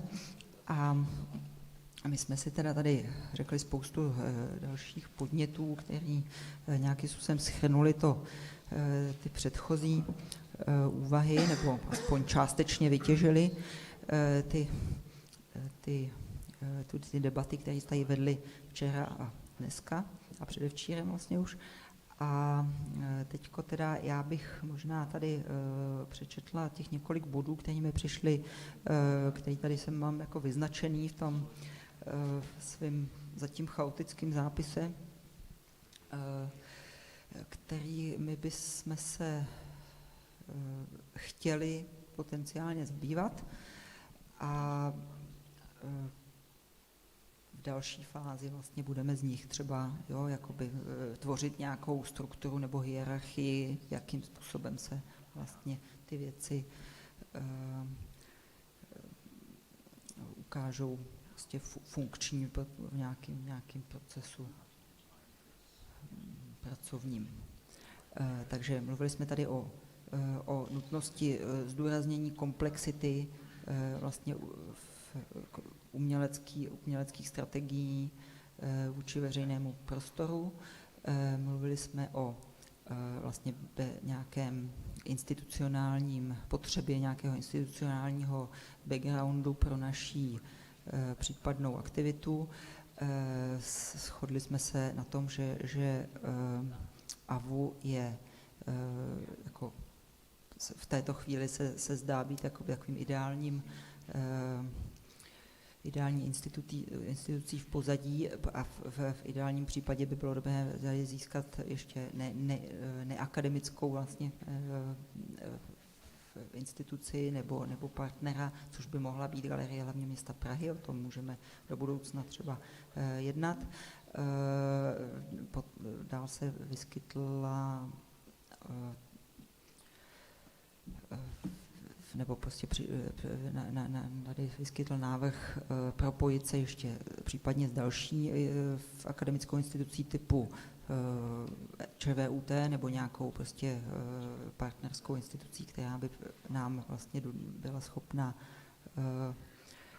vlastně vytvořit toho partnera mezioborového z druhé strany. Já se tady zavazuji teda udělat zápis a v rámci toho zápisu vám sepsat jména jednotlivců, osobností, které jsme oslovili a kteří projevili zájem už předběžně s námi spolupracovat. To jsou lidé z velmi různých oborů a institucionálních zázemí, takže potom na základě toho můžeme je zase znovu oslovit k další spolupráci. Je samozřejmě velmi dobré se pokusit vytěžit ty zahraniční zkušenosti, jednak ty, co jsme nabili tady v rámci tohoto sympozia. To se pokusíme formou tedy dokumentace a nějakého zveřejnění těch výstupů, které máme, to znamená audiovizuální dokumentace a nějaké třeba písemné zprávy. Můžeme uvažovat, jakým způsobem, kde vlastně ty výstupy budou v tuto chvíli zveřejňovány. Ideálním by bylo jako v budoucnosti třeba si vytvořit nějaký web autonomní pro ten projekt, nebo pro tu platformu, ale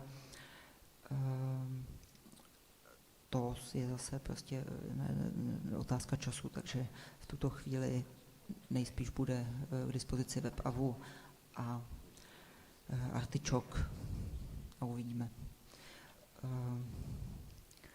Tak dál jsme teda mluvili o tom, o vlastně potřebě redefinovat nějakou strukturu procesu v plánování města, to znamená, že budeme se aktivně snažit třeba vymyslet nějaký systém, nějaký z našeho pohledu více funkční systém, jak vstupovat do toho, aktivně do plánování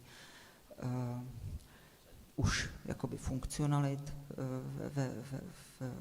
nějakého, třeba už na půdorysu rozvojového plánu města Prahy, a v zájmu toho bychom se mohli potkat společně plus si vytipovat právě nějaké ty odborníky, s kterými bychom tuhle fázi mohli konzultovat.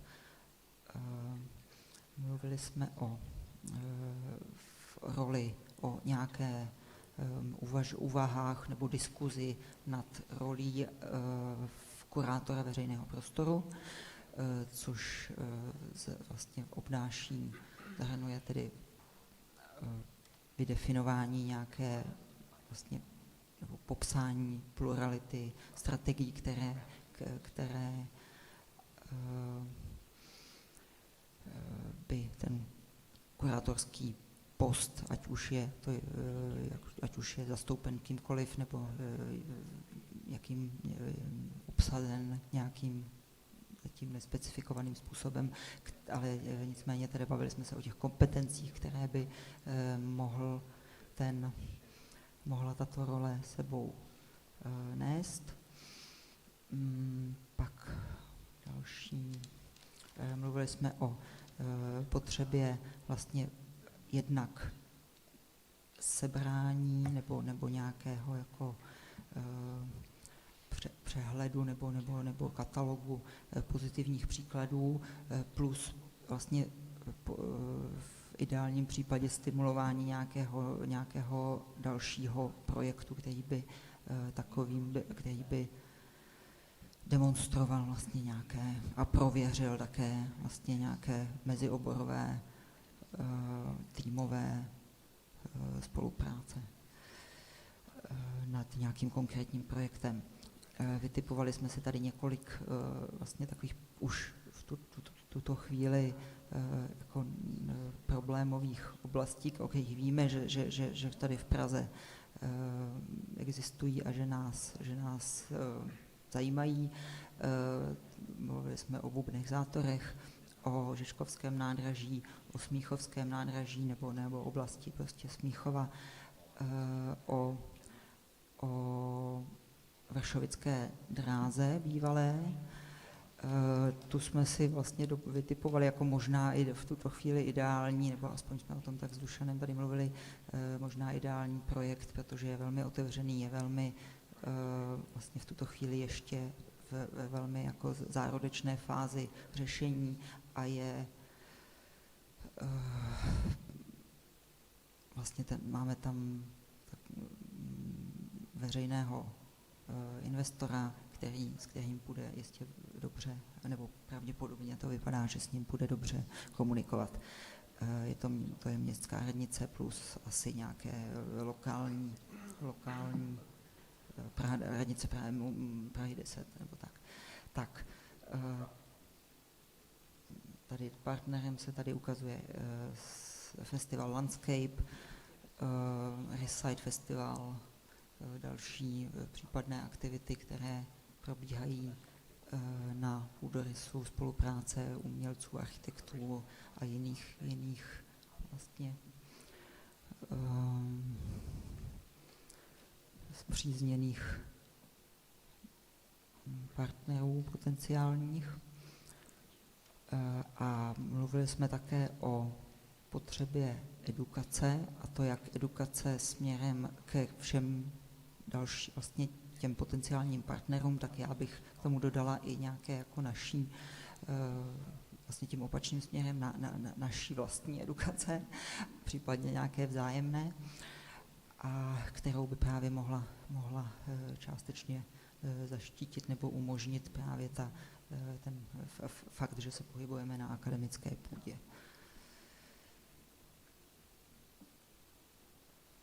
pak tady mám ještě zmínku o rozšiřování imaginace a to už tím bych to za sebe ukončila, protože to mi připadá jako zásadní.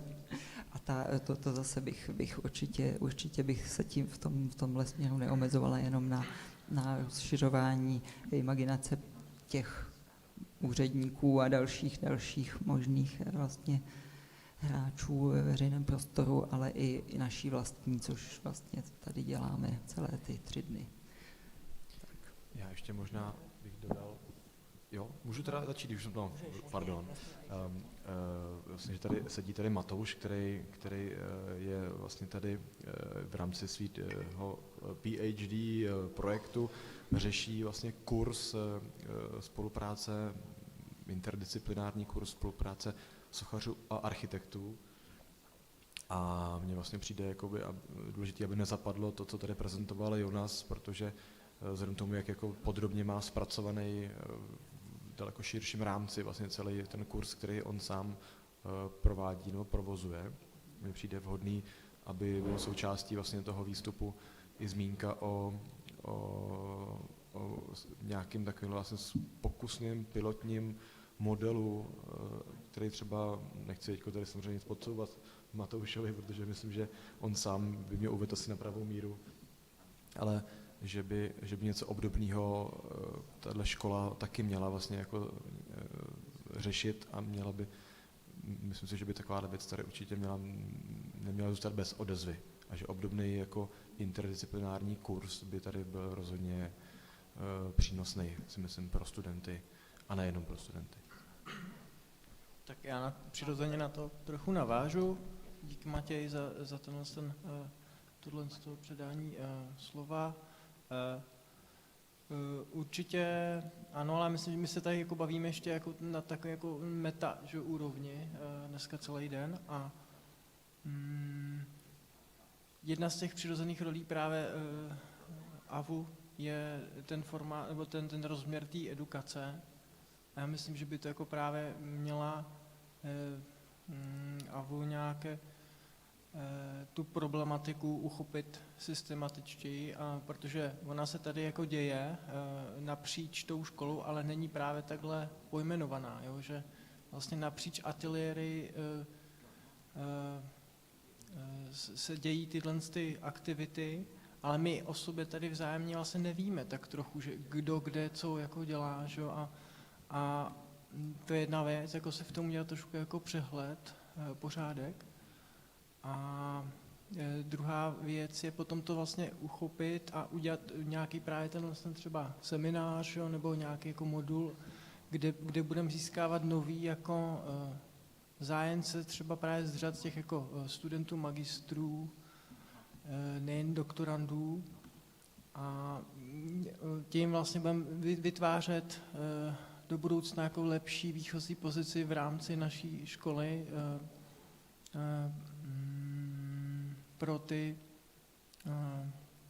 pro tenhle ten jako zájem. Že? A potom já jsem k té poznámce Matěj, já určitě moc rád poskytnu moje jako dílčí poznání z toho projektu, co tady děláme. A já jsem ještě chtěl vlastně tady, domnívám se, že bychom se měli nějak jako pozvat Marka Siváka za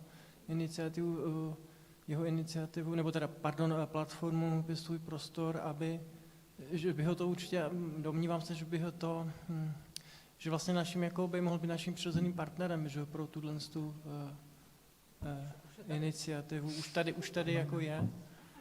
Že když jsme se bavili o těch partnerech potenciálních, koho oslovit, tak si myslím, že jedním z nich, že? Teď je otázka, jaký jsou kapacity, že? Díky.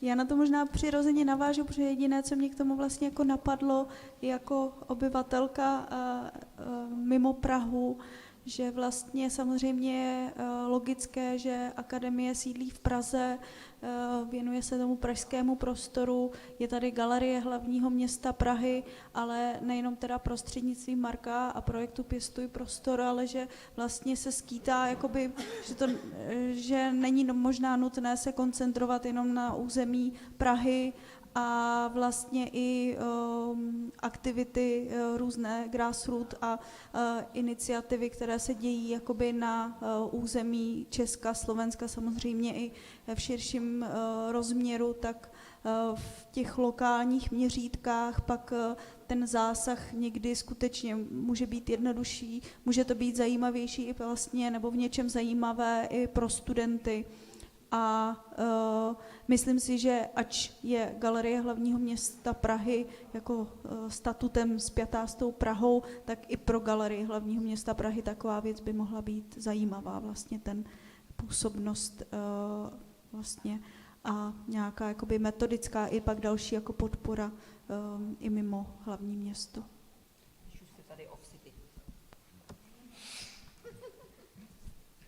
Já jenom na to v krátkosti zareaguju. Děkuju moc za podanou nabídku. Souhlasím se Šárkou, že vlastně síť takovejhle aktivit, iniciativ od spoda je poměrně bohatá napříč republikou. A já si myslím, že a dalším přirozeným partnerem tak jsou pak vlastně už ty jako oficiálnější místa typu hlavní architekti, což je taky, nebo městští architekti, což je taky velká síť, ať už to někde tvoří na nějaké obci jeden člověk na třetinovej nebo pětinovej úvazek, anebo je to celá instituce typu IPR a podobně, tak tam si myslím, že je taky jako velká šance pro tu spolupráci.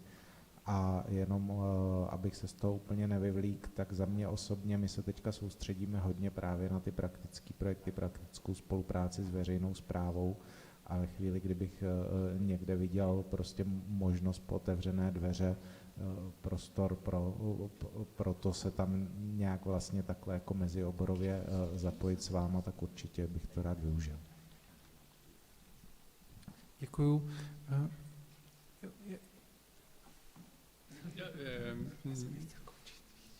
I don't know. Are we doing a round? I'm happy to also say something about, but I will talk a little bit warmly around advanced courses. The idea with advanced courses at an academy or these kind of where you bring professional practitioners back to the academy again after they've been out for a while. And bring that knowledge back into the academy, practical knowledge, and use that kind of energy, also the energy of mixing professional practitioners with the MA and BA students is a really kind of nice experience to just have all these kind of levels of people in the academy. I think it's an excellent idea with the advanced courses versus have a MA level, because the beauty with the advanced courses when one bring in professional practitioners is that they already have you know, if you have we have city planners that are working in big offices or municipalities, so they are in creating a network, learning things, and then they go back to their work, which means that then they will educate the people around them. So it's a reverse way of actually spreading it out, and where the academy has a really nice way of doing that, and it's a much faster way to do it with the advanced courses then.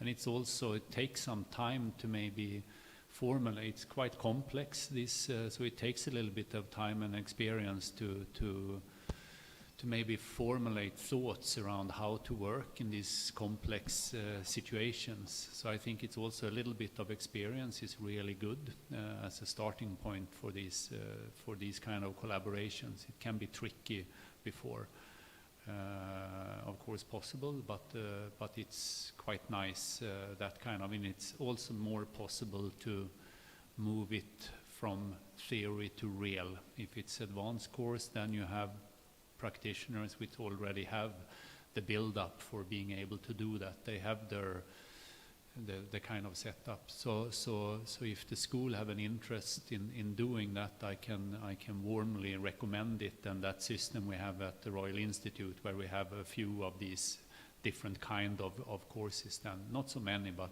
that are more run like laboratories or around subjects. And I would be happy, of course, in the future to share my knowledge from our experience there, if that is an interest of that. So that's my thank you. And thank you so much for inviting me. Thank you, Nat. And maybe one more technical questions towards like advanced course.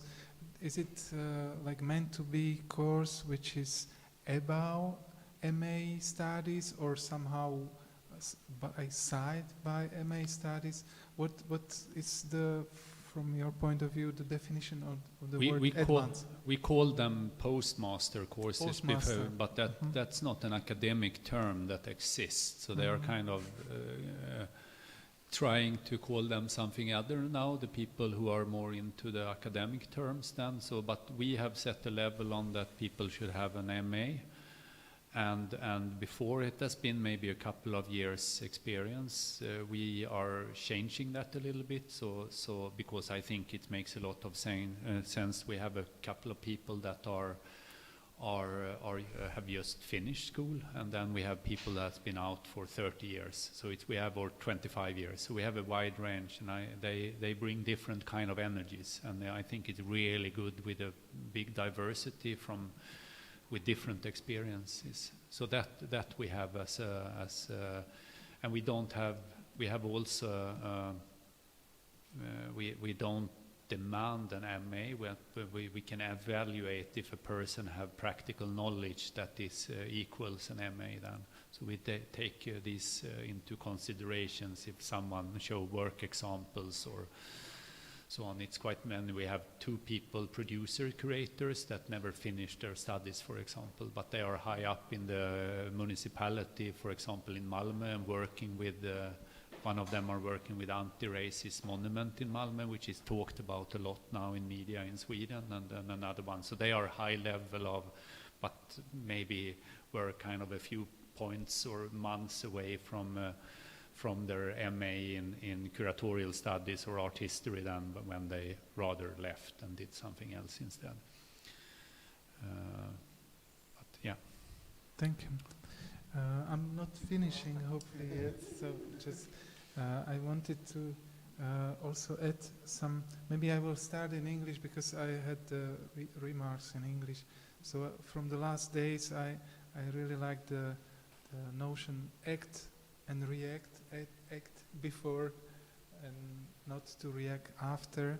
And then today we were speaking about this insisting voice, like voice which is somehow permanent or present in time for a longer period, so it is really somehow accepted after a while. So I like this word insistence, which is I think some parameter which our future institution has to have in mind to really be present in time. And also I like the notion collecting people. Like really it is kind of managers' work to really like collect the people who are really efficient in their positions. And also what Barbara and Paul were emphasizing, that they were coming back to the self-confidence as an artist, that you can really present your project as art projects, and that open up a very wide range of feeling or not feelings of capacities. And I think that a list of the main points which Jitka had, I completely agree, and I agree with inviting Marek. And there is a question for me how to include the existing strong institution as a IPR, camp, Skutek. so there are already like communities, social artistic groups functioning within that field, which we cannot pretend they don't exist, and we have to somehow take them in account and invite them. And towards the education, I agree with Matouš that there is definitely need to establish like a regular and transparent program and subject, let's say. And I want to do it, and we do it already with Andrei for a few years, that we offer you some money to create a half semester something, workshop, seminar or something. So this is which will we continue also, but we can somehow strengthen the quality. And at the same time, my attempt, which I would like to discuss later with you, there is a still opportunity, and my aim was that this symposium and the first day, the Monday, would be kind of pre-workshop for a future seminar, which you will be like leading figures. So that was my idea, that for the next year, you 6 of you will really chain your presentation into something more solid and with a clear dramaturgy. So this is my like proposition for you, that really and we can finance preparation of the curriculum of this subject. Yeah, and that was it. It was fantastic. So hopefully it will not be a bubble, which we will forget in a few years, and we will start again the same discussion. So hopefully something physically happens. Tak já věřím, že se určitě někam posuneme, přinejmenším, protože už jako jenom vlastně moje vlastní zkušenost je ta, že se téhle oblasti věnuji nějakým způsobem třeba 7 let, nevím, minimálně, a nějaké jako vlastně konkrétní výstupy jsou jako zjevné. Neříkám, že to je moje zásluha, ale že to prostě nějaký vlivem nějakých synergií se podařilo. Je tady umění pro město, byly tady nějaké debaty, je tady naše spolupráce, tohle sympozium, zahraniční hosté a podobně. Takže já bych byla optimistická, ale je tady samozřejmě ta důležitá otázka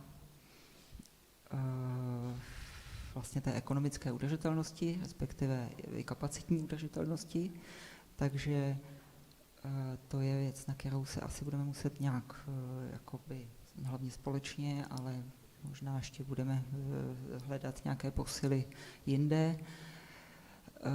Budeme soustředit teďko systematicky, protože bez toho by to skutečně nemuselo dobře dopadnout. Tak, já bych si tady, já vám teda, jak jsem říkala, pošlu ty osobnosti, které se mi přihlásily, sami jakoby napsali aktivně, že by spolupracovat chtěli. Jedním jenom vyjmenuju za určitě ne všechny, ale byl to například Petr Peřinka, vedoucí Krepu, na kreativní Prahy, která nějakým způsobem se emancipovala vlastně od IPRu. Řekla bych, že je nám v určitém smyslu bližší než IPR samotný, v tom pohledu jako analytickým na tu situaci pražskou. Pak to byla například i paní poslankyně Berdychová právě, která se tím vlastně lobbyingem za procento na umění zabývala dlouhodobě. Byl to například teď nevím, Jakub Kopeč, který má tu iniciativu vlastně architektonickou vlastně, ale která se zase zabývá takovýhlemi formáty mezi uměním a architekturou. No a jako další, prostě já teďko nebudu tady, ale dovolím si tady tam vypsat i jako nás, co jsme se tady nějaký na tom podíleli fyzicky dneska. Tak a potenciálně teda určitě i Jonase a určitě můžeme počítat i s Barbarou a Paulem. Světleny se zeptáme. Tak jo. Tak, jestli někdo z vás ještě by rád něco dodal?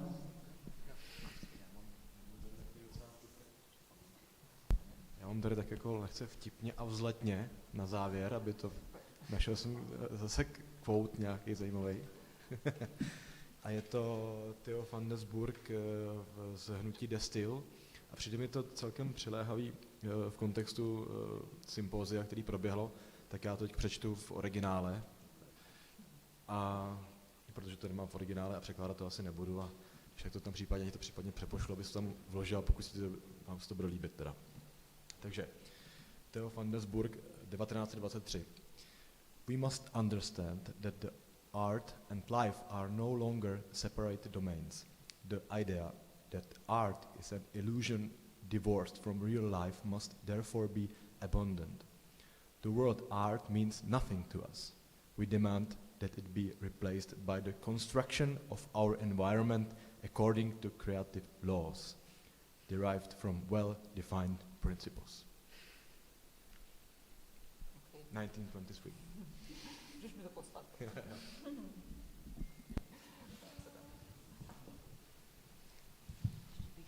Ještě bych se zeptala tamhle kluků Artura a Jakuba, jestli se chtějí nějak jako tady být do toho zahrnutý, nebo jestli, protože byli přítomní celou dobu. Děkujeme za support a podporu Jance a všem, kteří se na tom podíleli. So thank you very much, děkujeme, pozdravujeme všechny u obrazovek a budeme se vídat snad pravidelně. Díky, ahoj. Děkuji moc krát, děkujeme za techniku a všem sledujícím taky.